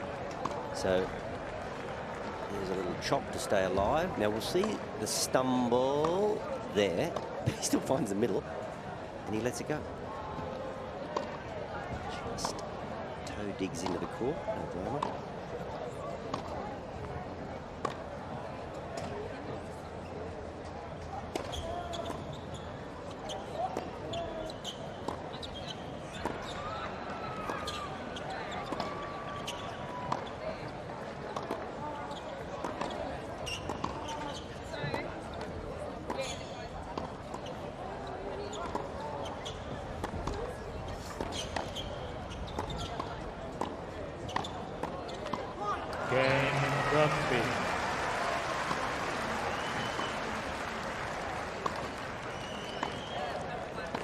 An ab strain does not affect your ground shots. Just look for a split second there. You thought he was walking to shake hands? Yes, I did. I didn't think Ruud might be pulling the pin on us. Well, I was just going to say, an ab strain doesn't affect your ground shot at all on the serve. So he's not been winning the ground shot rallies, and we're talking about one of the great ground strokers in the current game. But Brooksby has got his number on this surface. Just wondering if it might be a result of all the body blows that he's been getting from Jensen. Well, there's a little ground strokes on the rise. Brooksby 50 to 34, and that's the point I was going to make about these long rackets. If you want to play on hard court, you want to take the ball on the rise, and I actually think with the longer rackets, that's harder to do. Just by the length of the racket, it's harder to get organised. You tend to take longer swings, take a bit more time to produce your shots. You might get a dropping ball, a la our friend Casper Ruud. So it's something about the longer racket that doesn't, I'm not convinced on this surface.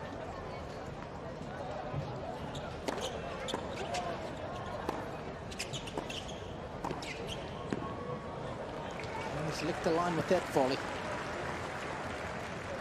15 long. Again, that first serve, 196 kilometers an hour. That's right around his season average of last year.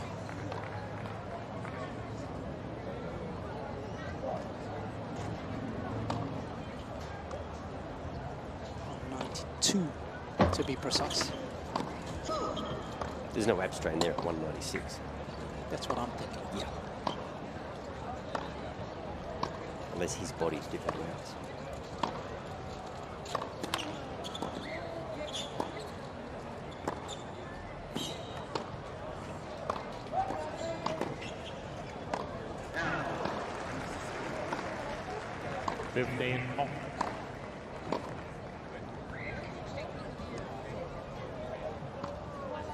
One of the few occasions he hasn't found the right part of the court, but no damage done for Brooksby.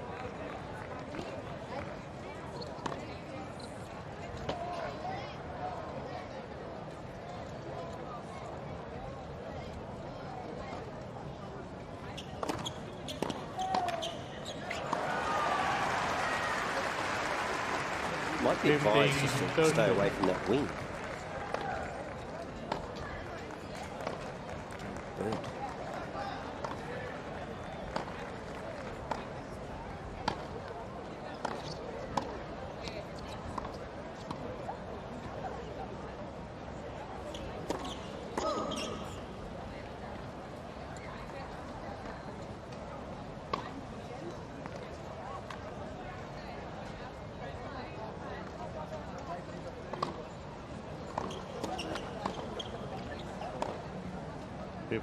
Burnt.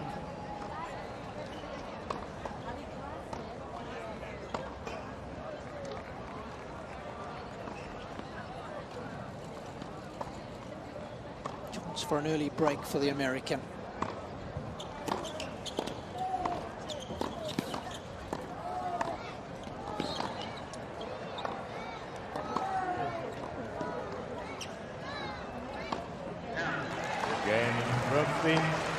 Cheeky, just gave it a little sweep with the racket. It was always going out. Yeah, he's got all the angles and answers right now as Brooksby. He's frustrated the living daylights out of the number 2 seed. When you win that many of the pressure points, you're going to be in business. Hence the 2-set to love lead and a break to the good.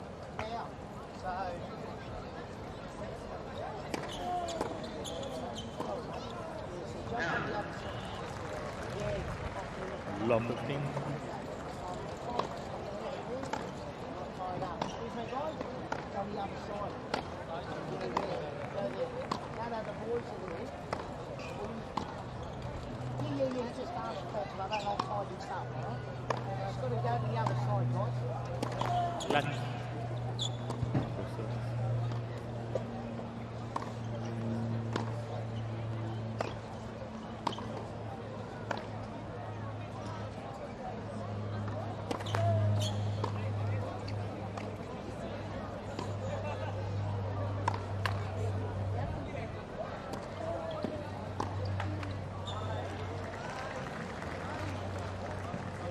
That's just what you want if you're Brooksby, a free point. And you're trying to extend your lead here, cement the break, and that's why Casper's so annoyed with himself, that he's making life easy for the American.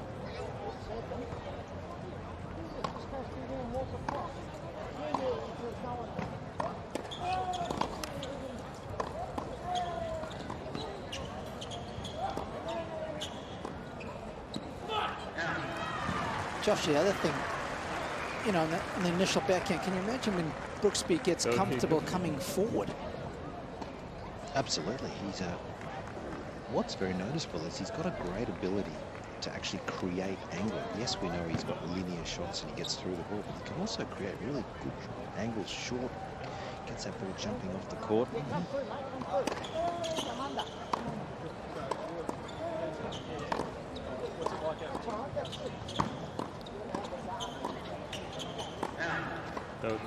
But I do think his hands are exceptional and his skill level is, of course, very high to play the way he's playing. So I think that is certainly the next part of his development, where he will come in and finish at the net. There's no doubt he can do it. And I guess when you're hitting the ball as well as he is from the baseline, he certainly hasn't had to do it much today.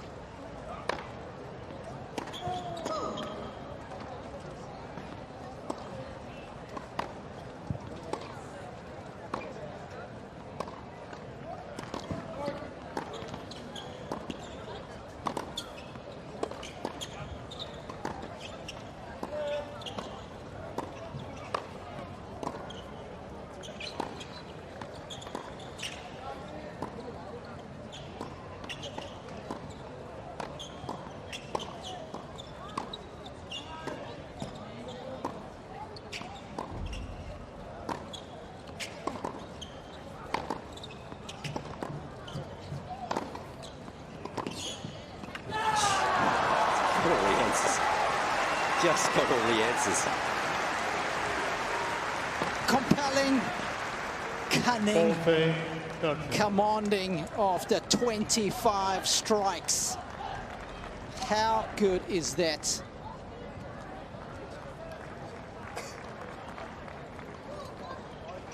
Just reinforces your point, Josh, about finding angles. I just didn't seem on.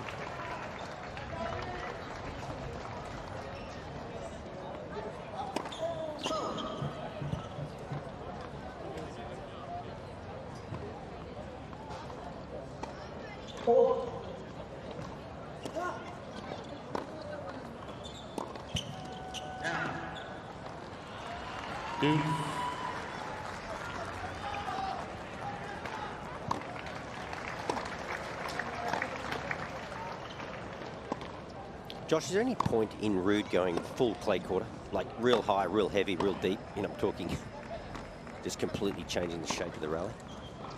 I like the idea of it, but I just don't feel like the ball and the court, that combination, he won't get that help. The ball's just not getting up high, and I like the idea of it, because if you can get Jensen up high on that backhand side, you might get some shorter balls.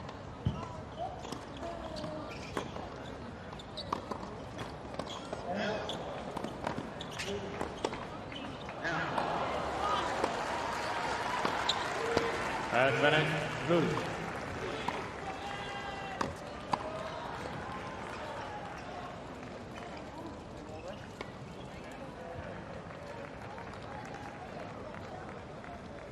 Chance to break right back.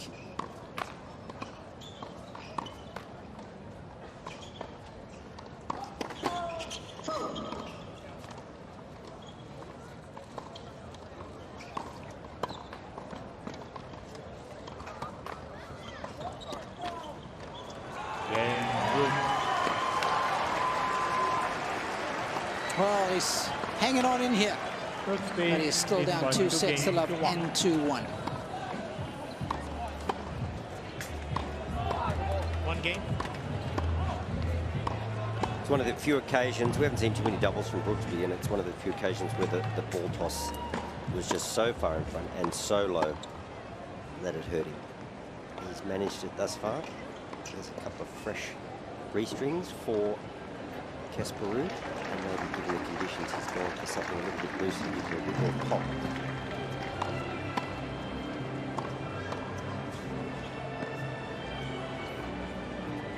Shot of around the grounds, that's Margaret Court Arena with the copper-coloured roof.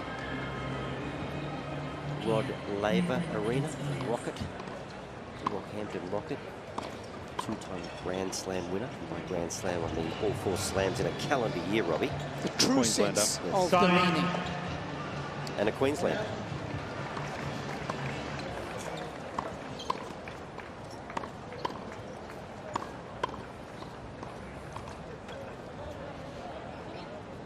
Well, we've seen a bit of everything in this match. We're 2 hours and 10 minutes into it.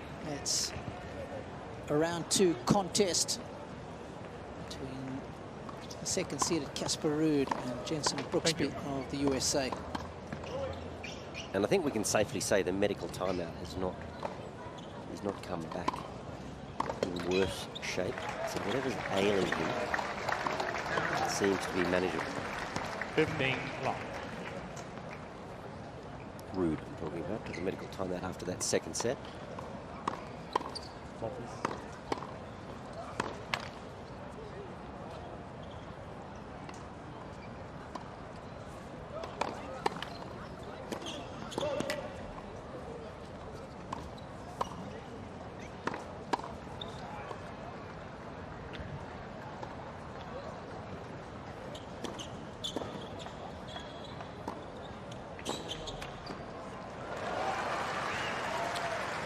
Interesting, when you approach, a bit of an art to it, isn't it? You don't want to hit it too hard because you don't actually give yourself time. So there he is there. So he splits his step. He's not even, hasn't made it to the service line. Basically just hit the approach too hard. A bit high, a bit more spin, by a bit of time. 30-15. I mean, being a good bowler is really all about the transition in the first volley. It's just a bit of a nuance how you get there.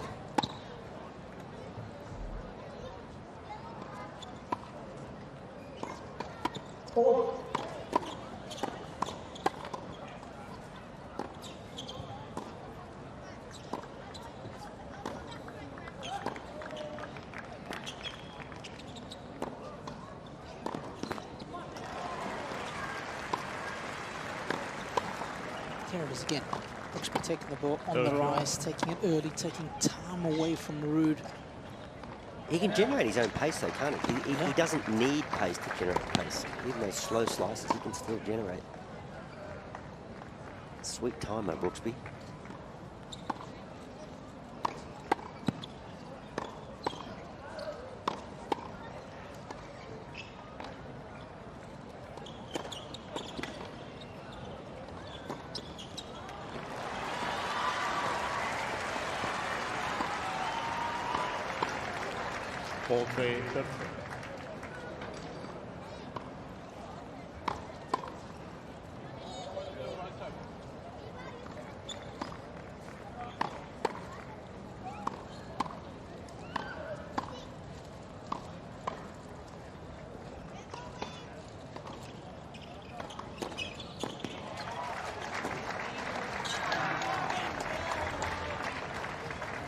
2. From the start of this match, forehand from Ruud has not been dialed in. Let's have a look at the unforced errors of that particular wing. 14 out of the 37. Thought it might be a little bit more.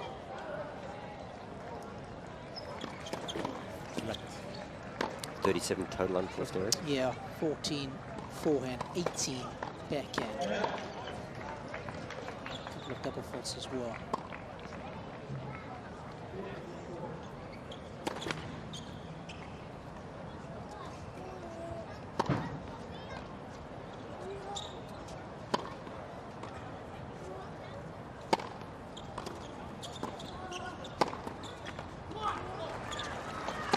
Combine those unforced errors with the Brooksby winners, with the forced errors.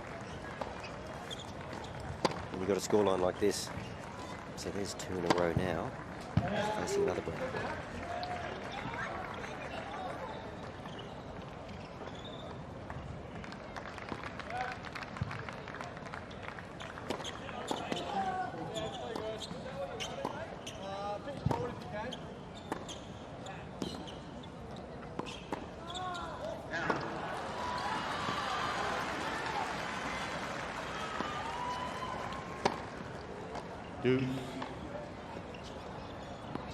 It's a surprise.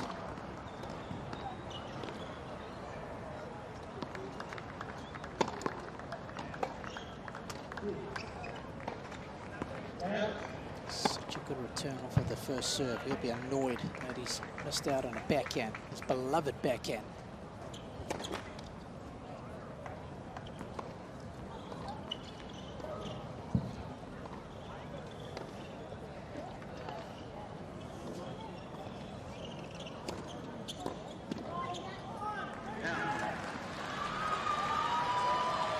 Minute.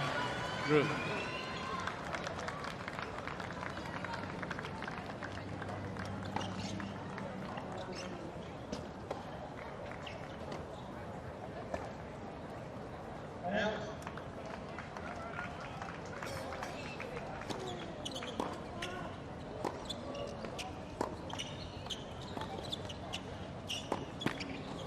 Game, Ruud.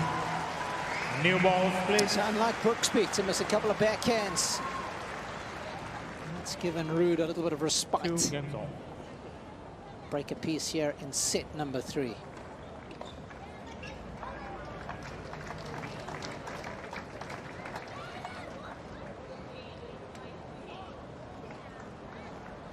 Well, he's hanging around, Ruud.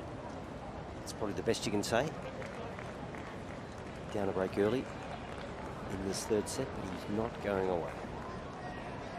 One of his great traits is his character.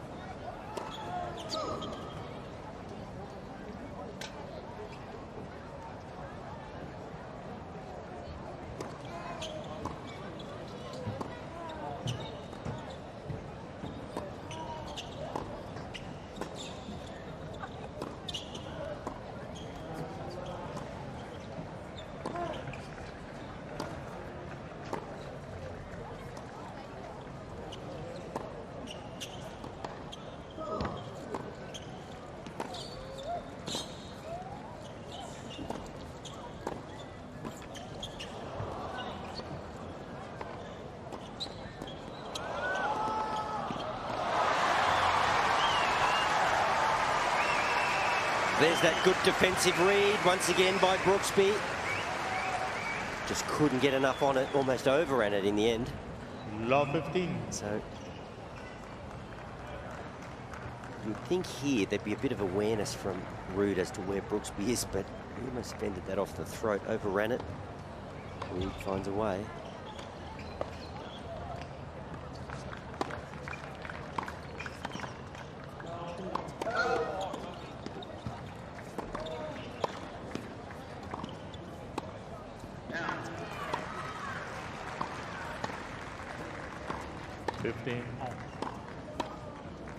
Has only ever come back from 2 sets to love down on one occasion as Ruud. We'll go back to 2020 at the US Open in the first round against Mackenzie McDonald.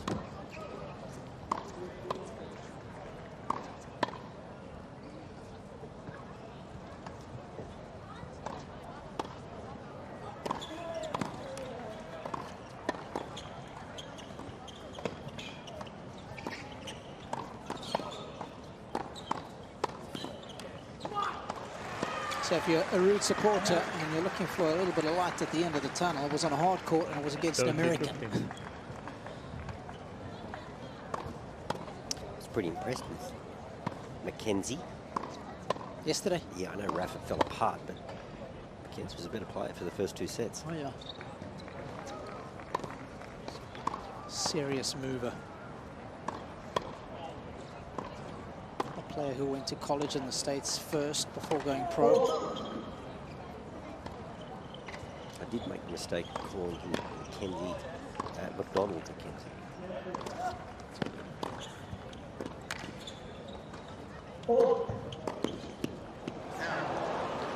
Make sure you don't do that again, Masur Wally. Well, it's a bit like William Wallace, isn't it? Wallace Williams. It's almost like 2 first names.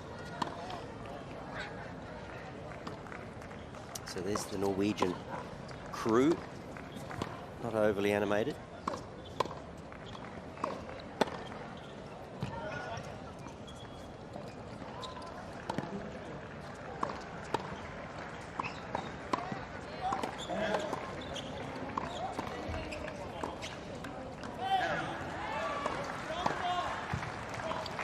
All 3, 30.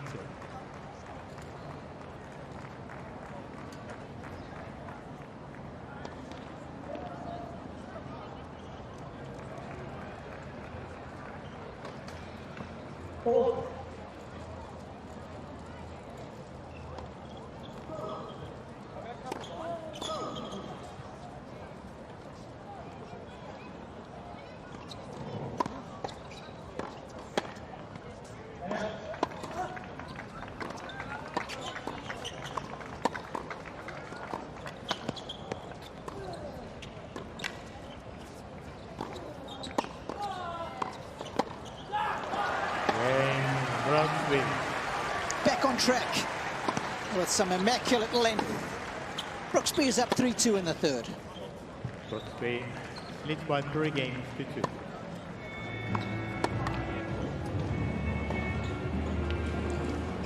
We have discussed on air and off air, Robbie. Okay. About the schedule. Yep. Of Casper Ruud, who's just been broken again. There it is, good depth. And you were saying off air, well, who could blame him? Because he's got to come out here every day and perform to make money. Yep. Those exhibitions in the Middle East and in South America, guaranteed money and significant money. Yes. Almost probably half his prize money for the course of the year, or a third of his prize money for the course of the year. Cannot blame him for that. But if that's the case, his expectations have got to be pretty low for a slam. Point taken. Can't be at your best all the time. You've got to have a dip. Beautiful Yarra River. We are on the doorstep of the city.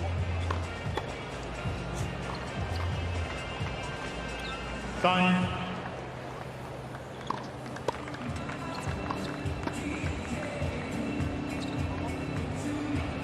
Cam Smith just signed for $150 million to play the Live Tour. Can't blame him. Got to chase the money. Yep. With a potential not to be allowed to play the golfing slams. That hasn't transpired, but when he signed, it wasn't clear. Yep. Money talks.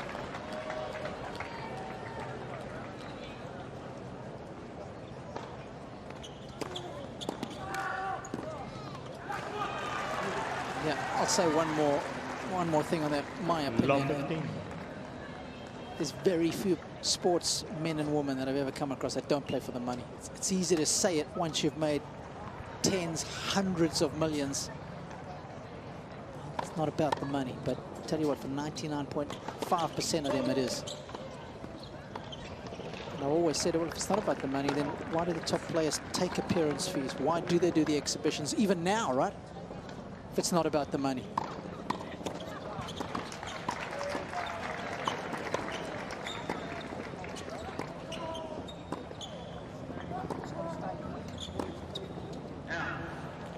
He has missed that backhand line wide time and time again. He's been consistent in his inconsistency.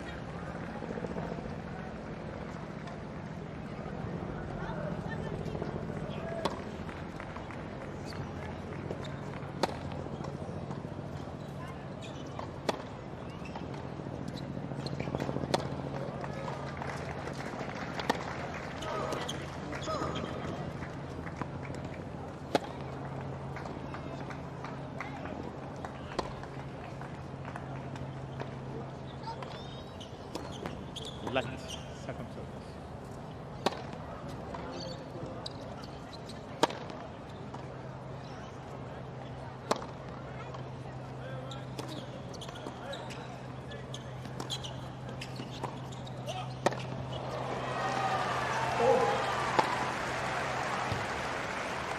Love 4-2. He's got such control on that shot for the most part. There's not a lot of revolutions on the ball. That one has been placed with perfection. 3 more break points.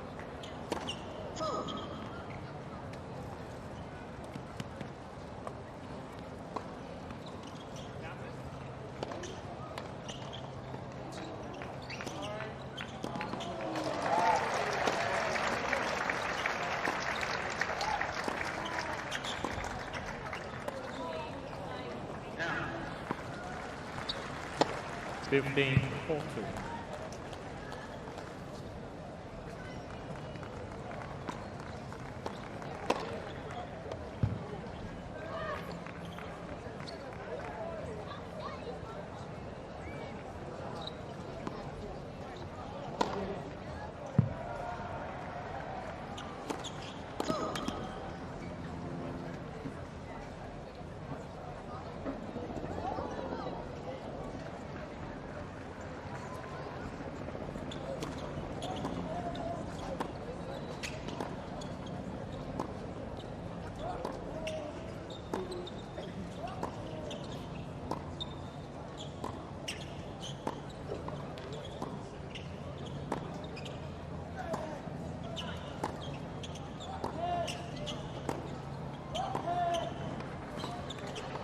Game Brooksby.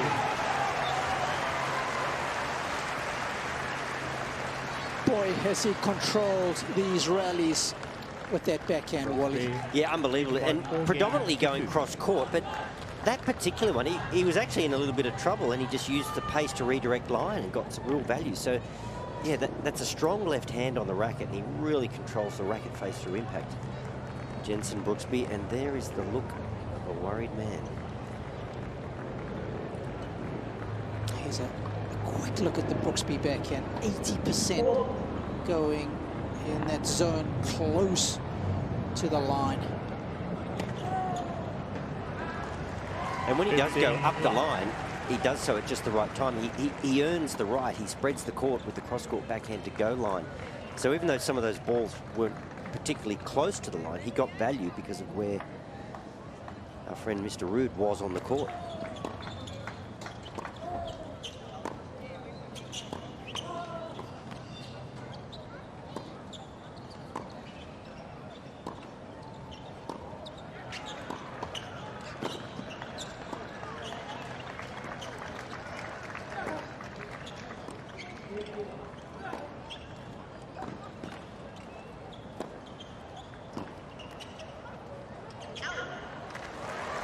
And just to put that into perspective for you, Ruud has only been able to use his forehand today 36% of the time. And even then, he's had to defend some of those. So, you know, meaningful forehands, yeah, probably in the 20 percentile. Yeah, incredible, isn't it? He's been kept off balance so well. Wow. Good stuff from Brooksby.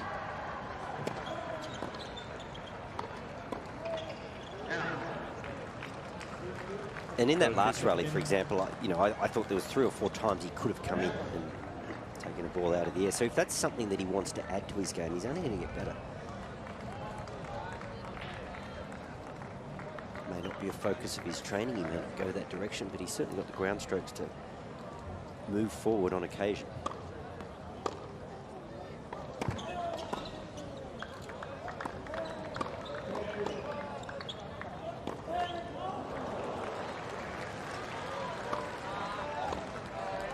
Yard.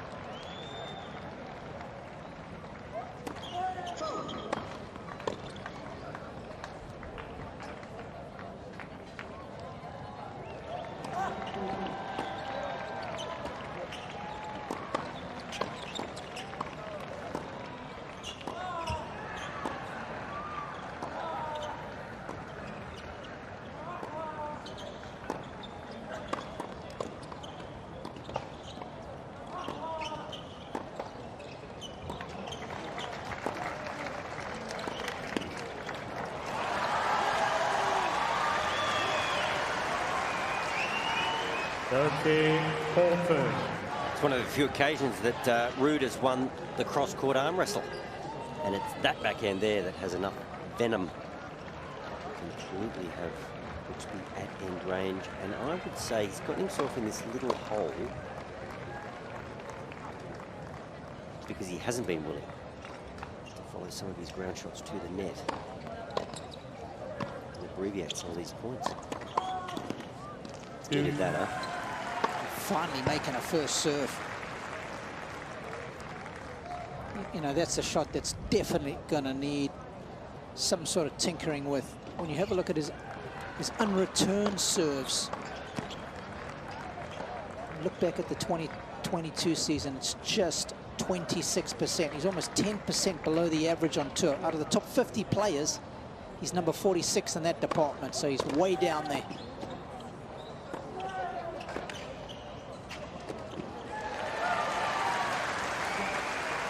He's a little tight as well, guys. It's there's a fair bit of tension courtside. Didn't middle that smash, but just body language has changed a little bit. He's animated. He's looking to his team. So things just tightening up here. And if you can get through this game, that'll feel massive in terms of scoreboard pressure.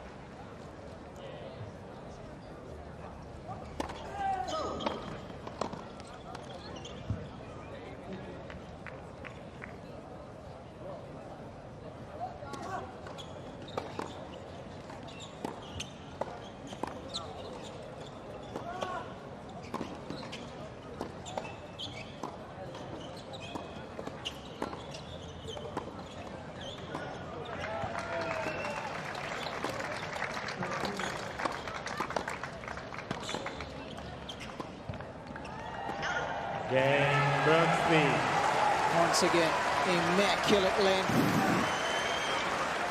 He's on the brink of a major upset, is the American. He is 5-2 to the good in the third set.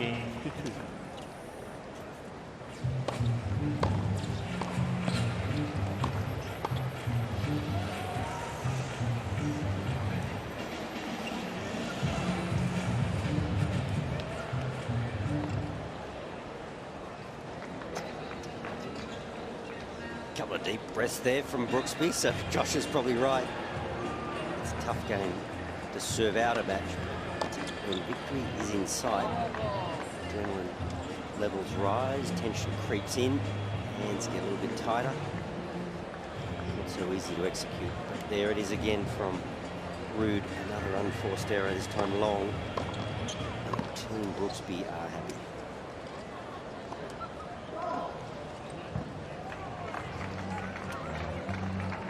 Time.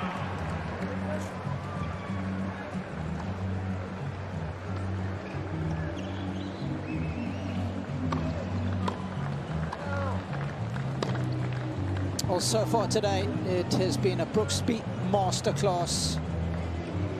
And court craft, rally tolerance, just been the ultimate disruptor.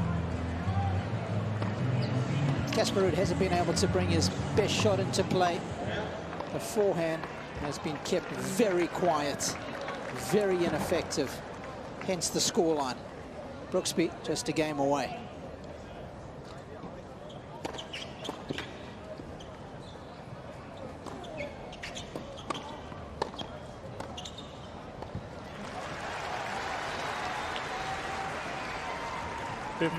Long.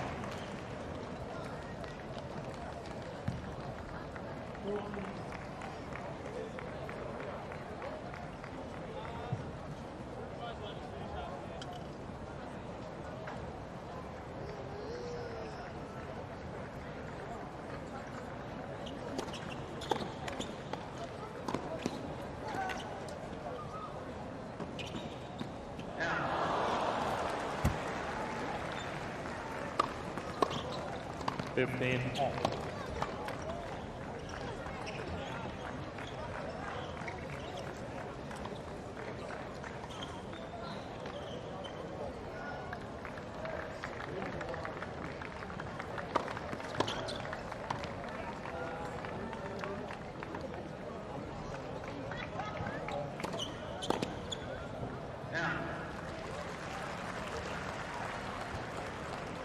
30-15.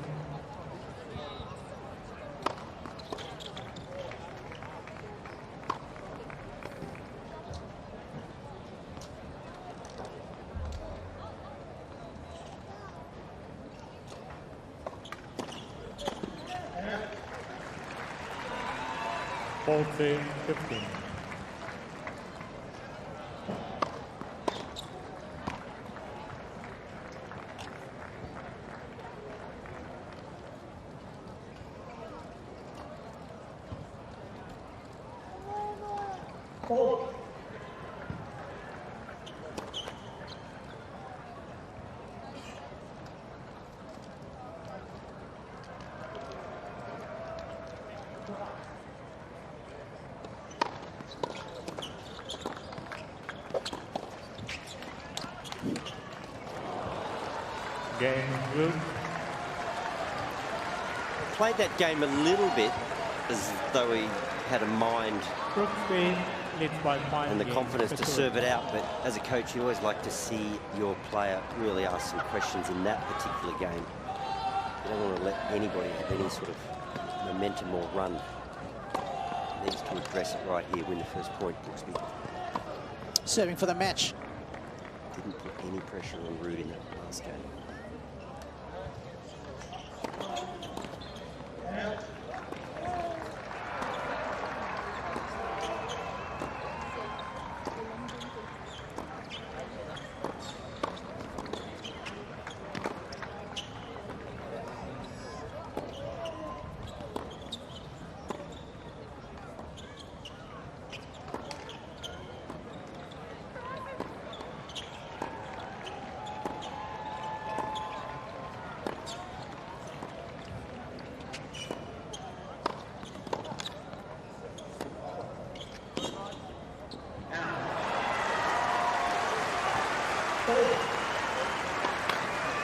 Well, if one guy's going line and one guy's going cross, one guy's doing a lot more work than the other. And it was Ruud. This is once again like a bit of a training drill. Go line there, get your skates on.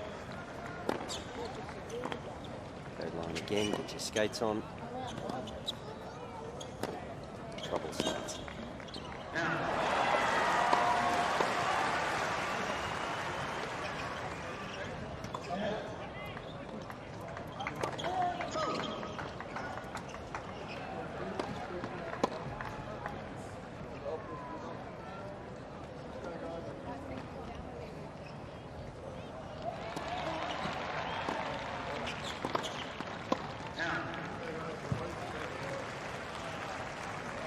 15 home. This is where, if he had a better serve, he'd feel a little more comfortable. The heart rate wouldn't be quite as high.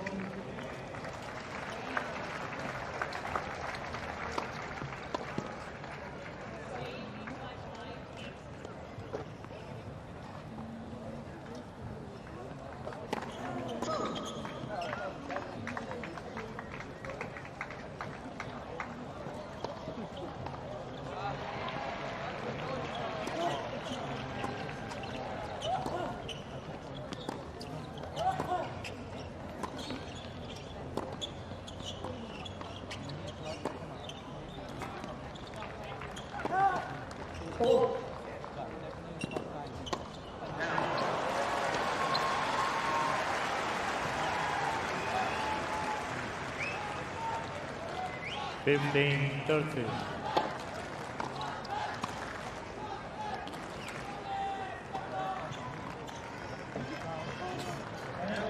Couple that Josh with the fact that he could make a couple of forays forward if he improves the ability just to finish points off at the net. Again, there's so much upside that can still be tapped. Because off the ground, it's world class.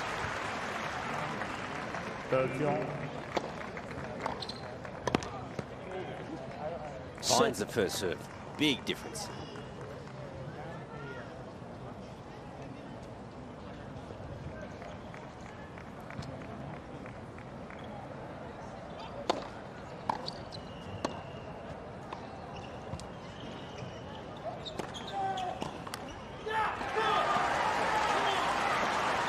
14-13.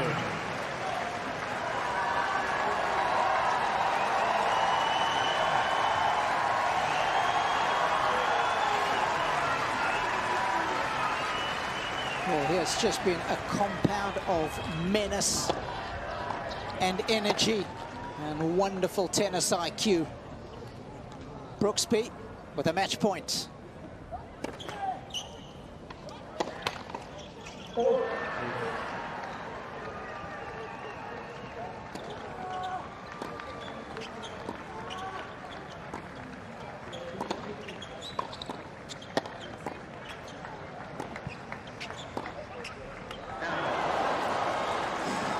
He was reaching for it.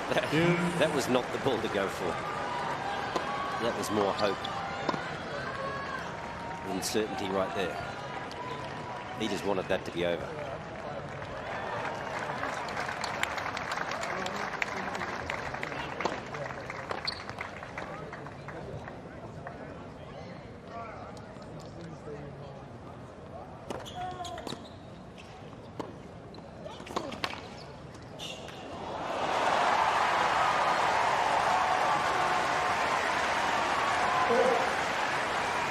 He's a skill merchant, this kid. Made the adjustment, Wally, after missing earlier on. Well, he's tight. He's just got to give himself some height on the ball toss. Easy action hit. Give yourself some height on the ball toss. Match point number 2.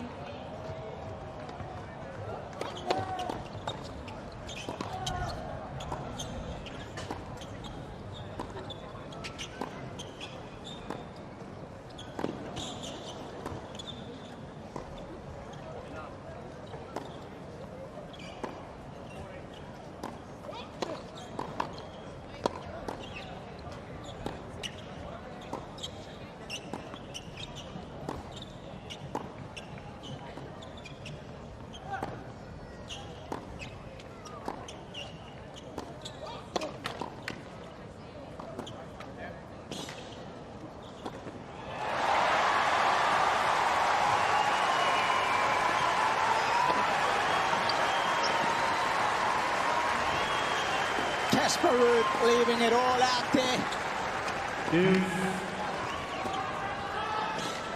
Perhaps one final push.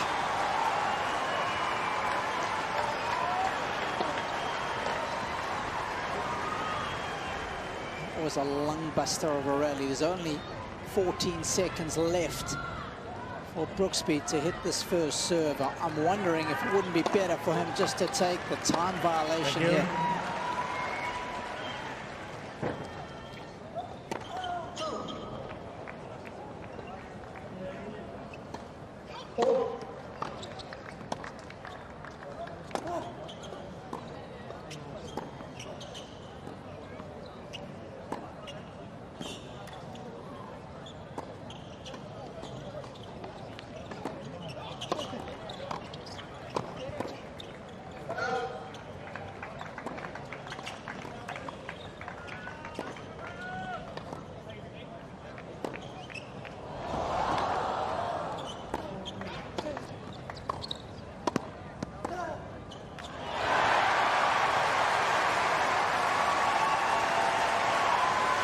Shot rally could have ended on about number 7 if he just wandered in lazily. Just spooning balls back with nothing on them. Casper Ruud.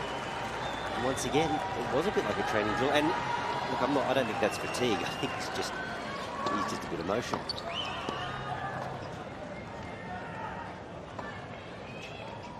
Held his nerve though. Found the forehand winner after 21 shots. Match point number 3.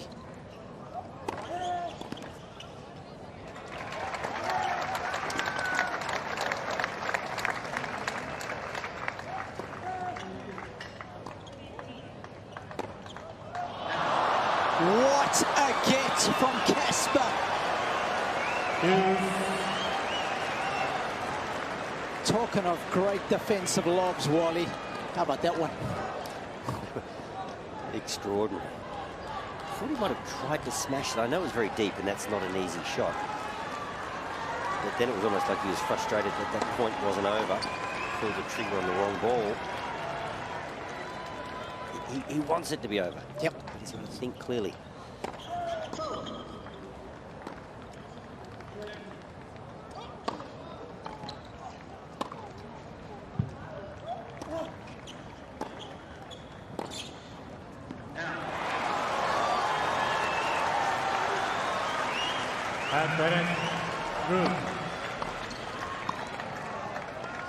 Once again, in the important moments, Brooksby struggling to find a first serve.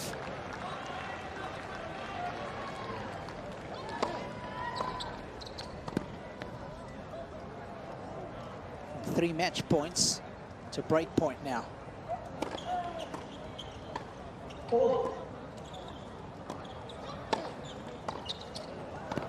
He's missed it. A little bit of desperation, perhaps.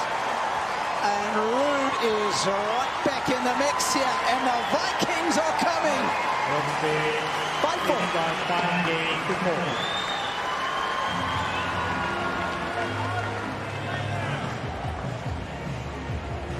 5-4. We have talked all along about what a good match player he is, but, and Josh touched on it, he's tight. But have a look at his face there. That was a little bit of immaturity, if that's the right word. His emotions were on display. God!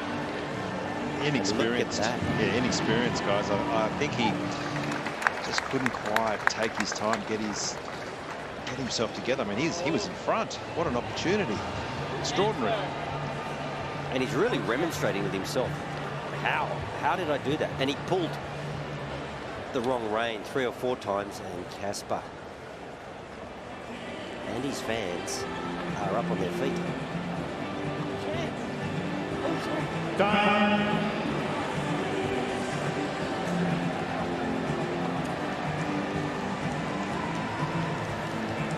Well, he has electrified his fans here in Rod Laver Arena. And for once, the frustration is on Brooksby's side of the court. Tension. The shot that is technically a little unsound let him down. The serve. And as Josh said, with tension, the inexperience, shot selection went out the window. Should have moved forward on multiple occasions, but good scrambling from Casper. Yep, 3 match points. He's hanging in. Come and gone.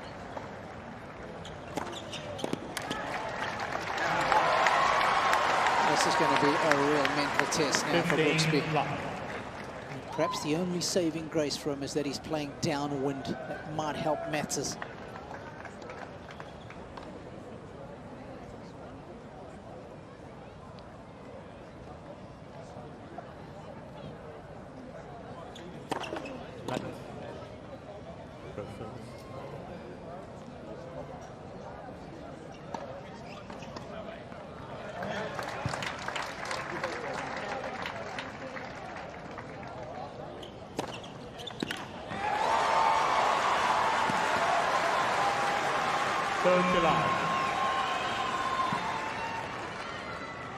Perfect start. What do they say? A comeback starts 1 point at a time. Just chiseling away is Casper.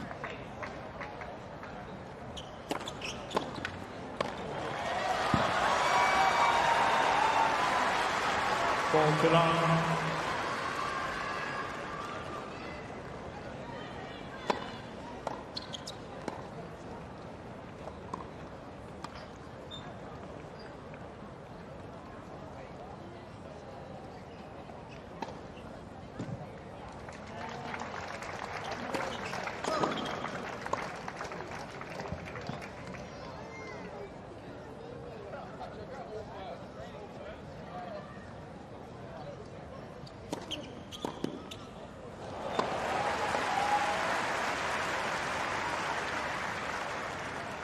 Ball 15.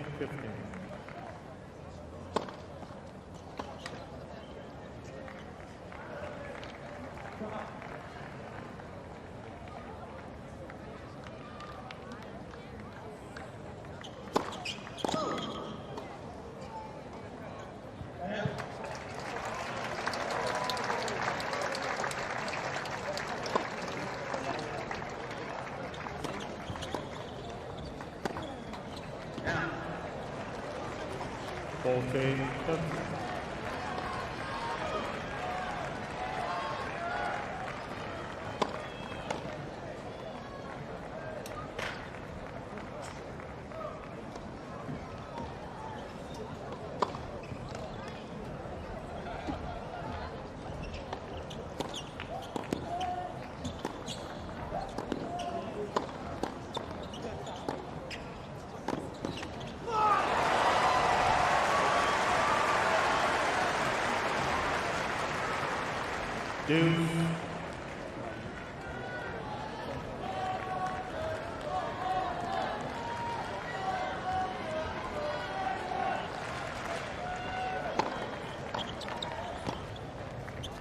Things have got a whole lot more interesting here now. Back to Juice.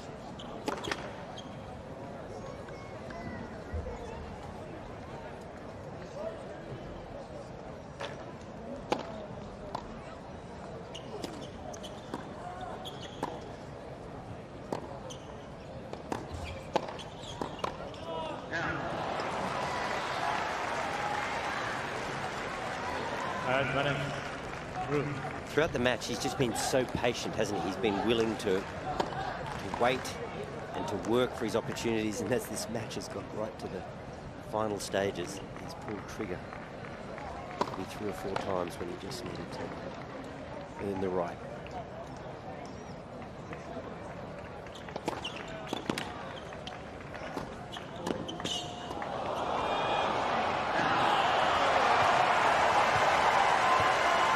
That for a dig, Josh. Doesn't get any better. Boy, oh boy, what a shot to come up with. And his emotions are just running so hot at the moment. It's, I mean, he's so fired up courtside here. It is incredible. You look down the other end of the court, you got Casper as quiet as a mouse.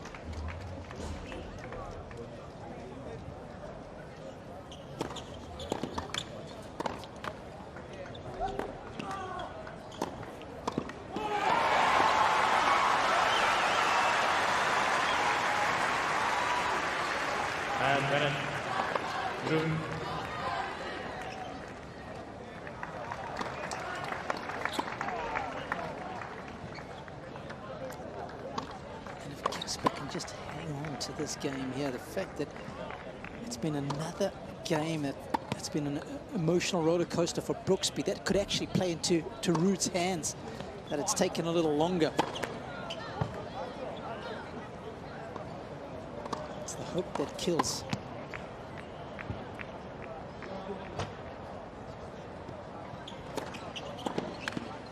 Oh, he's gone big and bold on the second.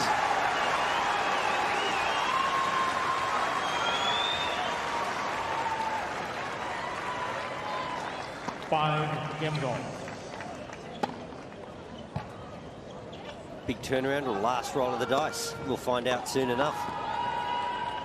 It's just hard watching Casper because, like, great battle. I mean, great effort to stay in it. But you're sort of thinking him as a contender for the title. And you're just looking at his game here on the hard courts going, I don't know, this is a tough way to make a living. He's going to fight. That's in his DNA. Worth mentioning that to get to the US Open final, in the entirety of the tournament, he only beat one top 20 player, Wally, on the hard courts there in New York. Draw kind of opened up for him.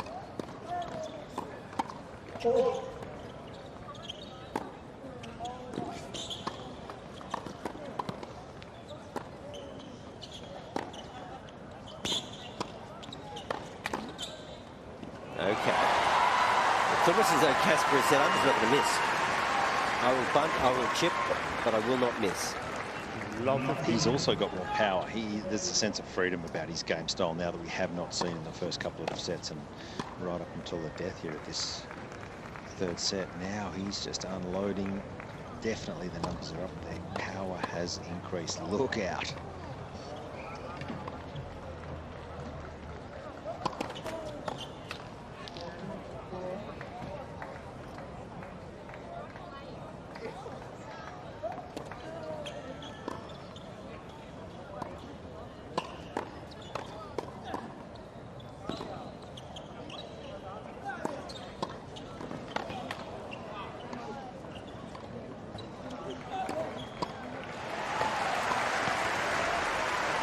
I'm just wondering, Josh, now that the centre court is illuminated with sunlight, is it getting much hotter down there? Is the ball? Yeah, definitely. Yeah, it's warm. It's 4 o'clock, as we know here in Melbourne. As the afternoon goes on, it heats up, and yeah, he's getting more out of his shots and more out of the surface as well. That definitely. Okay. I just wish we had a heart rate monitor on Jensen Brooksby right about now.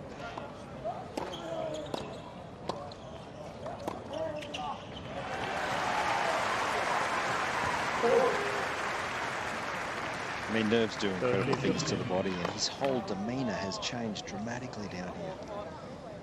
But he's close. He's really, really close.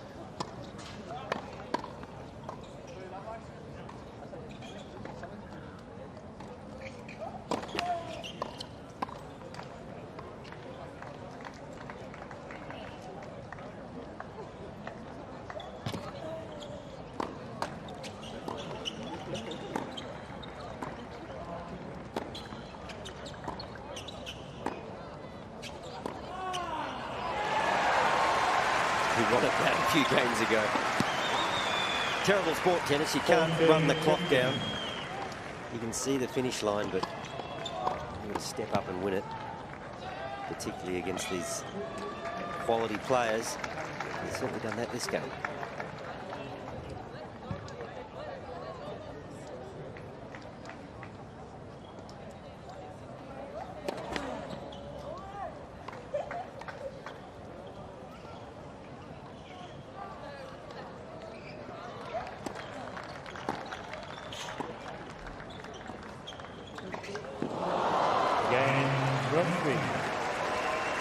Okay, he's steadied the ship now as the American. He leads 6-5, third set. Leads by 6 games to 5.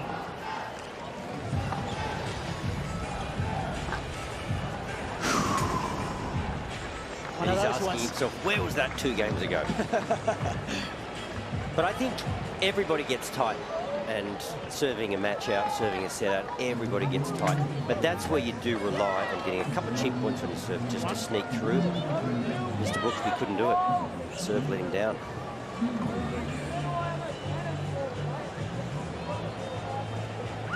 Yeah, and I think this is where you've got to go back to, good breathing techniques, a little bit of mind control. Just calm your mind down with some good breathing. Just do the basics well, right? Yeah, but you think about it, Robbie, everybody's getting a little tight. Yes. But normally in the men's game, your serve you can jag a couple of points through your serve, and that gets you through.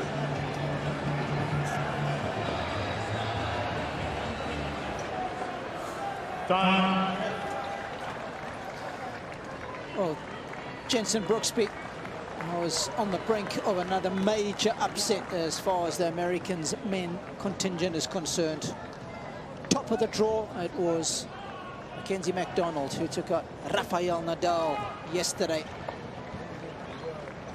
And the forehand speeds of both players, as you can see here, it's just been going down for Brooksby, and as Josh was suggesting, Ruda started to crank it up, definitely quicker in this deciding set. Is it last chance saloon?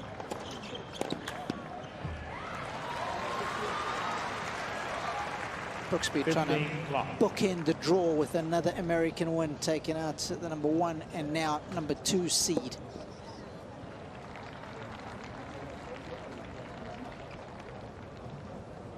Almost 3 hours it's been ongoing.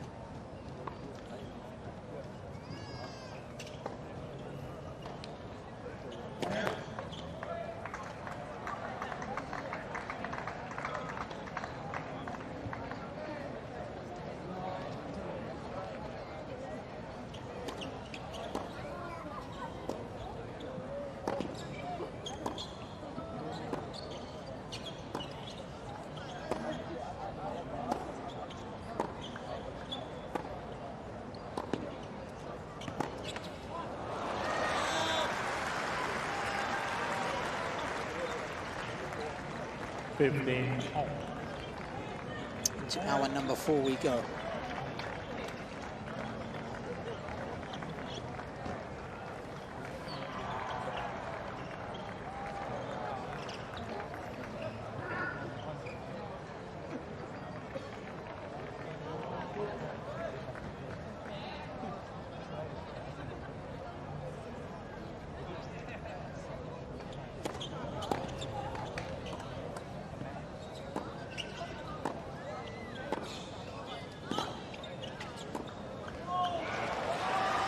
noticed that got a piece of the line. I thought for all the world it was long.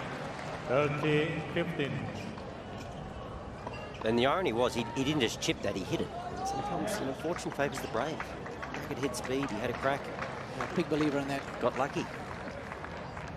So many times in the match on a similar shot, he would have just floated a chip, played defensively.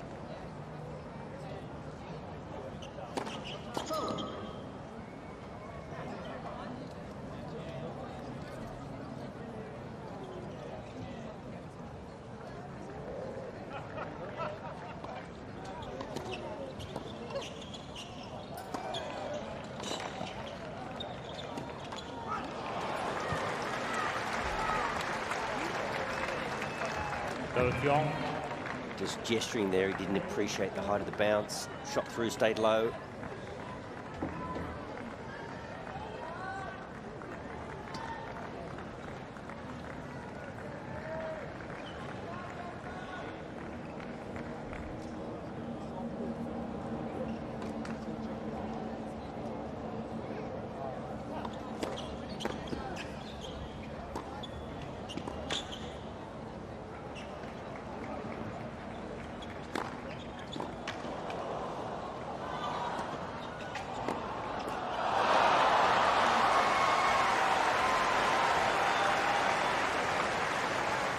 He did it again, Robbie.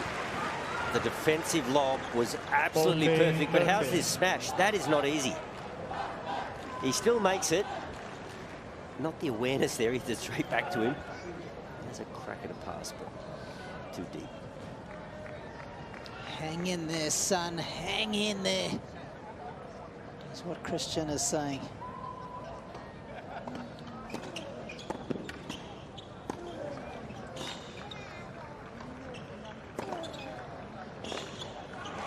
He's doing just that. Here's his son. If Brooksby doesn't win this set, we're starting to get into the Brooksby's won the tennis battle thus far. But if somehow Ruud can snag the tiebreak, we're going to start to get into a physical battle. And that will be interesting to see where Brooksby goes with that. Well, and the mental battle of having match points for Brooksby. We all know, we've all been there when you've had match points and you've still got a long way to go. I mean, you're thinking about being in the locker room. This should be done and dusted. I was on my serve. I'm feeling sorry for myself. Yep. Tie-break time.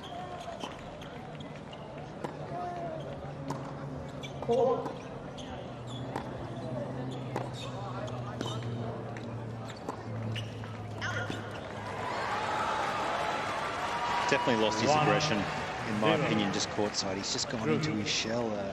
He's forgotten what put him in this winning position. He was ultra aggressive. He was really going for it, believing in his shots. Just that 5 or 10% dip in aggression is really costing him at the moment.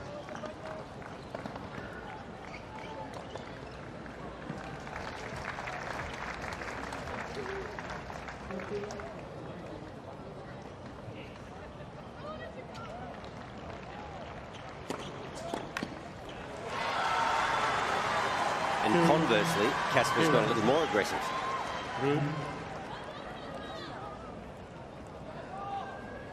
Playing like he's got nothing to lose.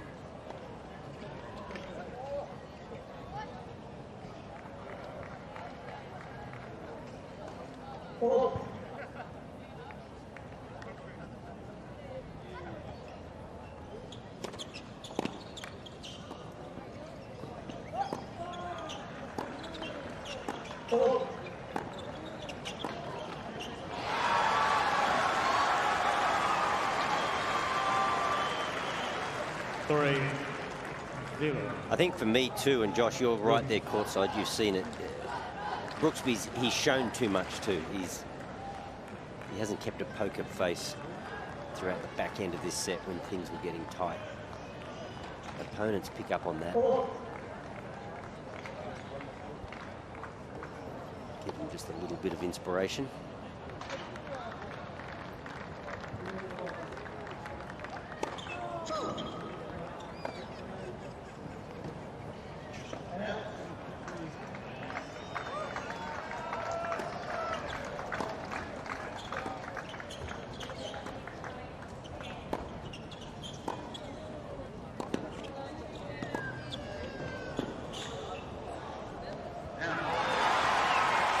finally starting to make some backhands down the line now is the Norwegian.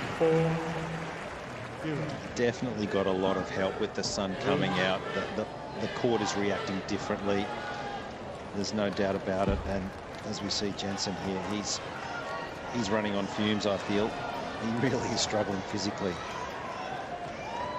I mean, I think the nerves have caused a fair bit of that, but yeah, really interesting stage here.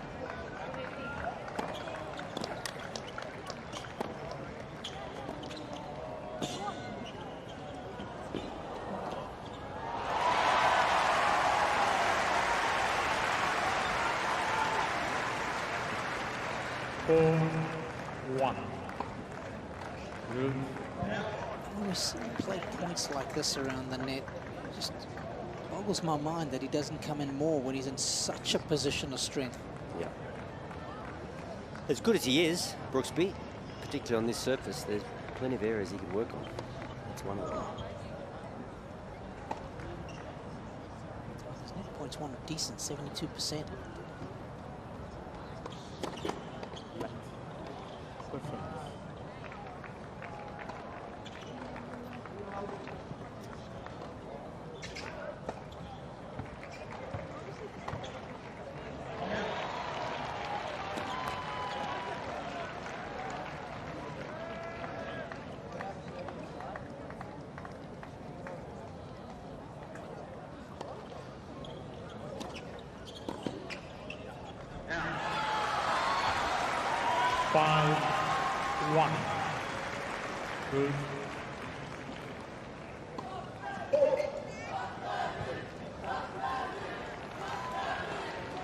Casting my mind back to San Diego quarterfinals last year. In fact, it was one of your boys, Chris O'Donnell, who saved 2 match points in the quarterfinals against Brooksby, before eventually prevailing against him. So it's not that long ago that he let a match slip from his grasp. What are you, Robbie? An almanac, just taking yourself back to the San Diego ATP 250. Got to give a shout out to Greg Sharker, who always furnishes us with those matches throughout the season where a player has saved match points and gone on to win. Cannot believe how many there are, Wally. It's probably around the mid-80s last year.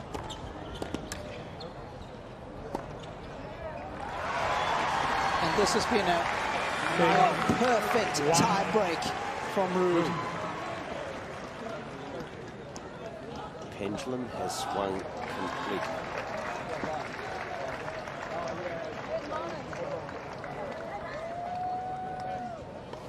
Five set points.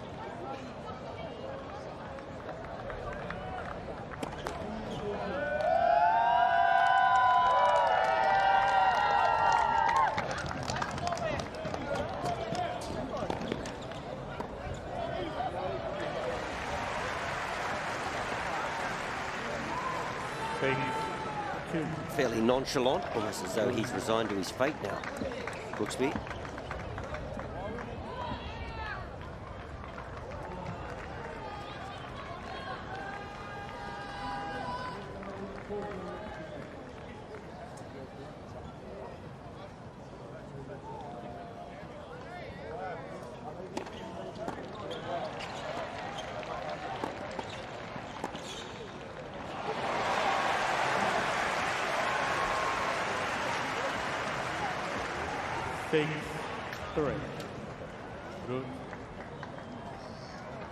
Easily done.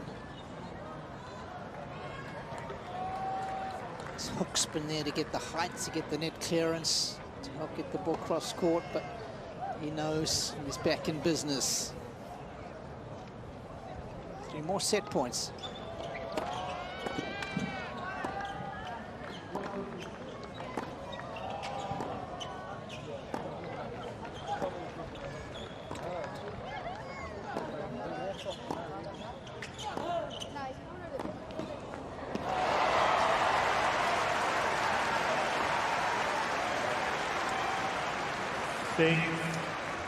So at 6-1 he's done, then all of a sudden the tension releases the racket head starts travelling through the air and he starts finding those interesting parts of the court that he had gotten himself into that winning position.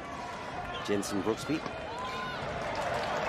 Nerve playing a huge part on the tail end of this third set for the American. Okay. So set points left. One on serve. That'll do it! Casper Ruud saves 3 match points in the third set and wins it in the tie-break. We are going to a fourth. New balls, please.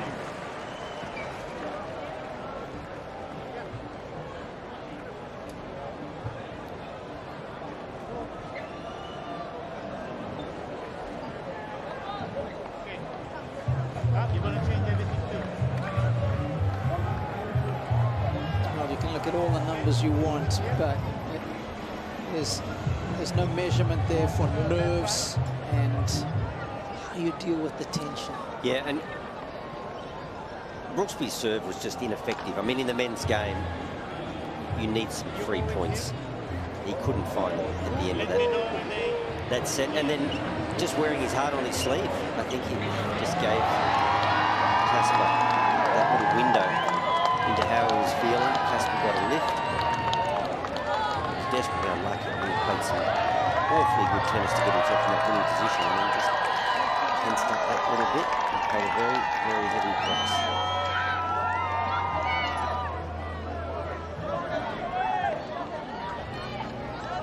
Been a bit of an epic now, 3 hours and 12 minutes.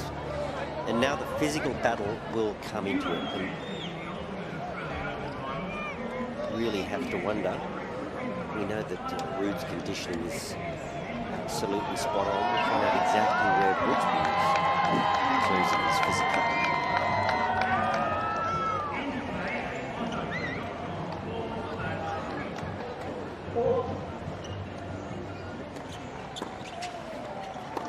A couple of highlights from set number 3. There were mostly low lights initially for this guy, but he was just stuck around like summit in your teeth. Arctic Monkeys. Spot on. He knows his music. You got to, I mean, you got to take your hat off to Casper, because it hasn't been pretty, has it? He's just struggled and he's scrapped. He's sent rackets off to be restrung. He's looked for a lower tension. Yeah. A bit of conjecture, maybe the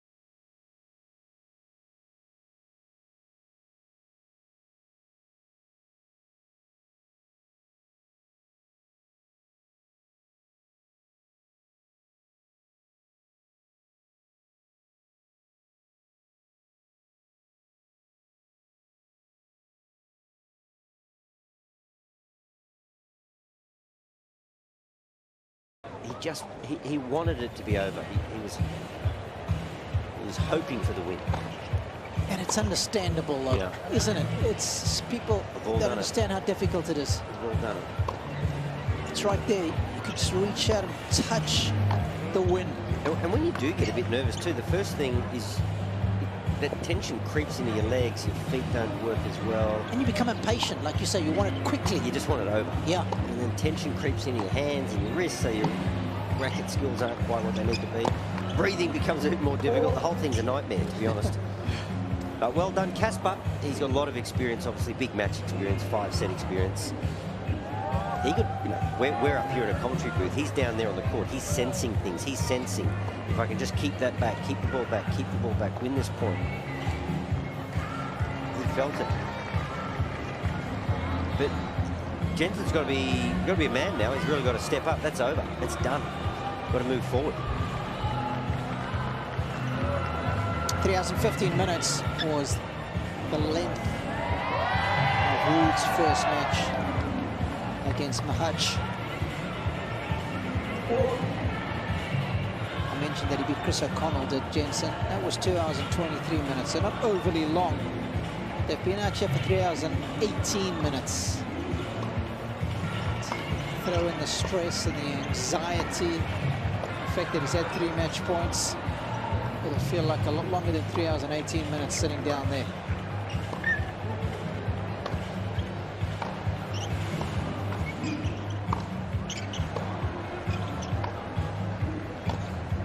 Well, I hope Erling Haaland doesn't see that Norwegian dressed in an Arsenal shirt. He won't be happy about that.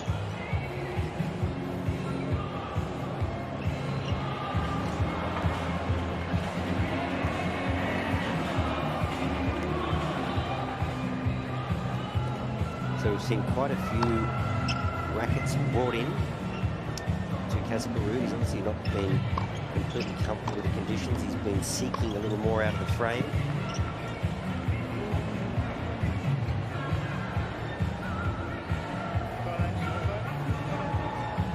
Well, Casper's had a couple of lengthy breaks, hasn't he? He's had one treatment for a suspected abdominal injury. And he's taking a very, very long time to change his clothes. Yeah, the rule regarding a change of clothes is it's 5 minutes from when they arrive in the locker room, Wally, so that if it takes a minute or two to walk there, and a minute or two to walk back, it's going to be, what's that, 9 minutes total if you max out. Do you think this longer delay is better or worse for Brooksby? Well, a matter of minutes, irrespective of how long it takes Casper to get out there. The match starts right now. He's got it. The past is the past. Can't change it. Somehow he's got to put that out of his mind. What we will learn a bit about Jensen, though, is has he got miles in his legs? Because he's going to need them, I feel. Casper's getting a little better. There's a bit more venom on his ground shots. Jensen's going to have to work a little harder to get the time and space that he really enjoyed for the first 3 sets. Let's get a quick update from Josh Eagle, courtside. How's it heating up down there, Josh? Queensland like once again, it's so warm, it's incredible. I mean, it might only say it's 20 degrees, but gee, this court has just changed dramatically. Its playability, it's more lively. Conditions are very, very hot courtside. So let's just see how Jensen goes, but I think that will help him just to regather his thoughts and also just to give him a breather. He was cooked at the end of that 3rd set. He's going to need a lot to turn this around here, I feel. Casper, he's as fresh as a daisy. What's your win predictor, Josh? I think it's 50-50. It's swung dramatically back. It's got to be 50-50 from here.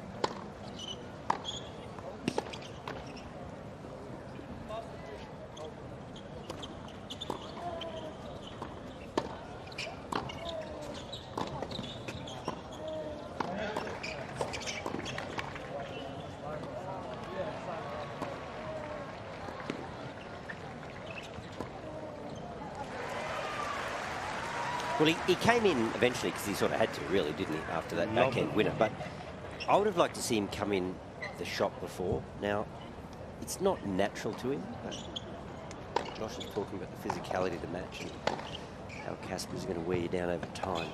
Try to shorten a few of the points and not give Casper the relief that he can just float a ball back and stay in the rally. He's got to have some intent, some implied threat. But if I drop it short, he's coming.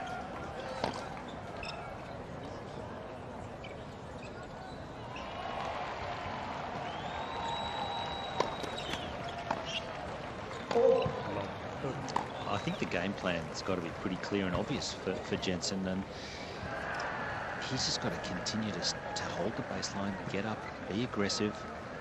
I mean, if he can do that, he can hit his way to the finish line. He can do it.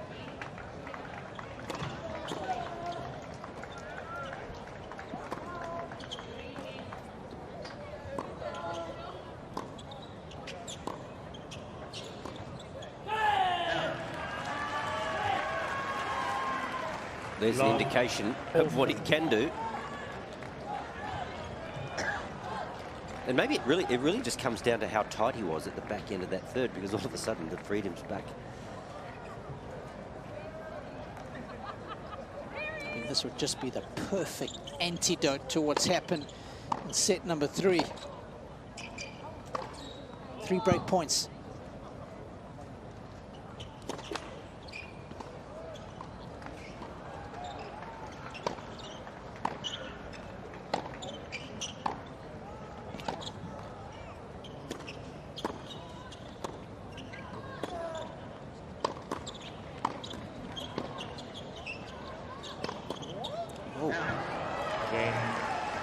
What was that? I mean, he just made a complete hash of it. Did his hand just cramp?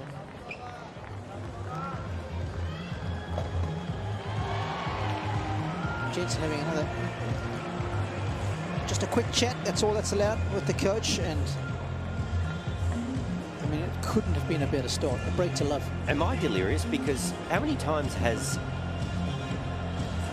Casper had a short ball and somehow hit it? I mean, even that was, I mean, Brooksby was on that side of the court. He can't seem to have the little awareness of where the big man is going. Yep.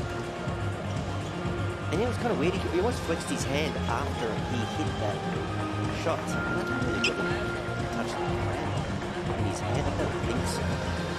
This was an odd reaction. I don't know if Josh caught anything courtside. I'm delirious, boys. I'm so hot down here, so I didn't see it either. But, you know, you can't underestimate the heat out here. I know I'm repeating myself, but it is really, really warm conditions. And, you know, 3 hours and 25 minutes, so it's getting long. It's dragging on. Josh, I can see from our vantage point you've popped up the umbrella. Soft, isn't it? I wonder why they don't put you on the other side of the court in the shade.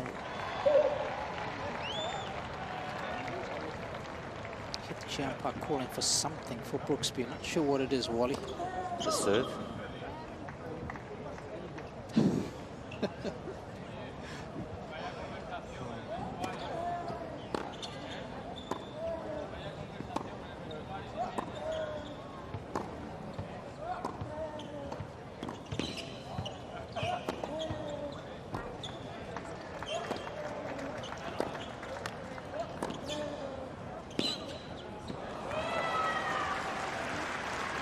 Alcaraz was a revelation for me at the US Open. All-court game. Yep. Big from the back. But if somebody dropped it short, he was in. Sure, he got past. Sure, he missed a few volleys, but it was just full assault on all parts of the court. And I'm looking at Brooksby here with this really tricky baseline game that he has. So many times it just allows the ball to be floated back. Point starts over.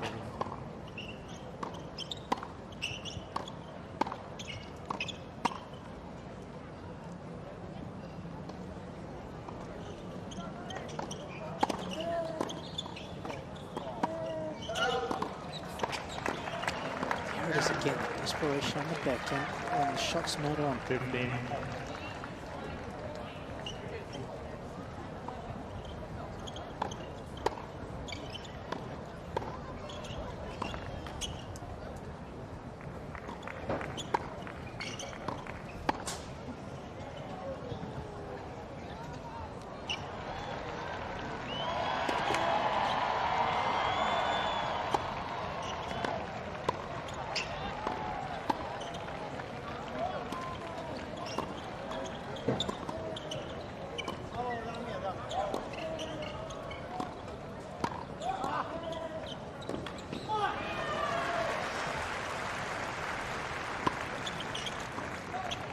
It's good to see that even though he missed the previous one, he's not going to be shy about taking it on, Wally.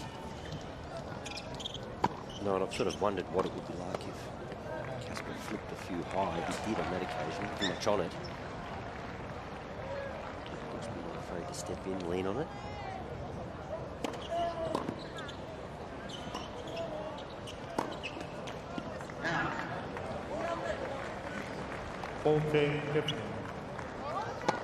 Well, this is a really good response from the American. Part of me was thinking that he might not be able to absorb the disappointment. Squandering 3 match points, and it might have affected his play early in the 4th. He's bounced back nicely. I want to come back to the lengthy break that he took after winning that 3rd set.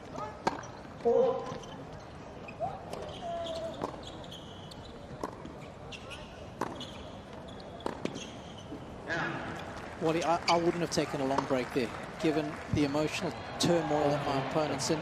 Yes, he might have wanted to change his shirt, but Brooksby was actually out pretty quickly after the change of clothing.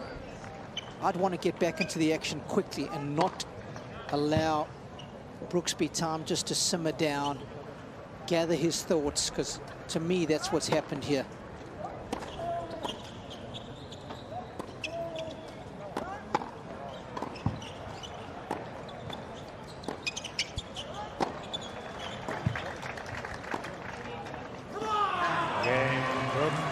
Good response from young Brooksby. I'll take it a step further, Robbie. Okay.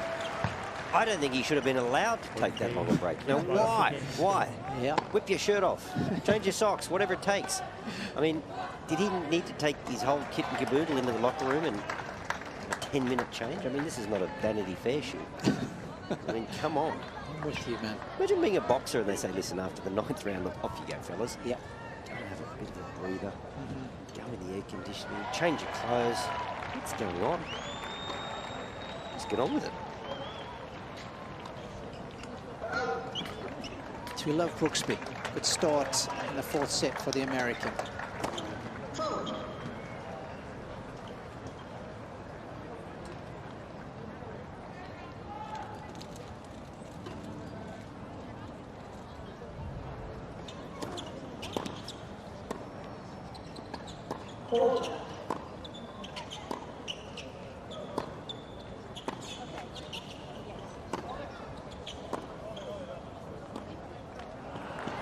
It's a bit like the injury timeout that Rude took, 10 minutes.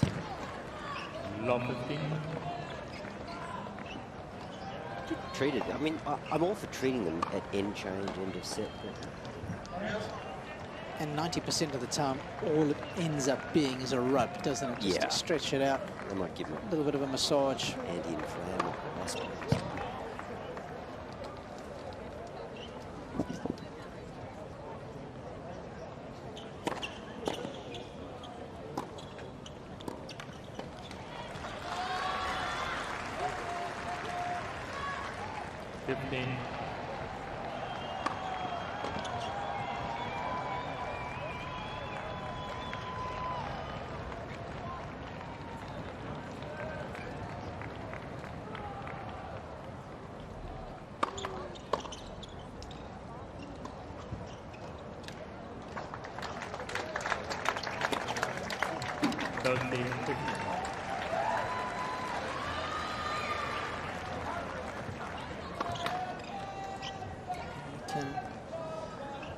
Call as much as you want. You can't challenge it because it gets called automatically, and even if you did want to challenge it for whatever reason, it will be shown as out. Hawkeye. All the lines called electronically. You can see no lines, people. Surrounds of the court.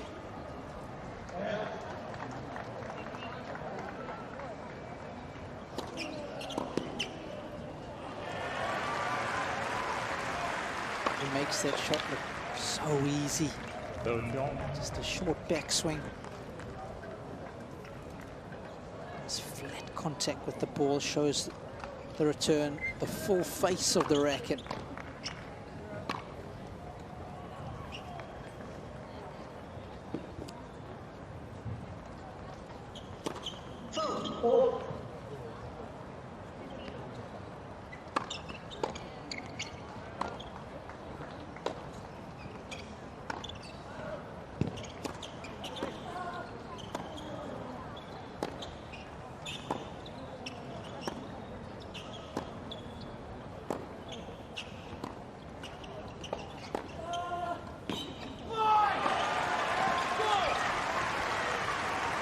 A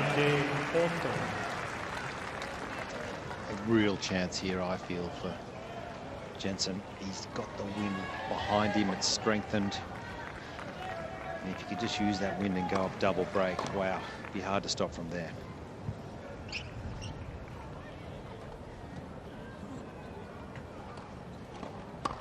Would love the added insurance right now.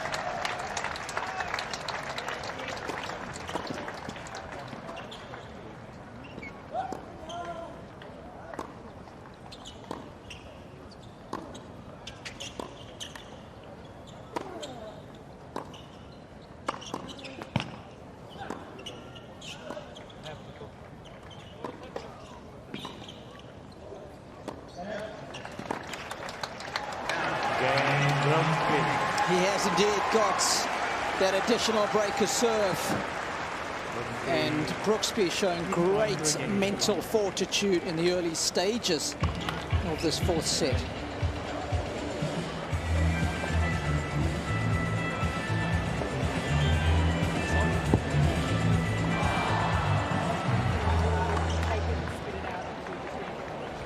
Drink that, yeah. Okay. Yeah. Drink out of the whole can if you want to spit it out, you can. Got salts there if you want to put them in. Is that the pickle juice, Rob? We've Looks got like it. Gatorlights as well. Certainly looks like it. Give you a couple of those. What's in pickle juice? The juice of a pickle. I wonder what minerals. There it is. Well, I didn't see this coming, did you? This quick turnaround. I really thought he was going to be in trouble. Yep, me too.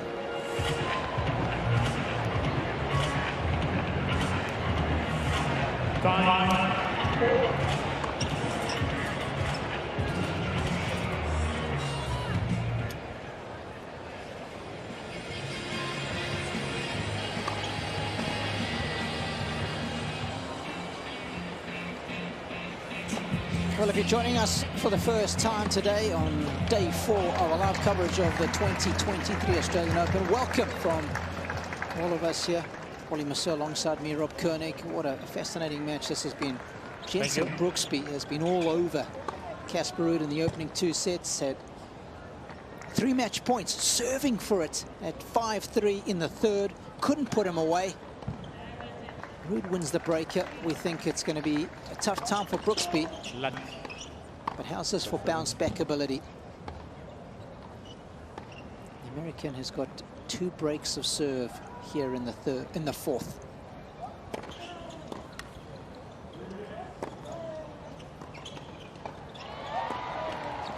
Yesterday it was Mackenzie McDonald who knocked out top-seeded Rafael Nadal.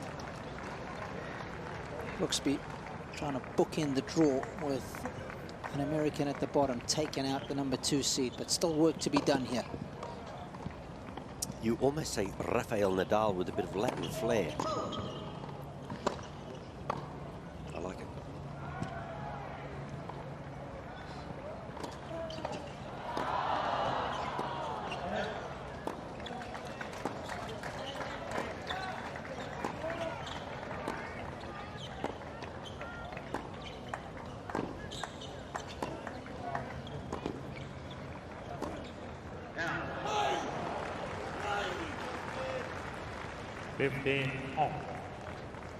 Can't believe it. Set the point up beautifully. Weight of shot, completely controlling proceedings.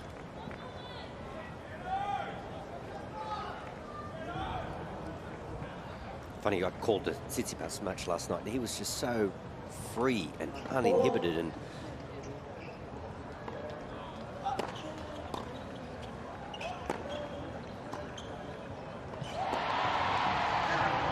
just did everything at such a subconscious level. It was just completely natural. And Casper is one of the top seeds, and somebody talked about a winner here.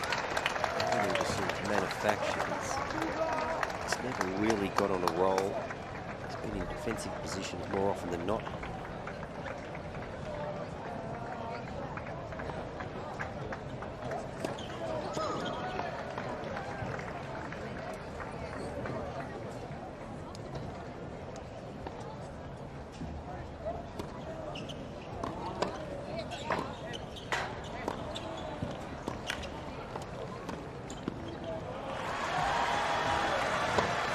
Well, I'm going to go out on a limb here, Robbie. 15 quarter. And it will probably come back and bite me. This is the first time I've watched Jensen Brooksby, play a match in its entirety, and he's got so much going for him. Okay.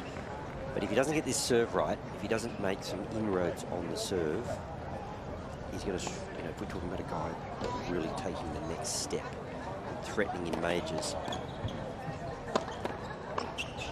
I can't see it happening. Yeah, it's interesting. The word on the street regarding the serve is that his coach doesn't really want to change it. His coach has been with him from a young age, and his thought process behind the serve, with the toss being forward, and the way that Jensen executes the serve, it stays low and it's difficult to return, and that's what I'm hearing, why he doesn't want to change it. But then you've got to look at the effectiveness of it. Is it as effective as what the coach is saying?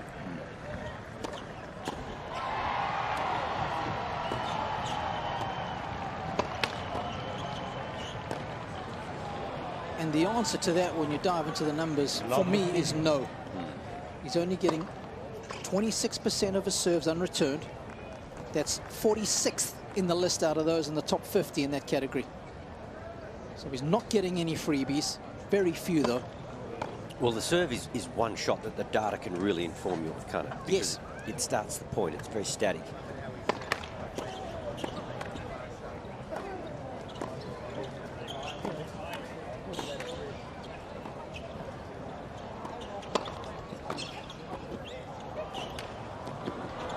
Oh, come on. I think that was off the frame, off the top of the net. It was. But in all fairness, he had it well covered. He's just got the angle of the racket wrong. Josh, is this a shank? Probably. I mean, it was happening so quick, but gee, it's important here because, 3-1 on the scoreboard. If he can break here, go 4-1, and with the win behind him, I think that'll help him significantly. Casper here, he's recognised this. He's just desperately trying to hold on here. Just pile the pressure back on Jensen.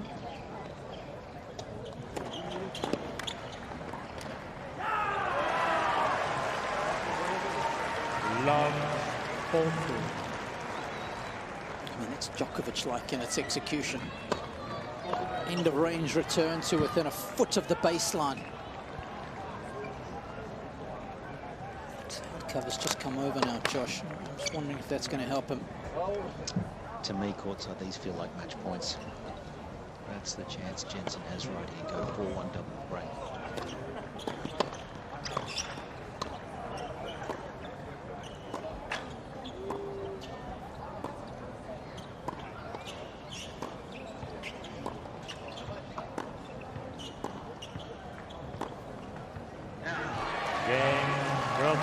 Well, he has indeed got it, Josh, and could that prove to be decisive? We'll have to wait and see. Brooksby 4-1 in the fourth. Each by 4 games to 1.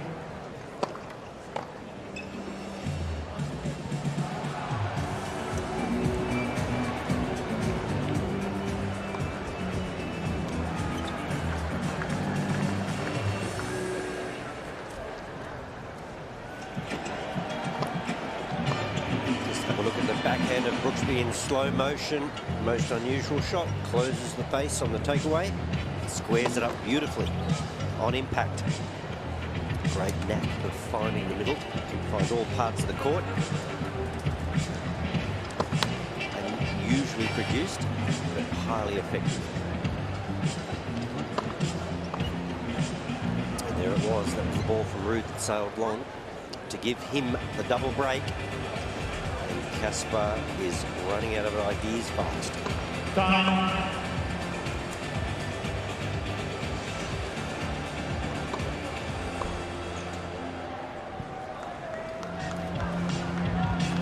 I didn't see Brooksby losing the third, and he did. I thought Casper would come out a little hot at the start of the fourth, just given the momentum shift, and he hasn't.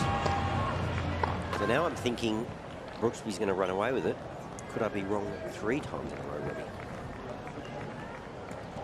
I'm surprised you're ever wrong, but well, if you talk to my wife. I've made a few mistakes over the years.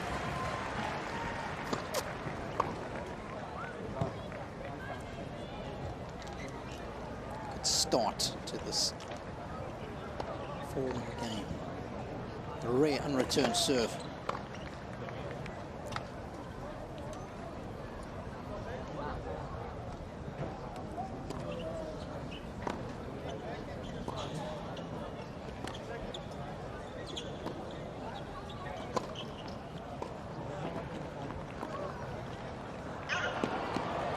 It's not a good drop shot, is it, when your opponent can play a double-handed topspin backhand off it, is it? I mean, that good shot.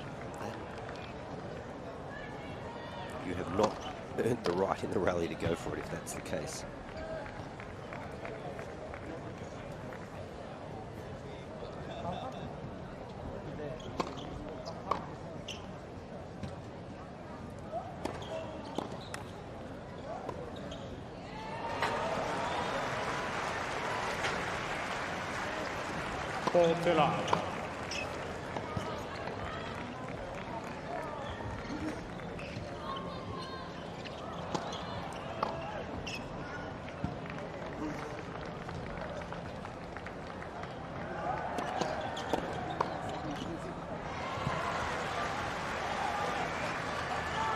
Okay, 15.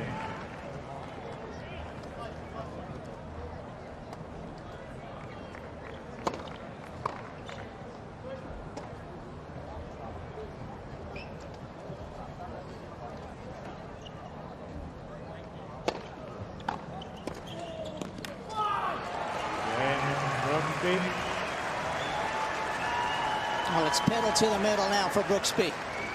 So we talk about the serve and the effectiveness of the serve. So in that particular game, free point there on game point, and the first point of the game was a free point. And in men's tennis, that's pretty much the way it's got to go. You want to close somebody out, you've got to control the game, you've got to hang on to your serve. Okay, bye-bye. So that's more like it from Jensen Brooksby. Kind of deserted him that first serve at the tail end of the third.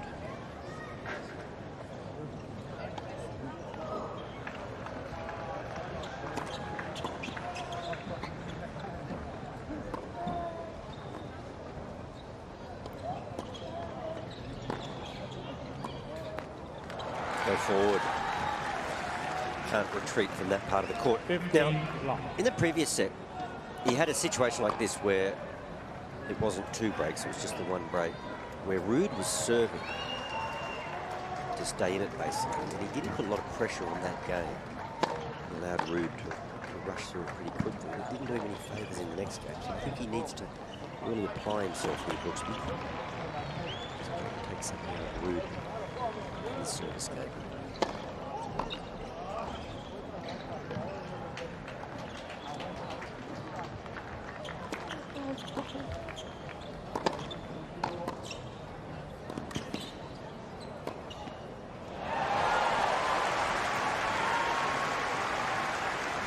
The winner of this match will take on Tommy Paul, who was a winner in 5 sets earlier today against Alejandro Davidovich Fokina. 3 hours and 50 minutes. Excellent win. And we're pretty close to that right now, Wally. 3 minutes shy of 350. Americans are coming in their droves.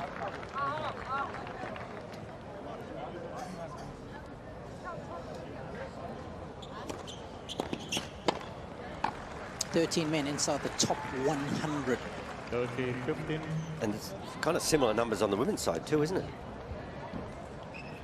Depth in American tennis at the moment is fantastic. They're just looking to replace a couple of those superstars they've had in the past. Serena, of course, just retiring.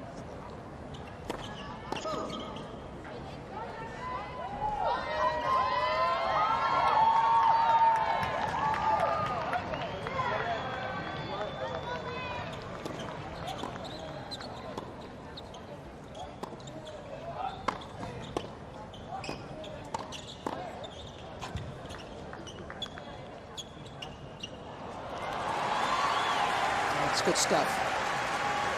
Good peripheral vision on that occasion. 40-15.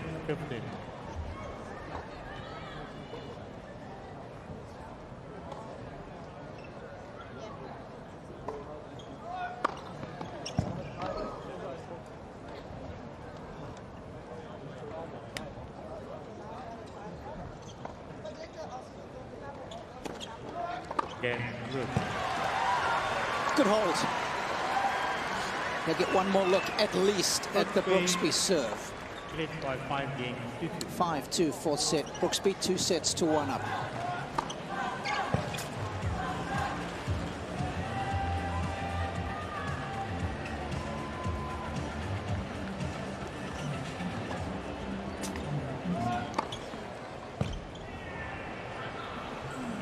A little cooler today at one of the great sporting precincts of the world, Melbourne Park, and everything that surrounds it. The Yarra River, just on our doorstep, the terracotta colour roof of Margaret Court Arena, the 3 stadium roofs you can see bottom left, John Cain Arena, but the centrepiece of this magnificent venue is just bottom left of your screen, Rod Laver Arena. And Robbie, let's not forget the roof on Rod Laver Arena has been there since 1988. Australia leading the world.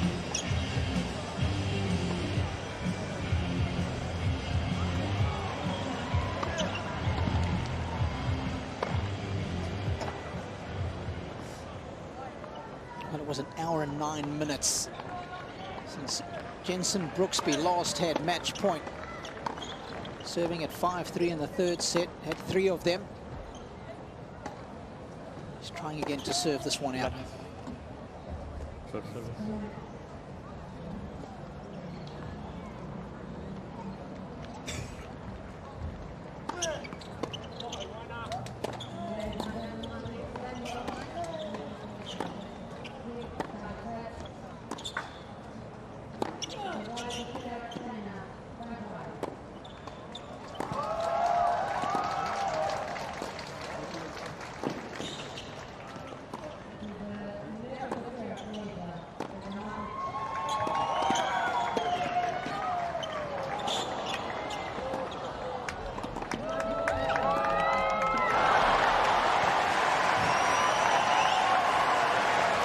That's a Herculean effort. 15 love.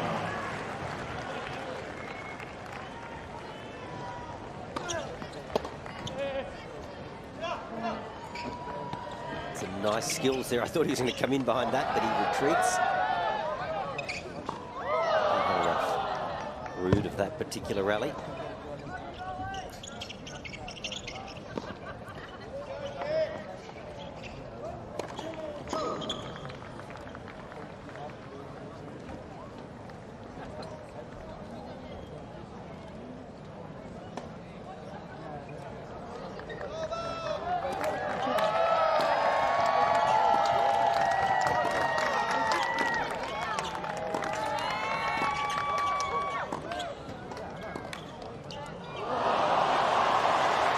Outrageous.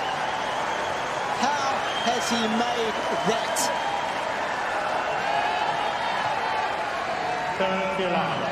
It's a piece of art right there. Well, Robbie, I'm sitting on that line, and I'm not sure how he did make it.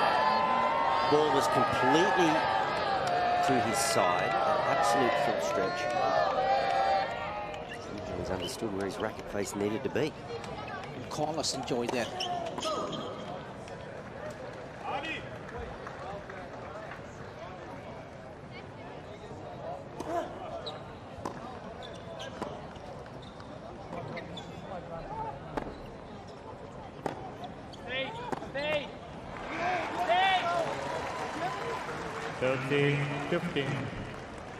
So it's 30-15, but he's had to play every point, and this is where you need something cheap.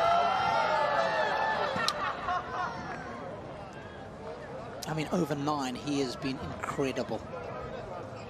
Brooksby dominant in the longer rallies. You wouldn't have picked that, would you? You would have thought the longer the rally, the more Rude would come to the fore, given his clay court background.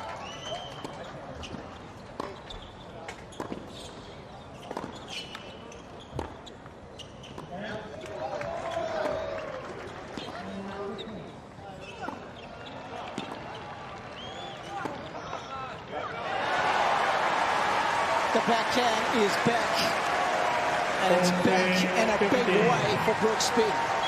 Much better shot tolerance in this fourth set. Fourth match point. Slider wide and just smack it into the open court. He's going to chip the return.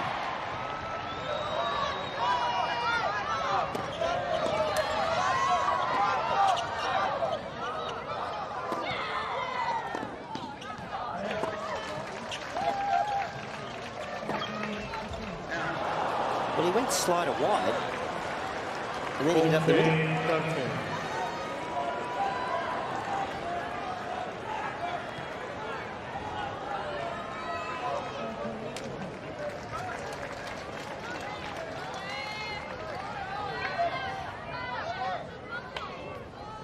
Match point number 5.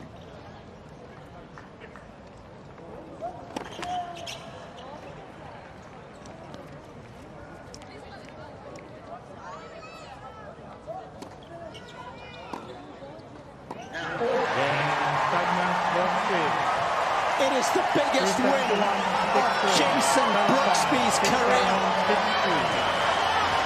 He takes out world number 3, Casper Ruud, in 3 hours and 55 minutes.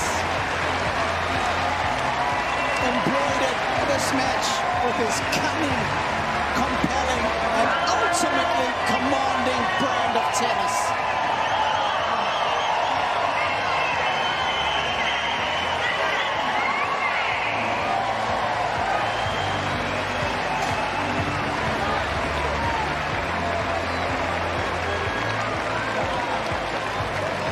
That really was the 3rd longest match of his career. And he took a detour.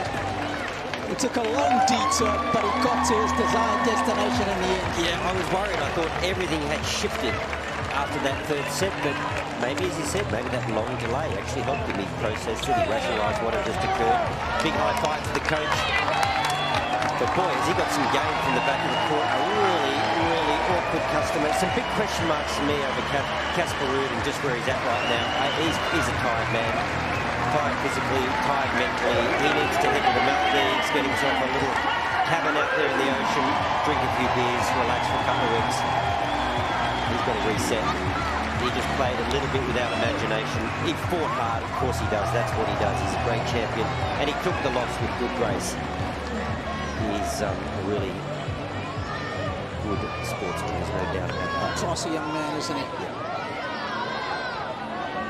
But Jenson Brooksby, he's a character. He's interesting to watch. He's unorthodox in his stroke production. He's unorthodox in the way that he approaches the matches, but he gets it done. And I think Josh is ready to chat with him now. Jenson, congratulations. Some incredible ball striking, some of the best ball striking we've seen here on centre court. That was an amazing win. Thank you. Thank you, everybody.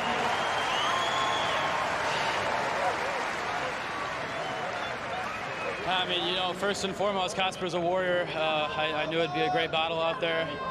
I was pretty confident with my level and just wanted to, you know, have fun competing out there and see what could happen. And I was just really proud of my mental resolve there after the 3rd set battle. It didn't go my way to just turn it around. An hour. Absolutely. Jenson, an hour and 15 minutes ago, you had 3 match points. An hour and 15 minutes, that's right. 3 match points. You did really well. What did you tell yourself when you sat down there after losing that 3rd set? Yeah, I mean, I just thought percentage over time, you know, just keep bringing my level. I thought I was playing really strong, and I just wanted to every game not let that lose my focus out there. Certainly did that very well. And look, it's the first time we've seen you in Australia. Where have you been? I mean, last year I had COVID, unfortunately, like the day before I flew out here, so that kind of sucked. And then you know, but hopefully it's the first of, you know, many good years here to come.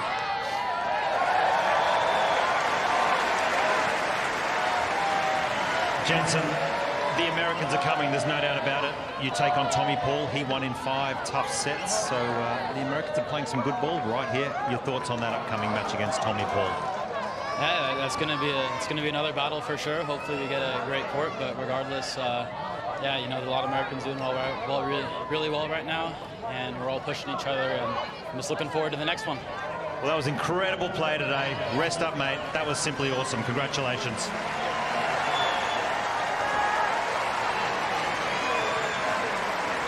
I can tell you that they played in Cincinnati last year in the US Summer, and Tommy got the better of Jensen on that occasion. 6-2, 6-3 in Mason, Ohio. But this is a major. It's a new year. They've both been through the ringer today. It'll be a fascinating matchup. Great interview by Josh. Where have you been, Jensen? I like his answer. COVID. That's up. Yeah. He's a little unlucky, but I'm sure we'll be seeing plenty more of him. He's only going to get better. Matches like that just give you that little bit more confidence, belief at the very top end of the game, and to do it over the best of the 5-set matches is really quite something. Yeah, well done, JB. Well done. Your final thoughts, please, Wally. Well, I think Casper needs to take a little look at exactly how he's prepared for this event. Let's have a look at the numbers for Jensen Brooksby. Maybe needs to think about that first serve. Percentage not great. Just the 2 aces over the course of 5 sets. 48 unforced errors, 50 winners. He is very, very dangerous from the back of the court. And look, he generated 13 break points and he broke 9 times, so that is pretty significant. But you have the work to do. Tommy Paul is a very, very talented player, so that's going to be a tough one next. Certainly will be. Look at that. Round 3, all those through with the US flag alongside them. Well, almost 4 hours of high-octane, high-entertainment tennis. It is USA all the way. From Wally Mercer, Josh Eagle, and myself, Rob Koenig. Don't go too far. The next one's coming soon.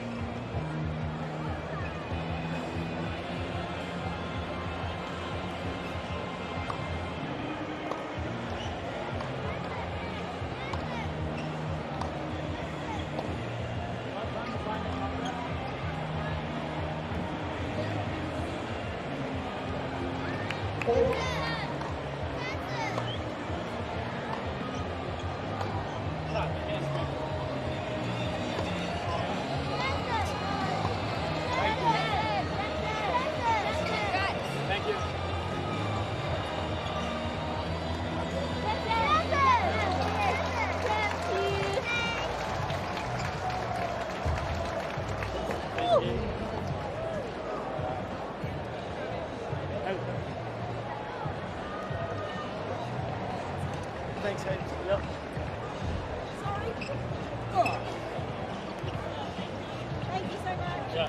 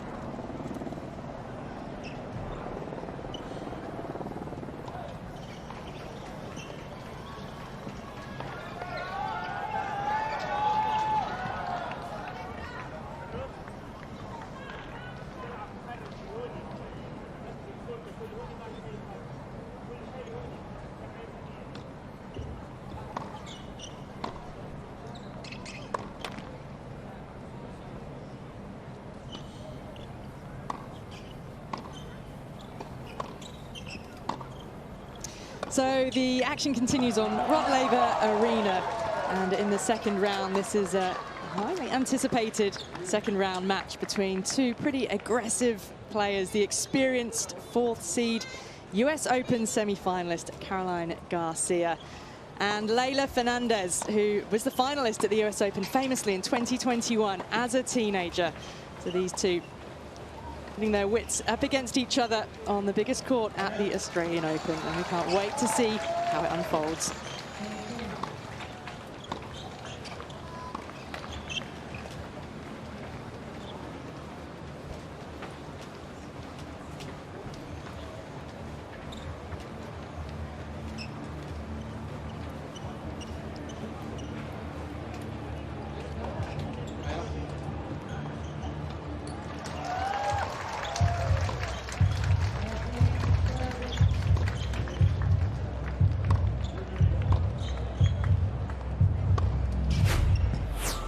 It's women's singles second round action here on Rod Laver Arena. Please welcome from Canada, Leylah Fernandez.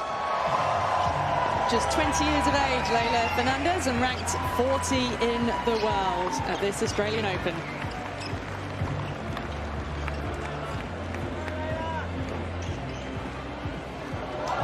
And their opponent, the fourth seed from France, Caroline Garcia.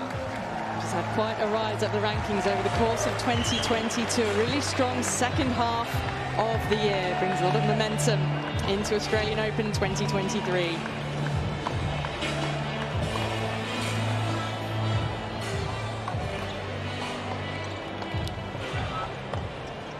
So we're in the bottom half of the draw here. And the opponents, Begu or Siegman, who they would face in the third round, the winner of this one, they're currently on court at the moment. And Arena Begu is 1 set up in that match at the moment. But Fernandez and Garcia match up today, so he'll go through to that third round. Garcia will start as the strongest contender, the 4th seed, off the back of a really successful end of 2022. Winning Cincinnati, the WTA Finals champion, as well as making the US Open semi-finals too. It should be an exciting matchup with Fernandez. With us. Can we start with a photo this way, please? If you look there.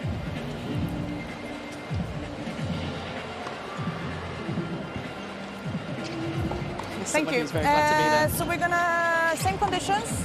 You will be blue for the towels, all right? You will be red for the towels. Any questions? No? You wanted to ask Caroline? Ben or AO? AO, please. AO? Flip the coin. AO? I serve. Serve? Have a good match.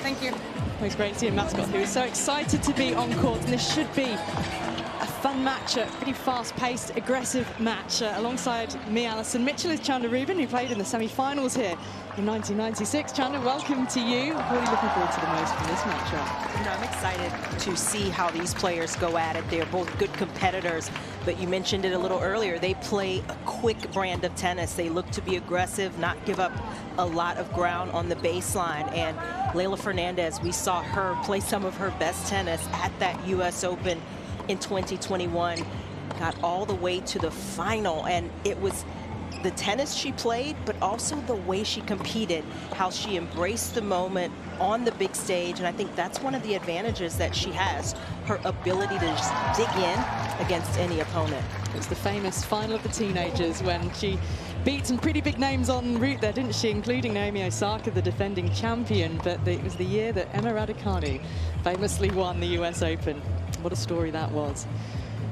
But in Caroline Garcia, she had a really tough period mid-year when she picked up a foot injury and had to take some time out in March. But my goodness, when she did come back from that, and she's spoken about actually needing to almost learn to walk again, but she came back and won titles in, well, across every surface. The only player on tour to win on grass, clay, and the hard courts in Cincinnati.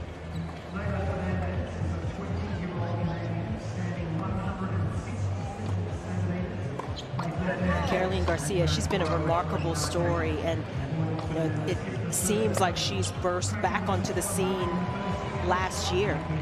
This time last year was about 70 in the world, now up to 4, but she's been there before, and you know, I think that's part of what makes her story, Caroline Garcia's story, so remarkable, that she was able to steady herself after a couple of years of struggling, had some injuries, as you mentioned, but it's not easy to find a way back up the ranks, and she has done so, I mean, with aplomb. It has been incredible the way she's gone through opponents, and of course the advantage, you would imagine, goes to her in this matchup because of everything that she has accomplished recently. Pretty kind conditions to be playing in today, isn't it, Chandler? After the extreme heat we had one day to then a horrible rainy day, that meant the roof was closed over Rod Laver. But now the roof open and lovely temperate 19 degrees, and not much in the way of wind down here either. Yeah, this is more of what players would have expected coming to Australia. A little bit of heat, not, you know, too oppressive today, but no rain, so the matches have been able to go consistently all day, and I think the waiting around, that was what was so tough on players yesterday, but today, none of that going on.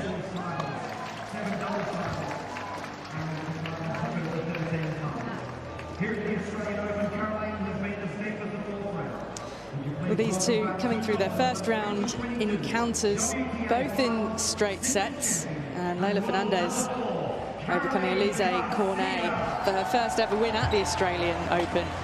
But Caroline Garcia has been around for such a long time. At 29 years of age, she is almost, well, I want to call her a veteran of the tour. 1 minute. And yet, her best performance at the Australian Open is the round of 16 achieved in 2018. Do you think this is the year for her to push deeper in this particular tournament? I think it could be. I think Garcia has the confidence now. You know, sometimes it makes it even sweeter when you're able to get back up to the top of the ranks a second time or third time after a little more adversity. And I think that's the case for Garcia. She has the experience now. She believes in her game. She plays incredibly aggressive style of play, and she's been able to play it consistently and successfully. And I think these courts, although the ball bounces up a little bit more, opponents will have a little more time against her. I think her game is adaptable to this surface in terms of her going deep in this event. And I mentioned the foot injury, which hampered her mid-year and had to take that time out. But alongside that period, Garcia has also spoken about her challenges with food, bulimia struggles that she has had, but great support as well. She said at that time, her relationship with food was a little uncontrollable, but she now has some of that control back, which is really great news for her and for her tennis, and she's in a much happier place. Spoke about that at length with the French sporting newspaper L'Equipe, and very bravely so as well. So she knows what it's like to hit the bottom, and she now really wants to enjoy the highs, which will include winning on Rod Laver Arena. Yeah, it really is a journey, and Caroline Garcia is a classic example of that. Managing the highs and the lows, getting her game back to this level, and the mindset, that is also so crucial. So, second round in the women's singles, and Garcia, 4th seed, ready, and it's underway. Play.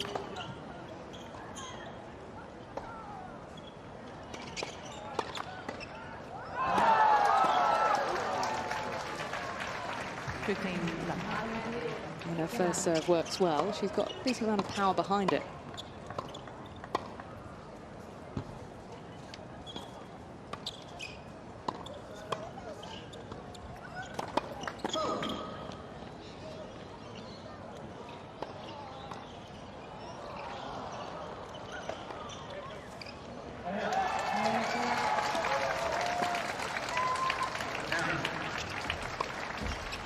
Serve Garcia is a real important weapon in her arsenal. It allows her to play more aggressively behind that second ball, allows her to get inside the court early in rallies when it's firing.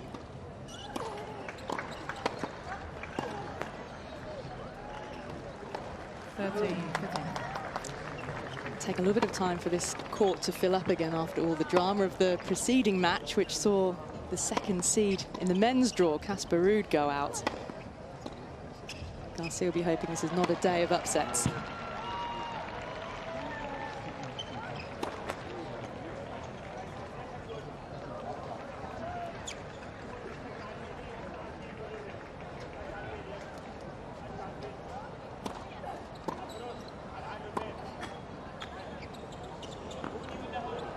A bit of assistance. And the apology. These early stages of matches are so critical for both players to try to settle in. Even for Garcia, higher ranked, a little more experience. Starting from scratch here, trying to plug in as quickly as possible.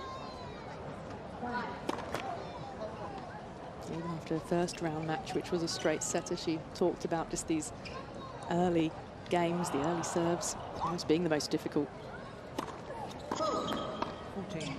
Well, it's always interesting, you know, for any player, you don't know quite where you're going to start in a match on a given day. And there are certainly variations depending on conditions, depending on how you feel, how you wake up, how was, you know, your warm up. And so you want to try to settle in as quickly as possible, in spite of all that. Strong serve to close out that opening service game. And that will just help to settle things. Absolutely. Getting that first game on the board, but getting the first service game under your belt. Don't feel like you're quite into the battle until you've done that. And then for Garcia, electing to serve first, that shows a bit of confidence in that area, and it gives her opportunities to maybe look at breaking early.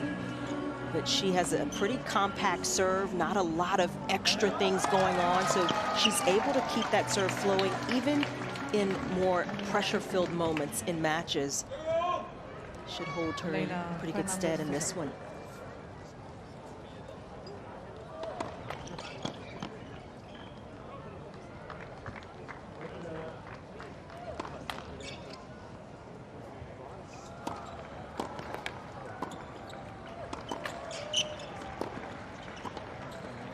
Nicely up to the net for the first time. Garcia, well controlled, comfortable volley. I don't think Fernandez minded drawing against a player of Garcia's quality. For her, she was saying, well, it gives her a really great opportunity to assess where her own game is at. And somebody like Garcia.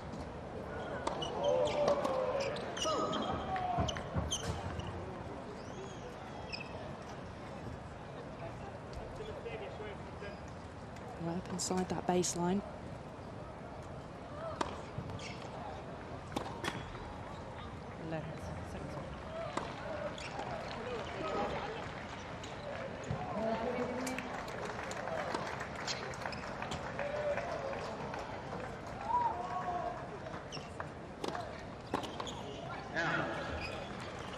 I think it's an important mindset to have. Obviously, you want to go into a match feeling like you can win the match, but to approach it against a player of Garcia's caliber, her ranking, the matches she's won recently, look at it as an opportunity to test your level, to see where your game is, see how you match up.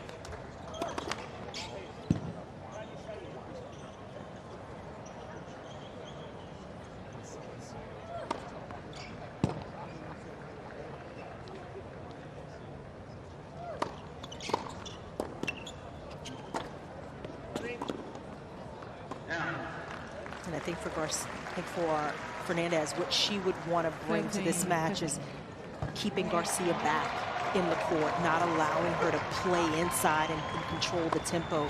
And also try to open up the court, create a little more space for Fernandez to use her leftiness. She's got the ability to create angles, use the geometry of the court.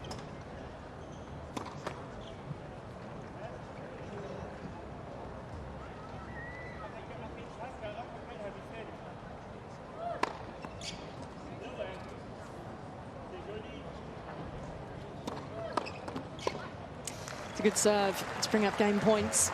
14. For Garcia, just not as many left-handed players on the tour, so it's just a little bit different, isn't it, with the angles that can be created from the serve. But this one hitting the center line, clipping.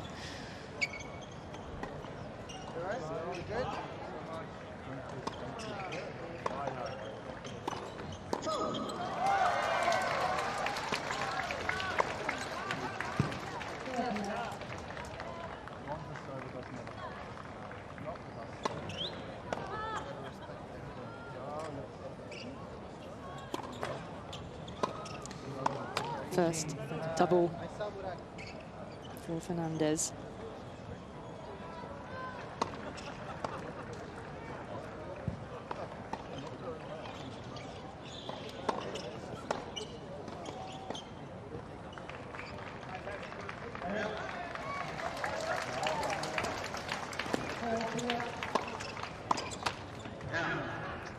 So a game apiece.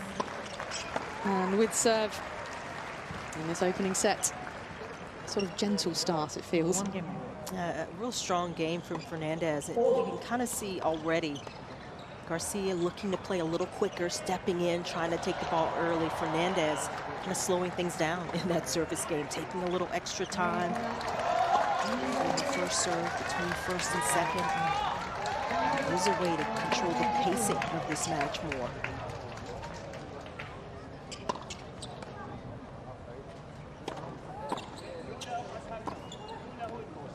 Really good play. Hasn't been easy for players to slow Garcia down, and you know, whether it's her serving and looking to move forward or stepping well inside the baseline on returns, she is trying to control how quickly this match is played.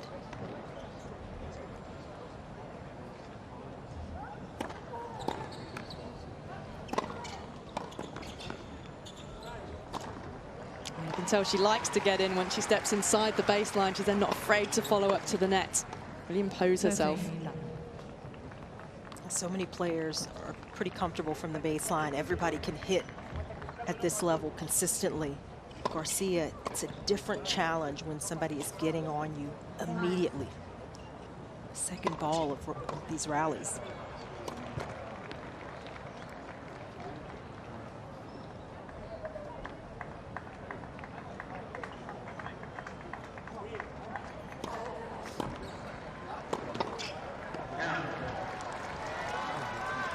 Strong returning. 13. Yeah, she's got the ability to step in as well, and that is one of her strengths, trying to take the ball on the rise when she can, kind of control the baseline as often as possible.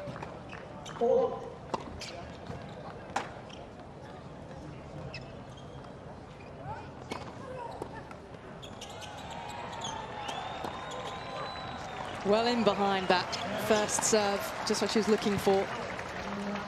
You can see already how important the first serve is going to be in this match. Either player gets a look at a second serve, it puts the other at a real disadvantage.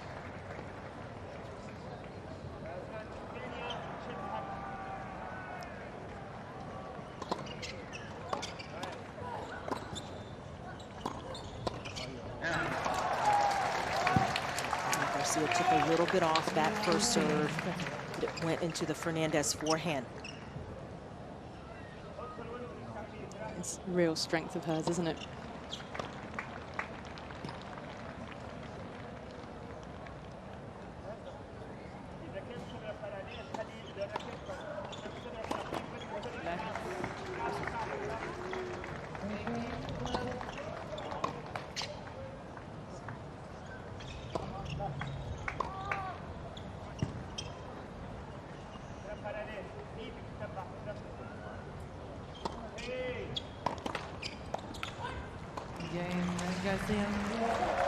The hold of serve from Garcia. With serve, 2-1, fourth seed. 2 games, 2-1.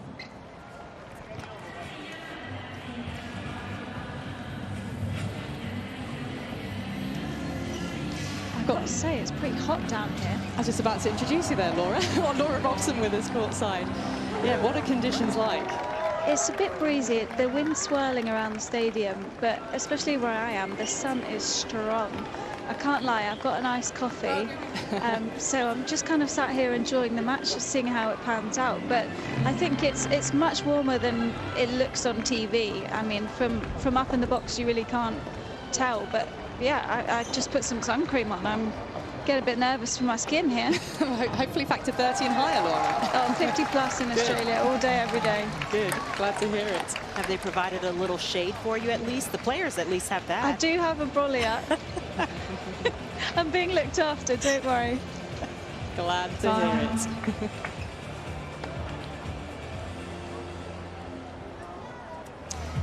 Well, we haven't seen enough of that sort of sunshine yet in these first few days of Australian Open, but it's all set pretty fair today. But yeah, it's been warmer out there than it looks. And the shade that creeps across is welcome. But with serve in this opening set of this second round match.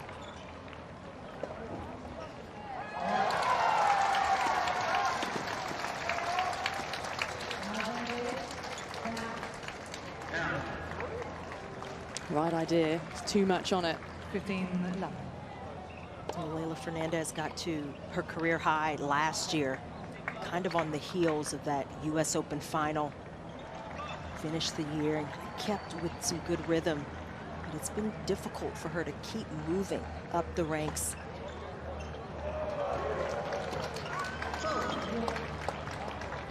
Reached world number 13, didn't she? Off the back of the US Open final.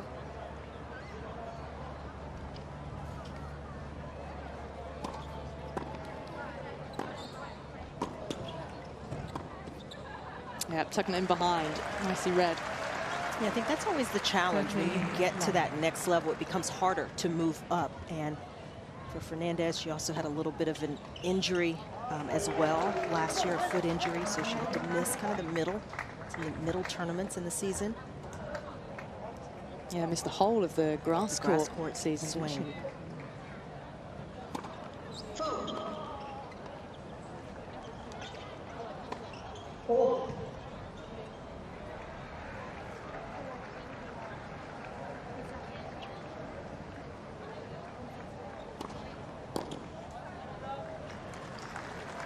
But she's had kind of steady progress. Fernandez has. She was a terrific junior, won Roland Garros Juniors in 2019, and wasn't that long ago. Although now she's been on tour for a few years, full time. It's been a nice trajectory upwards.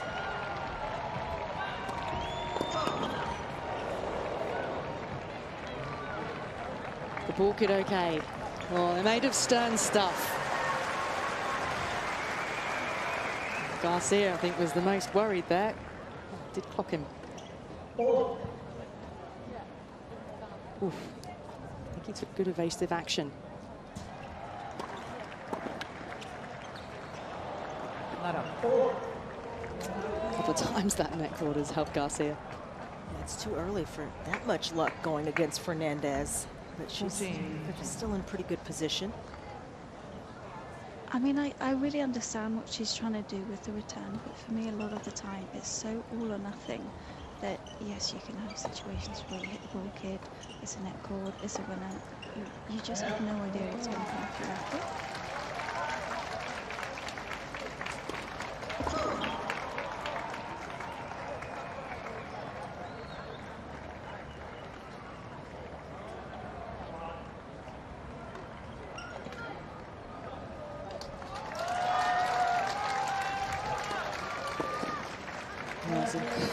Almost took out the ball kid a second time. Second hold, and we remain with serve, 2 apiece in this opening set. There's just no give, and I think part of the joy of tennis is you kind of change your tactics depending on who you're playing, and if you're playing a lefty, you might move out a little further, cover the wide one. And I just feel like she's putting so much pressure on herself to deliver this huge winner down the line cross court every time on the return, that then she's scrambling on the third ball the entire time unless it's perfectly placed. So just like to see a little bit more tactical play or adjustments.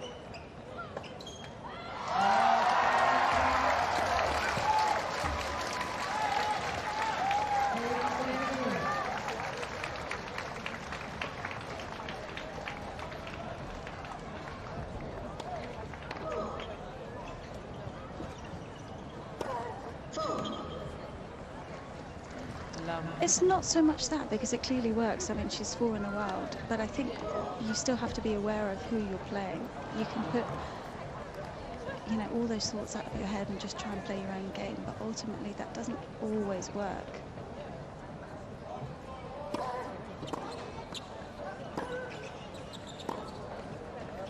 If someone was throwing down 70-mile-an-hour second serves, I'd say go for it all day, but that's really not what Layla's doing here. Plus, she's the lefty, so it's going to curve into the body, it's going to curve wide, and it just makes the return that much more difficult.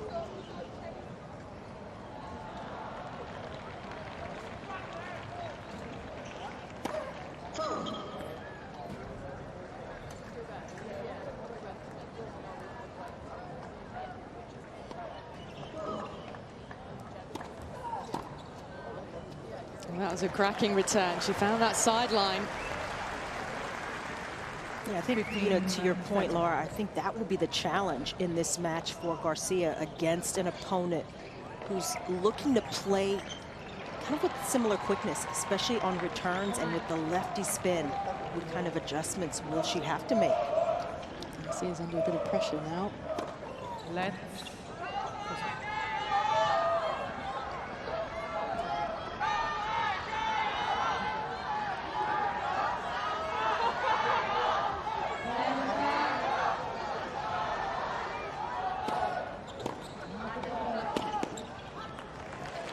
We also talked about it a little bit at the start of this match, but this court, the ball bounces up just a little bit more. Opponents will have just a little more time. How will Garcia kind of adjust and deal with that? Real opportunities here for Fernandez. Yeah, 2 break points for the world number 40.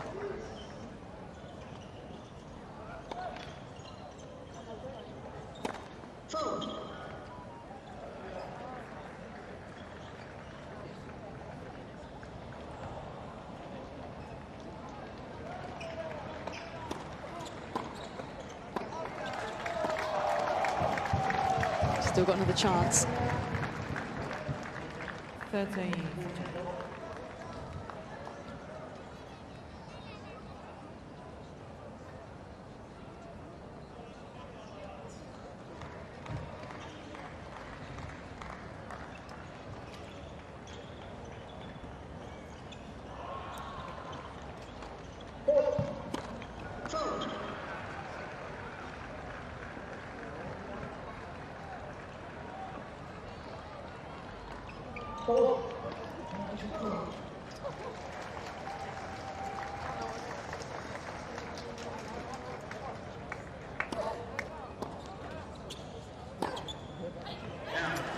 It's a bad miss. It's an early break for Leylah Fernandez, the world number 40. A break up early in this opening set. I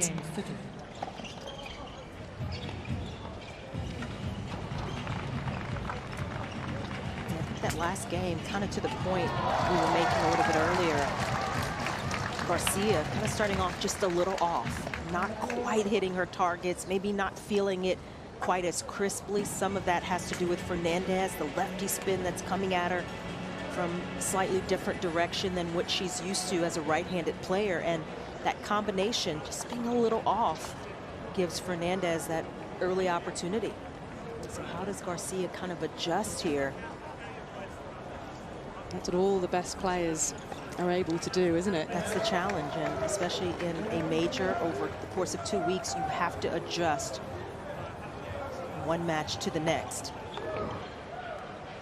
You really don't have that much time, particularly against a fast opponent who can make early, quick moves.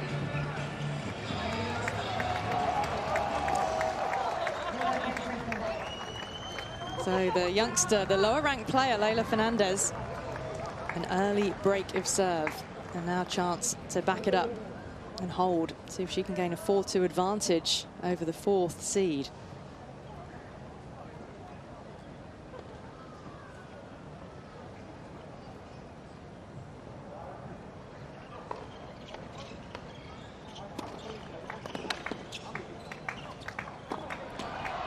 I think Garcia knew she was beaten even on the return. 15. Fernandez, she's got pretty simple takebacks. Allows her to regulate her contact point, and she gets a ball right in her line. Very difficult to catch up to it. This is a troubling time early for Garcia.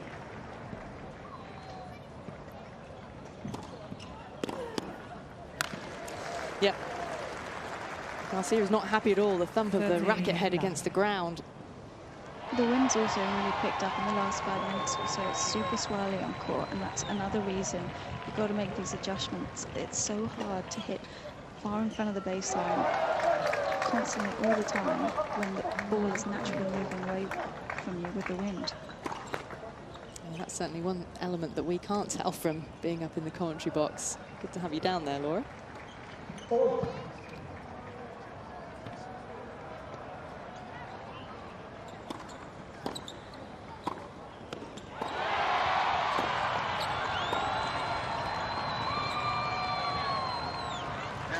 That was a good point from Garcia. I mean, she plays a more high-risk game, and to take away some of that risk, she's got to give herself a bit more margin. The return was more in the middle of the court.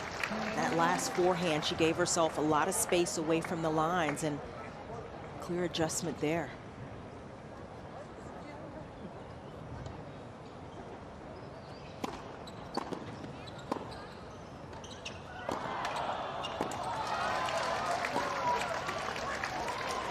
Yep. Finally nailing some of these ground strokes with some winners. 30.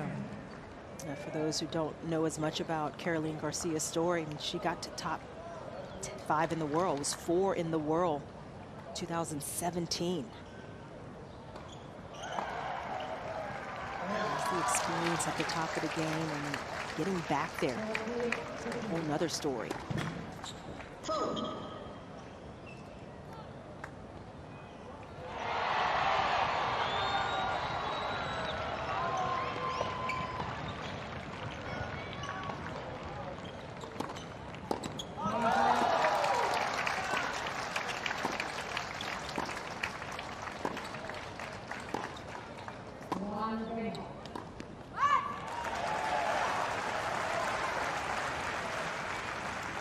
On the brink of what would be a really important hold. That's a good reset point from Fernandez. Just to stop the run. Slow Garcia down just a bit here.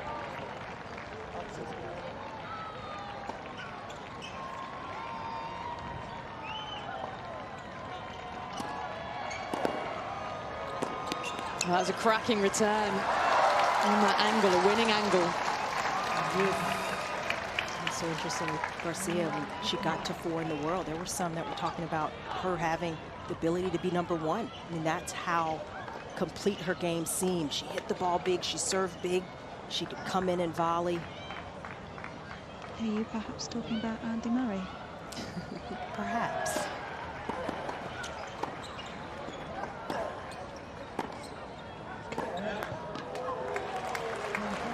I think both Andys actually mentioned it though, at the time. I just remember Andy tweeted after Caroline was a set and 4-1 up against Sharapova at Roland Garros, and it was a massive jinx because she lost that match almost instantly after he Put your phone away, Andy. Put it away.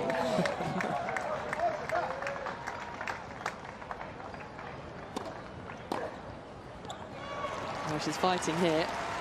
Desperately to stave off this hold. She just seemed like such a complete player. And of course, the mental side, that's got to be in line, and you've got to be able to deal with the pressure.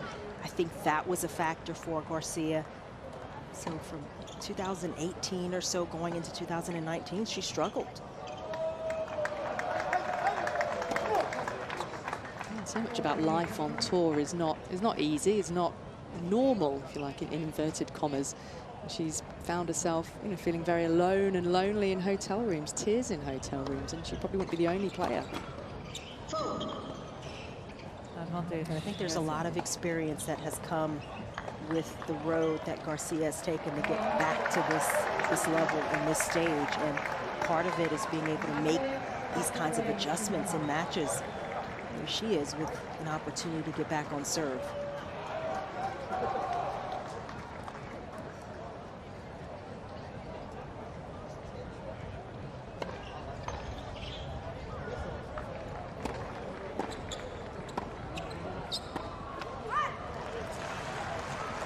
This time we'll have to work harder to earn another break point.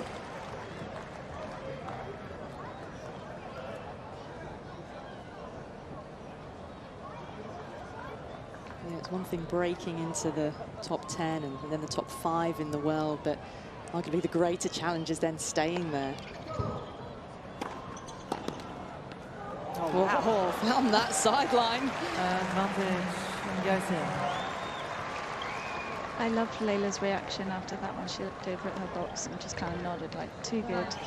I'm sure she's expecting a fair few of those as this match goes on. Sometimes you just got to acknowledge a little bit of brilliance.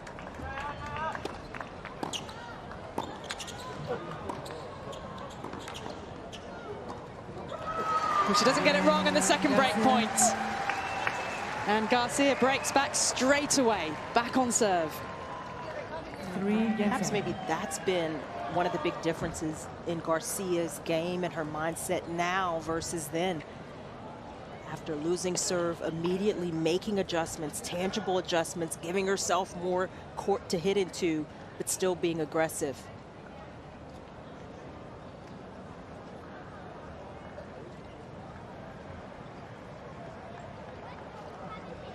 A happy coach's box.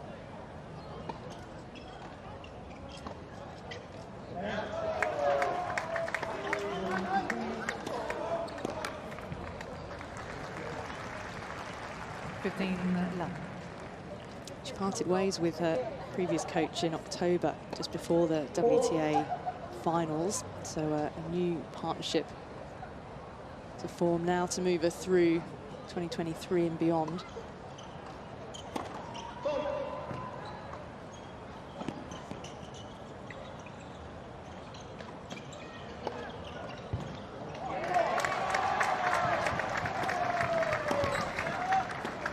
Oh, how deep can you go?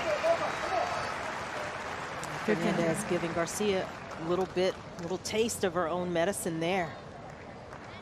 The timing of the end of that last coach relationship was interesting for me because they'd had such a good season together, and just as she starts doing exceptionally well, they stop.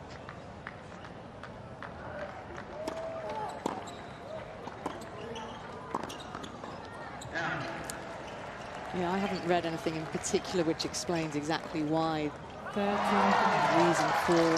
He had made a couple of comments in French newspapers. I can't remember exactly what was said, but it didn't end on the best of terms by the sound of things. Let's hope for Garcia's sake that a new partnership can take her to greater heights still. So that's the aggression that she likes. It's taking it out of the air, but getting it right. Well, I was impressed at the tour finals that in spite of that coaching relationship ending, she seemed to stay in the rhythm that she had been. Obviously, everything that coach had imparted to her, you don't just lose it, and that was still a part of how she went about her business, but it's not always easy to reset for a big event.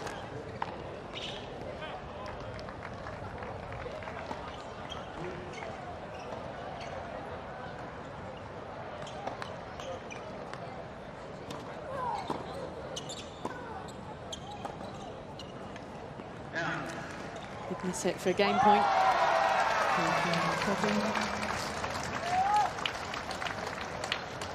3 titles for Garcia through 2022, starting in Bad Homburg, Germany on the grass, and then winning in Warsaw on clay, beating Świątek in the quarter-final there as well, before victory in Cincinnati as well.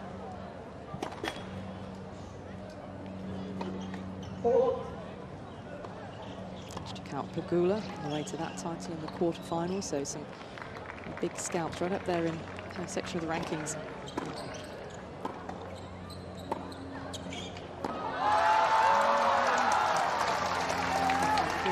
Career, Garcia kind of struggled with her father-coach relationship, and that's not always an easy balance.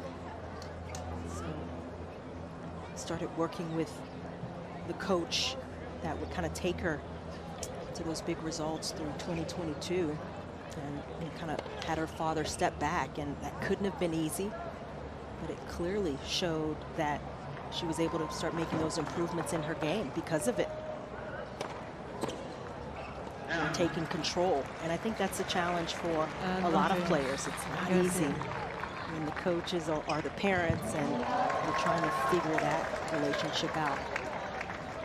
She seems to have settled pretty nicely because her parents were there for the tour finals, and big happy family.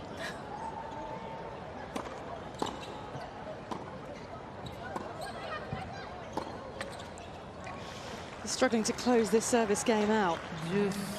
Leila Fernandez worked with her dad as well, although she's also hired a coach now to work alongside. I think looks like sisters on tour as well, so the father is spending a little bit more time traveling with the younger sister now.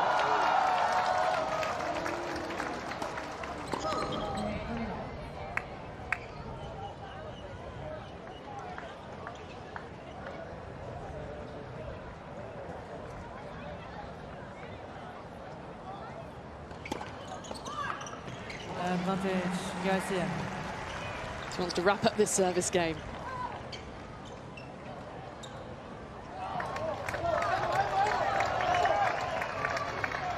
To be faster serve than her opponent.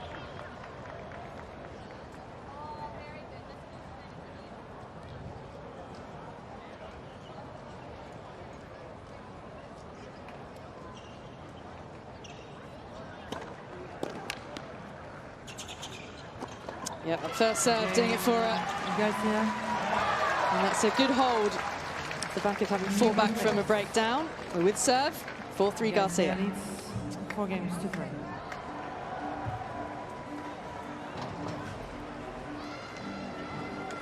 Feels like Garcia's got a little bit of her energy back again.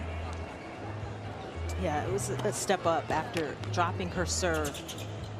Reset, continue to be aggressive that way. To just control it a little bit more, give herself a bit more margin, and that's so often the key for, you know, big hitters, players that look to play such aggressive tennis. The last thing you want to do is back off of your strokes, back off of your shots. Just want to give yourself just a little space to work with.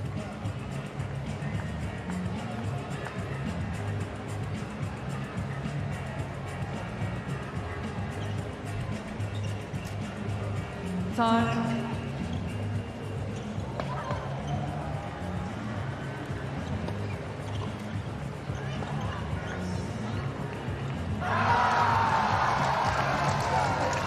Break of serve for each player so far in this opening set. Too much to separate them. Who's going to make the decisive move? When will it come? Goes here for Fernandez.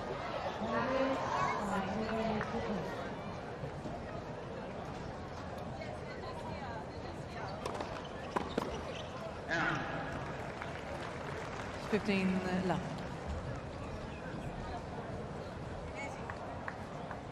A little bit more shade creeping across the court now. Just helps take some of that heat away.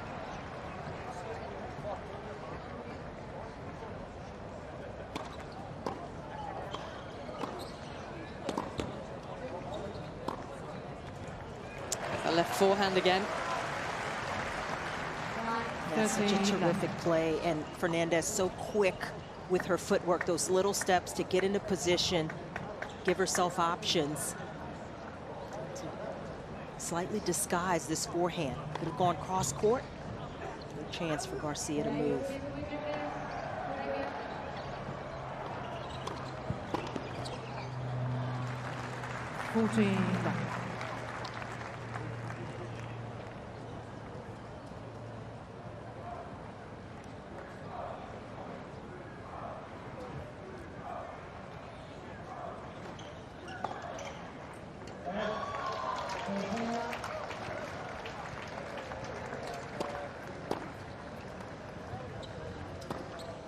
It's a great passing shot.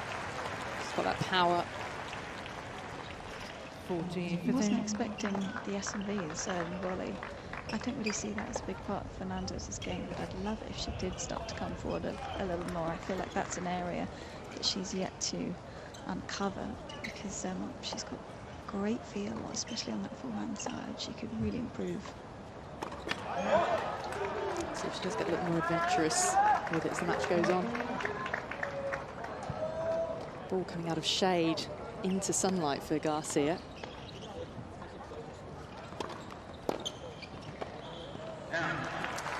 So hold for Fernandez. We remain with serve. Level at 4 apiece. 4 games on. It's really difficult down here. I'm like, do I put a jumper on? Do I not? I don't have any sunglasses. The glare's coming off the court. Must be so annoying for the players. Well, it's awkward, isn't it, when part of the court's in shade and part is in sunlight. You'd rather it be one thing or another, but it should actually help Garcia with the serve, because on that end of the court, the sun can be in the eyes a little more.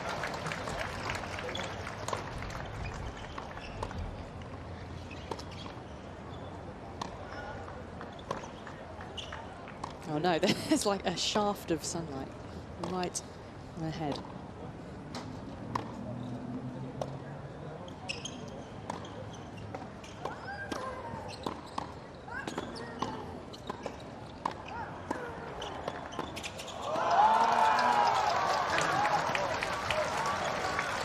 Going to be the challenge for both of them, trying to get in the middle of rallies. The other doesn't give up a lot of space on the baseline, so you've almost got to force your way in. That time Garcia, though, Just not in good enough position. Get that volley high enough. Terrific dipping shot from Fernandez.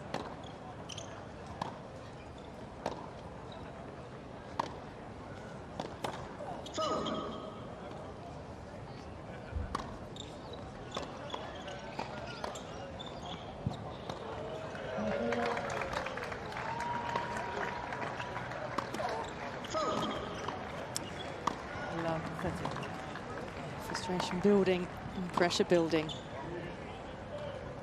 was able to break back immediately. Broken earlier in the set. So a bit of an opening potentially here for Fernandez.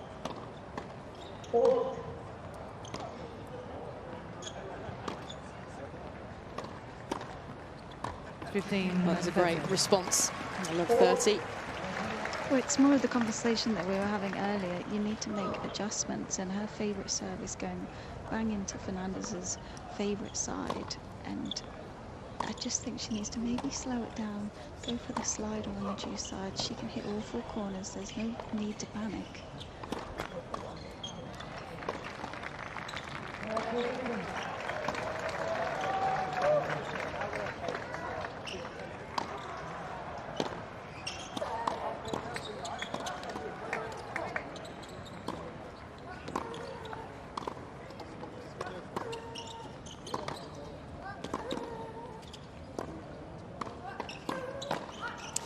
That was a miss. It was a bad miss to set up 2 break points. 15-14.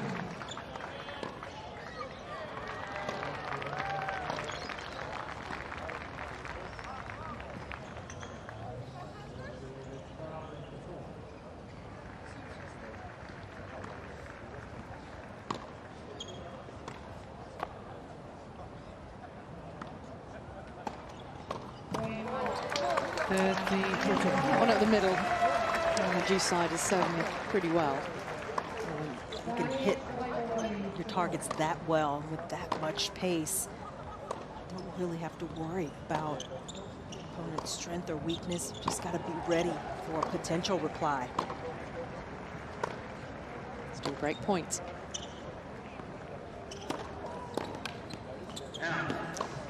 Well, 2 terrific serves just when she needed them. But that's always the challenge. Righty against a lefty, your normal kind of go-to shots can sometimes go into their strengths, but those last 2 serves didn't matter.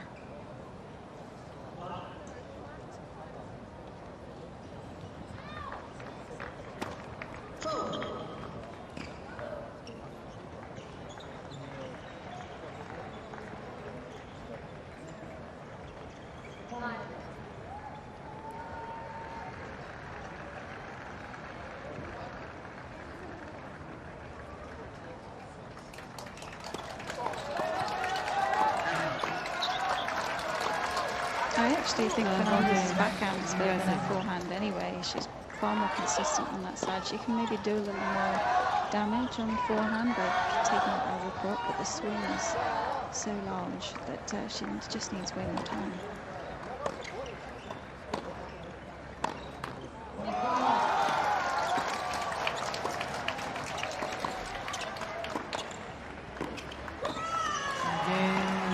She's had to fight hard for that.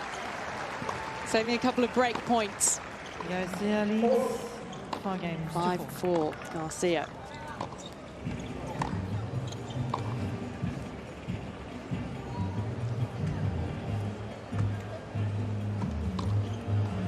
Business end of this opening set then.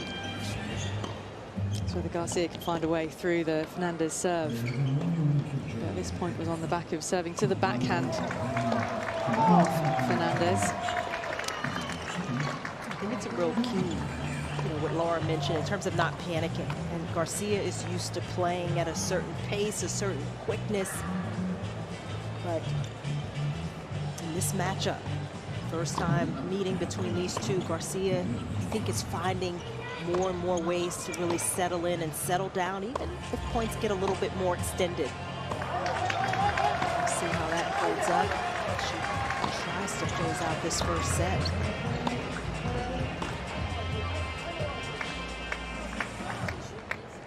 Time.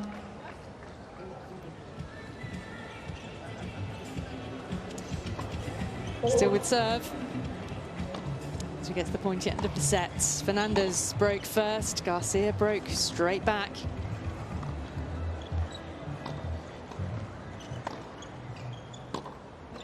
And now for the world number 40 to try and level things at 5 games each.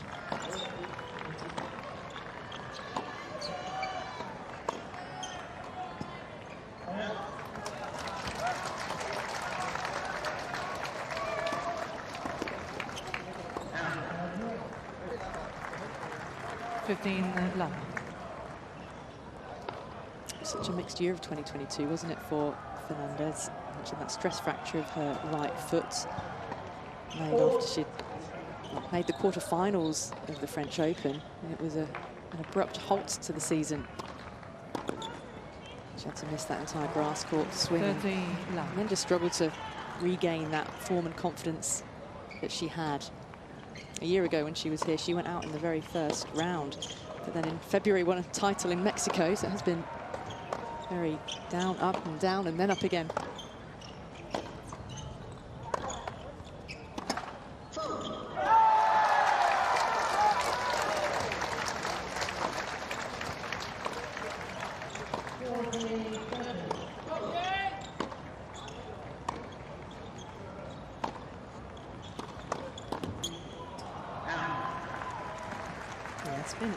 Interesting trajectory for Leylah Fernandez. She broke into the top 100 for the first time in 2020.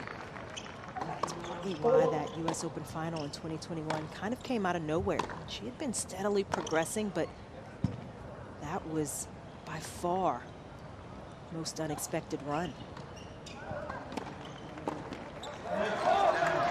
Unexpectedness only matched by Emma Raducanu's run. I was going to say how their lives sort of went. I mean, if it had been Fernandez who won, just think how the pressure and expectation on her life and the way the spotlight's been on Raducanu, and Laura, you've witnessed that of close quarters with Emma.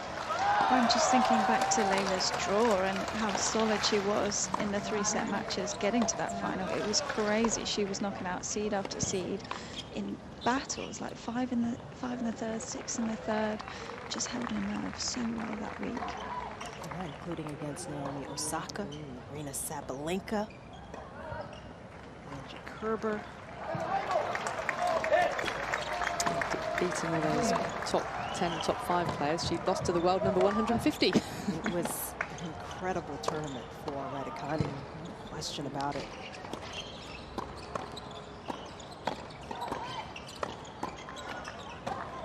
Raducanu didn't have quite the draw that Fernandez had in terms of rankings of the opponents, but come to qualifying and win a major, I don't know that we'll see that again. Just an unbelievable fairy tale. And it happened.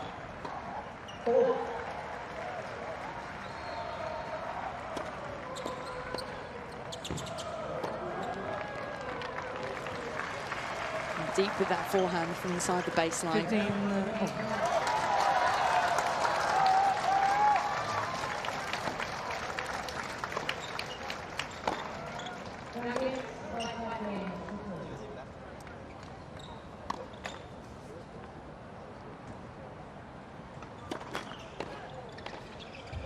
To have had that experience of playing Grand Slam final at such a young age, it's got to stand you in good stead knowing that you've been there, you know what it feels like, ready for the next time.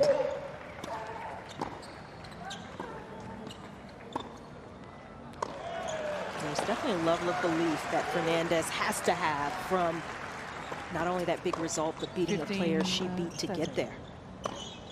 And Chanta, where do you see her ranking sort of evening out? Where do you think she's going to sit for the next 10 years? I certainly would expect her to be able to be around top 20, maybe push up into that range.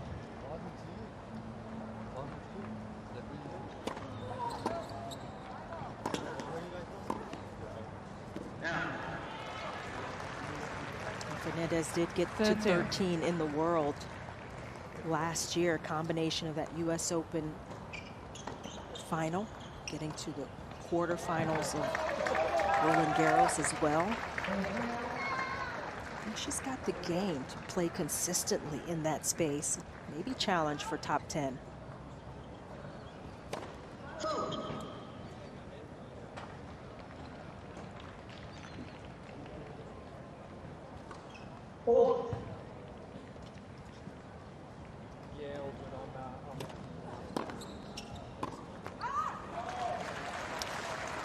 Well, at 5 games all, clutch moments. 13, 14. I think the biggest challenge for Fernandez will be the lack of a big weapon, and that makes it just a little harder to stay consistently inside the top 10. But her ability to compete, dig down deep, that's an intangible.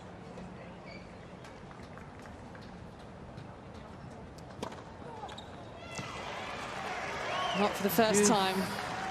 Garcia digs out a big serve just when she needs it most. Fernandez is getting a look at these break points, but then she's being shut out emphatically.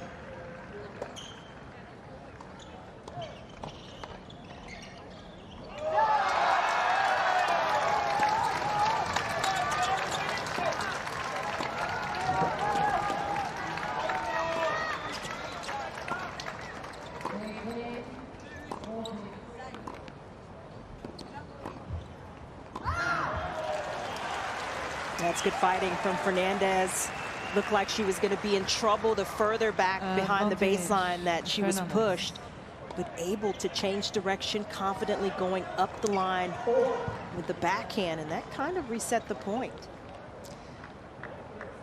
Can Garcia find another serve to save the break point?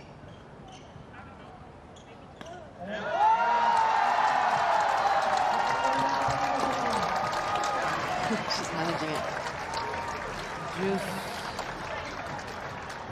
Doesn't allow Fernandez a look in. Laura, do you think the same about Fernandez's ranking long term?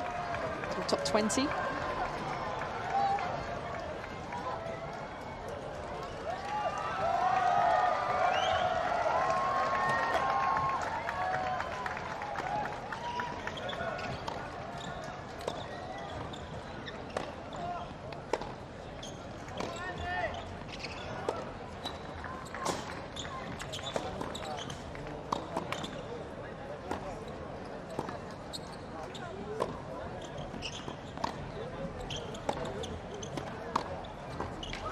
Great tracking back from Garcia. Yeah, I would probably say the same. I'm in agreement that I think she needs another dimension to her game. You know, even a matchup like this, she's doing so many things well, competing well, moving well, making a lot of balls, and staying low as well. But has she got that power? Not so much, but you can add that over time and feel physically stronger. It's possible. Point for Garcia then.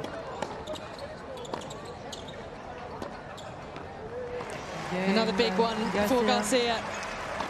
An important hold. 2 break points against her. And it's Garcia 6-5. We stay with serve.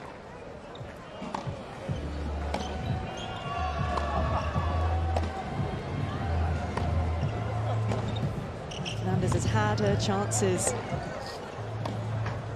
2 break points in the previous Garcia service game, another 2 in this game, and each time Garcia's found a way through. Good to see Melbourne Park absolutely buzzing again. More of a jumpers and coats day today. That's perhaps the difference. The sun was going in and out of cloud, but fully overcast now, and it has made it a little bit chillier. I've finally given in, the jumpers on. I can see that. I was trying to stay strong, but no, it's getting a bit nippy down here for sure. Well, you can put the factor 50 away for the moment, and the umbrella. Well, hopefully the umbrella. I don't think any rain is forecast, is it, for this evening? I'm not going to even think rain. No. Well, this arena has the roof anyway. But for the tournament, we don't need it.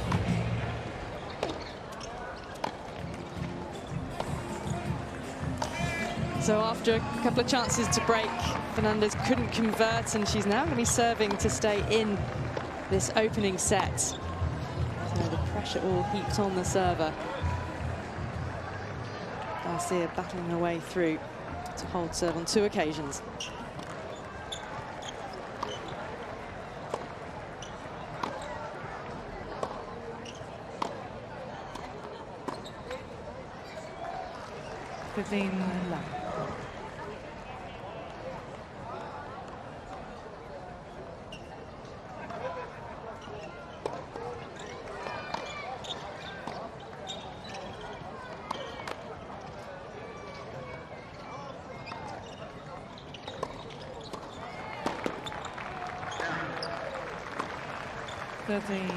Fernandez has used her serve smartly. Mixed it up. That's sort of using a bit of side spin.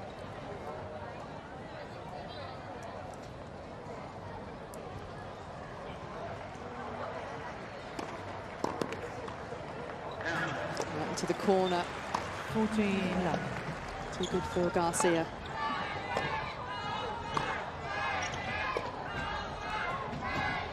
Is to take us into a first set tie break.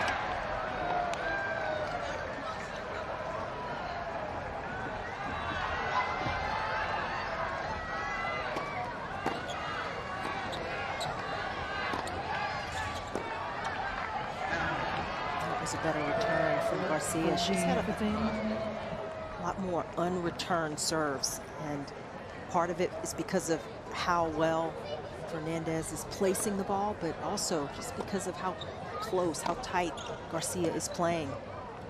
She's not giving herself quite enough time.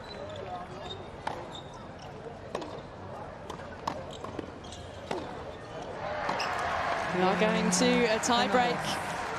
6 games all. See if they can be separated now.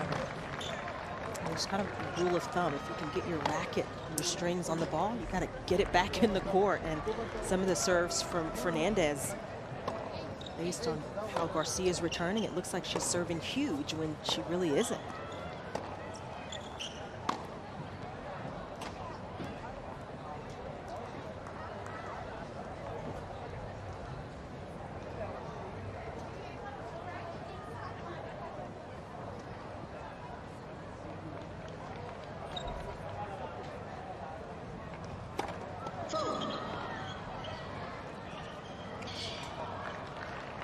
Hoping to find what will be her 5th ace of the match.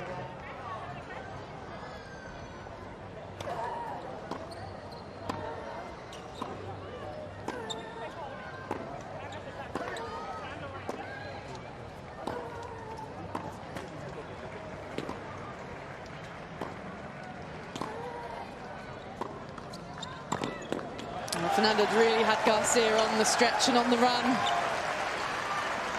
That's really excellent ball movement from Fernandez. 1-0. Fernandez.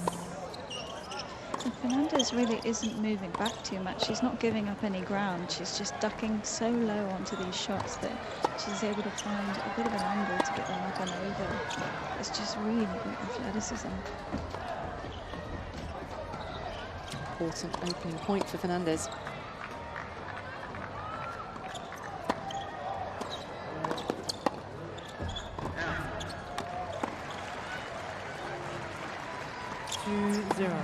Fernandez.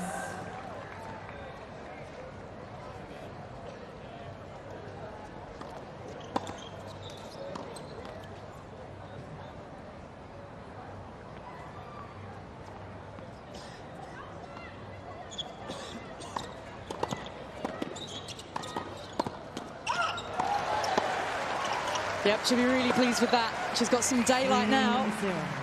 Fernandez. Yeah, Fernandez really addresses the ball beautifully and doesn't have quite as much power, but contact point, how low she gets behind the ball, gives herself a good base, and she's able to get just that little additional angle. That's been her weapon here.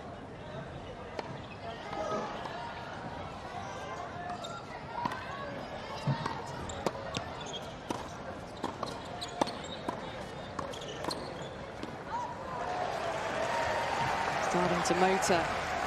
4-0. Fernandez.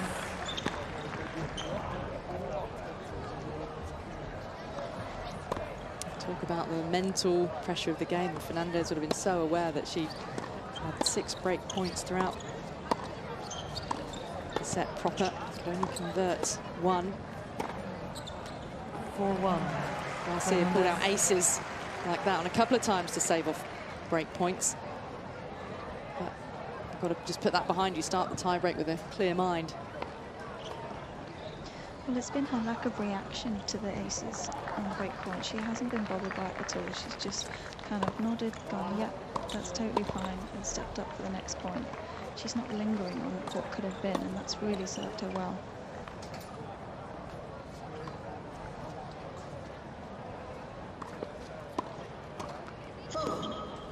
It's about staying in the present moment, isn't it?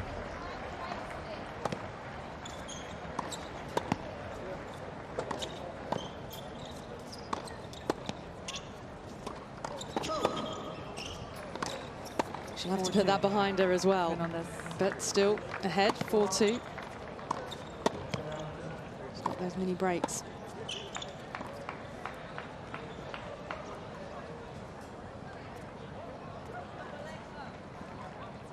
Tension there. No, I mean, this is such an important moment for both players, really, but I think more so for Leylah Fernandez. If she can get this first set, give herself that little bit of an advantage against a player like Garcia, it could be a real momentum shift.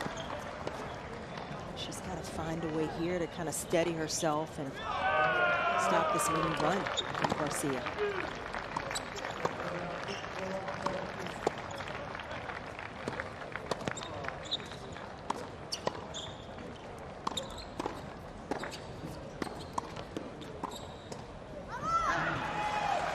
That'll help her.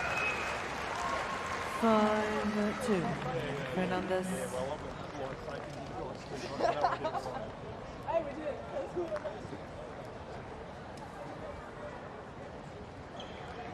These two have never played each other before, so it's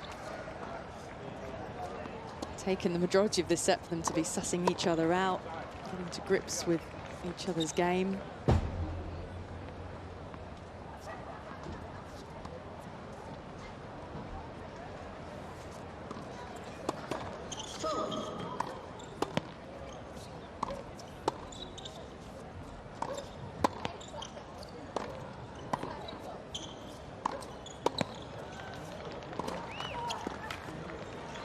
Another terrific serve. That's a gutsy second. Putting a little more slice on that ball so it tailed away from Fernandez. That could be a good go-to serve for Garcia going forward, not just straight pace.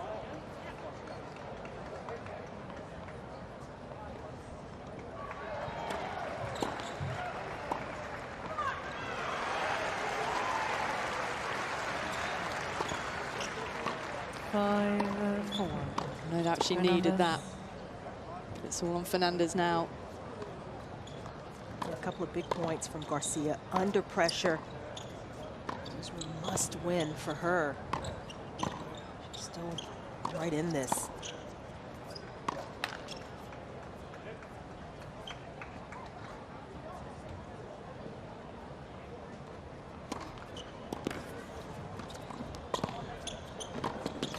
Oh, great pass by Garcia.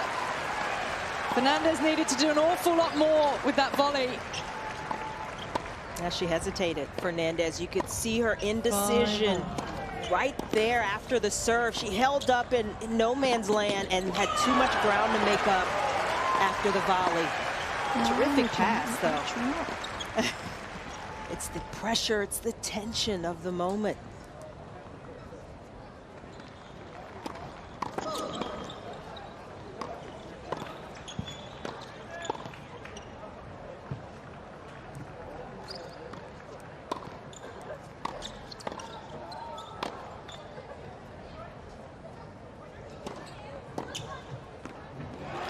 Oh, she's feeling the aggressor now, isn't she? Stepping up on the attack. Sets point for Garcia. And this has been the difference in the Garcia game over the last 10 months or so. She doesn't hesitate. There is no second guessing there.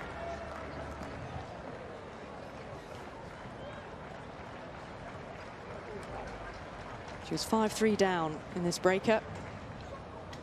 Quite the turnaround.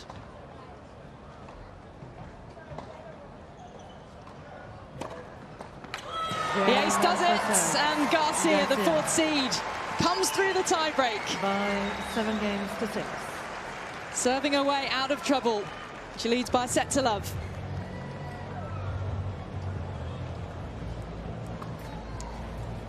Yeah, that was tremendous. The way that Garcia steadied herself, and I think it was 5-2 down. 5-2, it actually was 5-2. 2 points on serve that she got to get it back, to get it to 5-4. I think that was huge in terms of just the momentum and the shift there.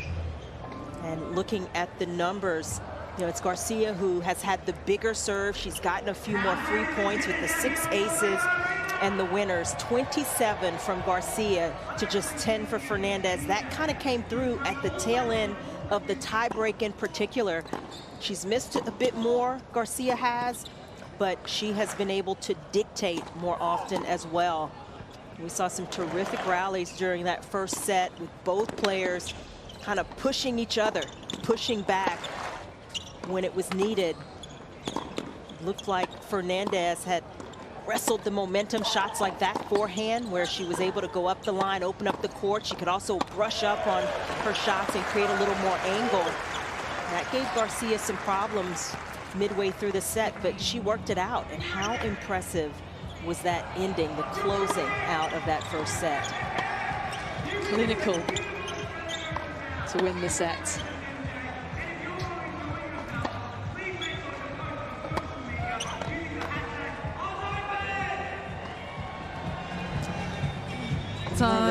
Leylah Fernandez has a little bit to think about. A number of break points that she couldn't convert in that second set. And then allowing Garcia to come back from 5-2 down in the tiebreak. Laura, what's been impressing you? What's your take from ground level? Well, I think all she has to tell herself with that change of hands is, look, I really didn't do much wrong there, other than that hesitation on the volley. Maybe could have taken that on the rise rather than letting it drop. But otherwise, it's all been Garcia.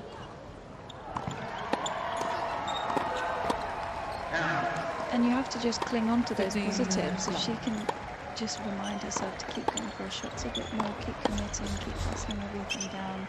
She's still very much in this match, and she can't let Garcia run away with it at the start of the second. She's got to believe she can take this to 3.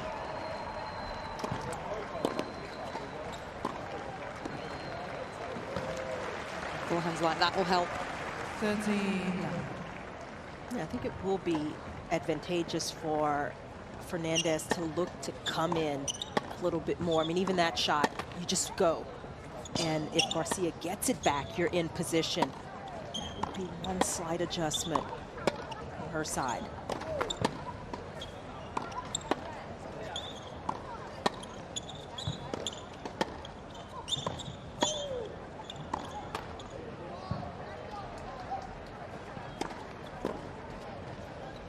Well into the body, completely cramping Garcia.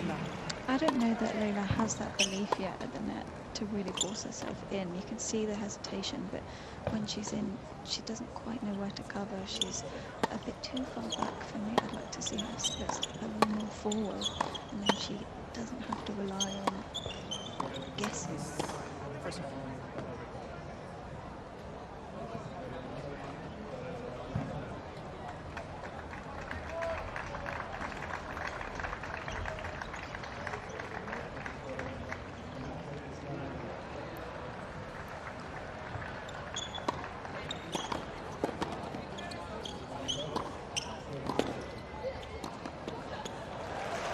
Nice backhand volley. That's a lovely pattern of play. First game, second set. Hold for Fernandez. Hopefully give herself a little bit of confidence.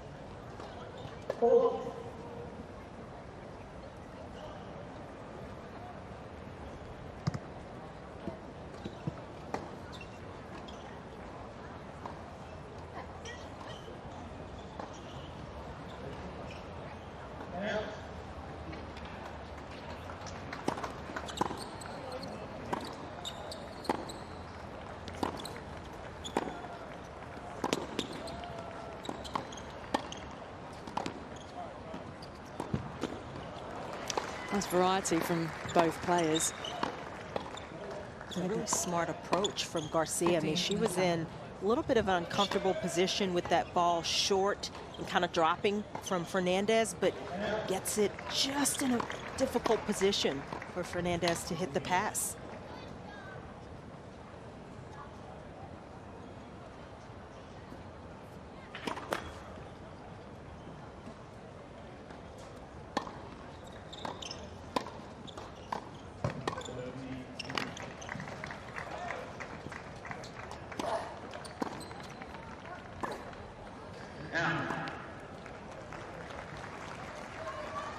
You could see Garcia there trying to get a little more angle, a little more spin, just pulled off of that backhand just a little too firmly, but that shot paid a couple of dividends in the tiebreak. She was just able to get the ball wide enough from Fernandez.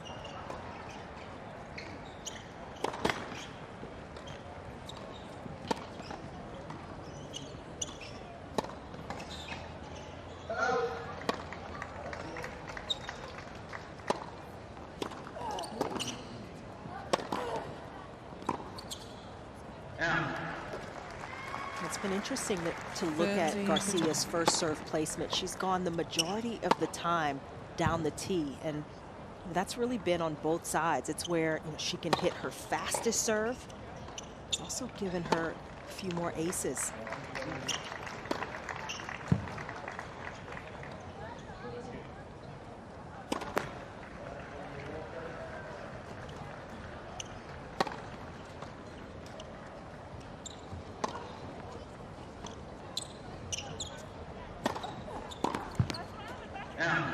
That one worked well to push Fernandez right out of position. Have her on the stretch, earns a couple of game points. It's been successful serving overall from Garcia. I think the one serve she has been underutilizing is the body serve.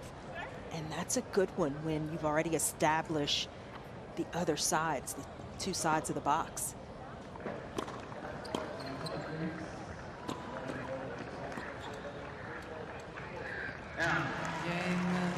Yeah, winning 75% on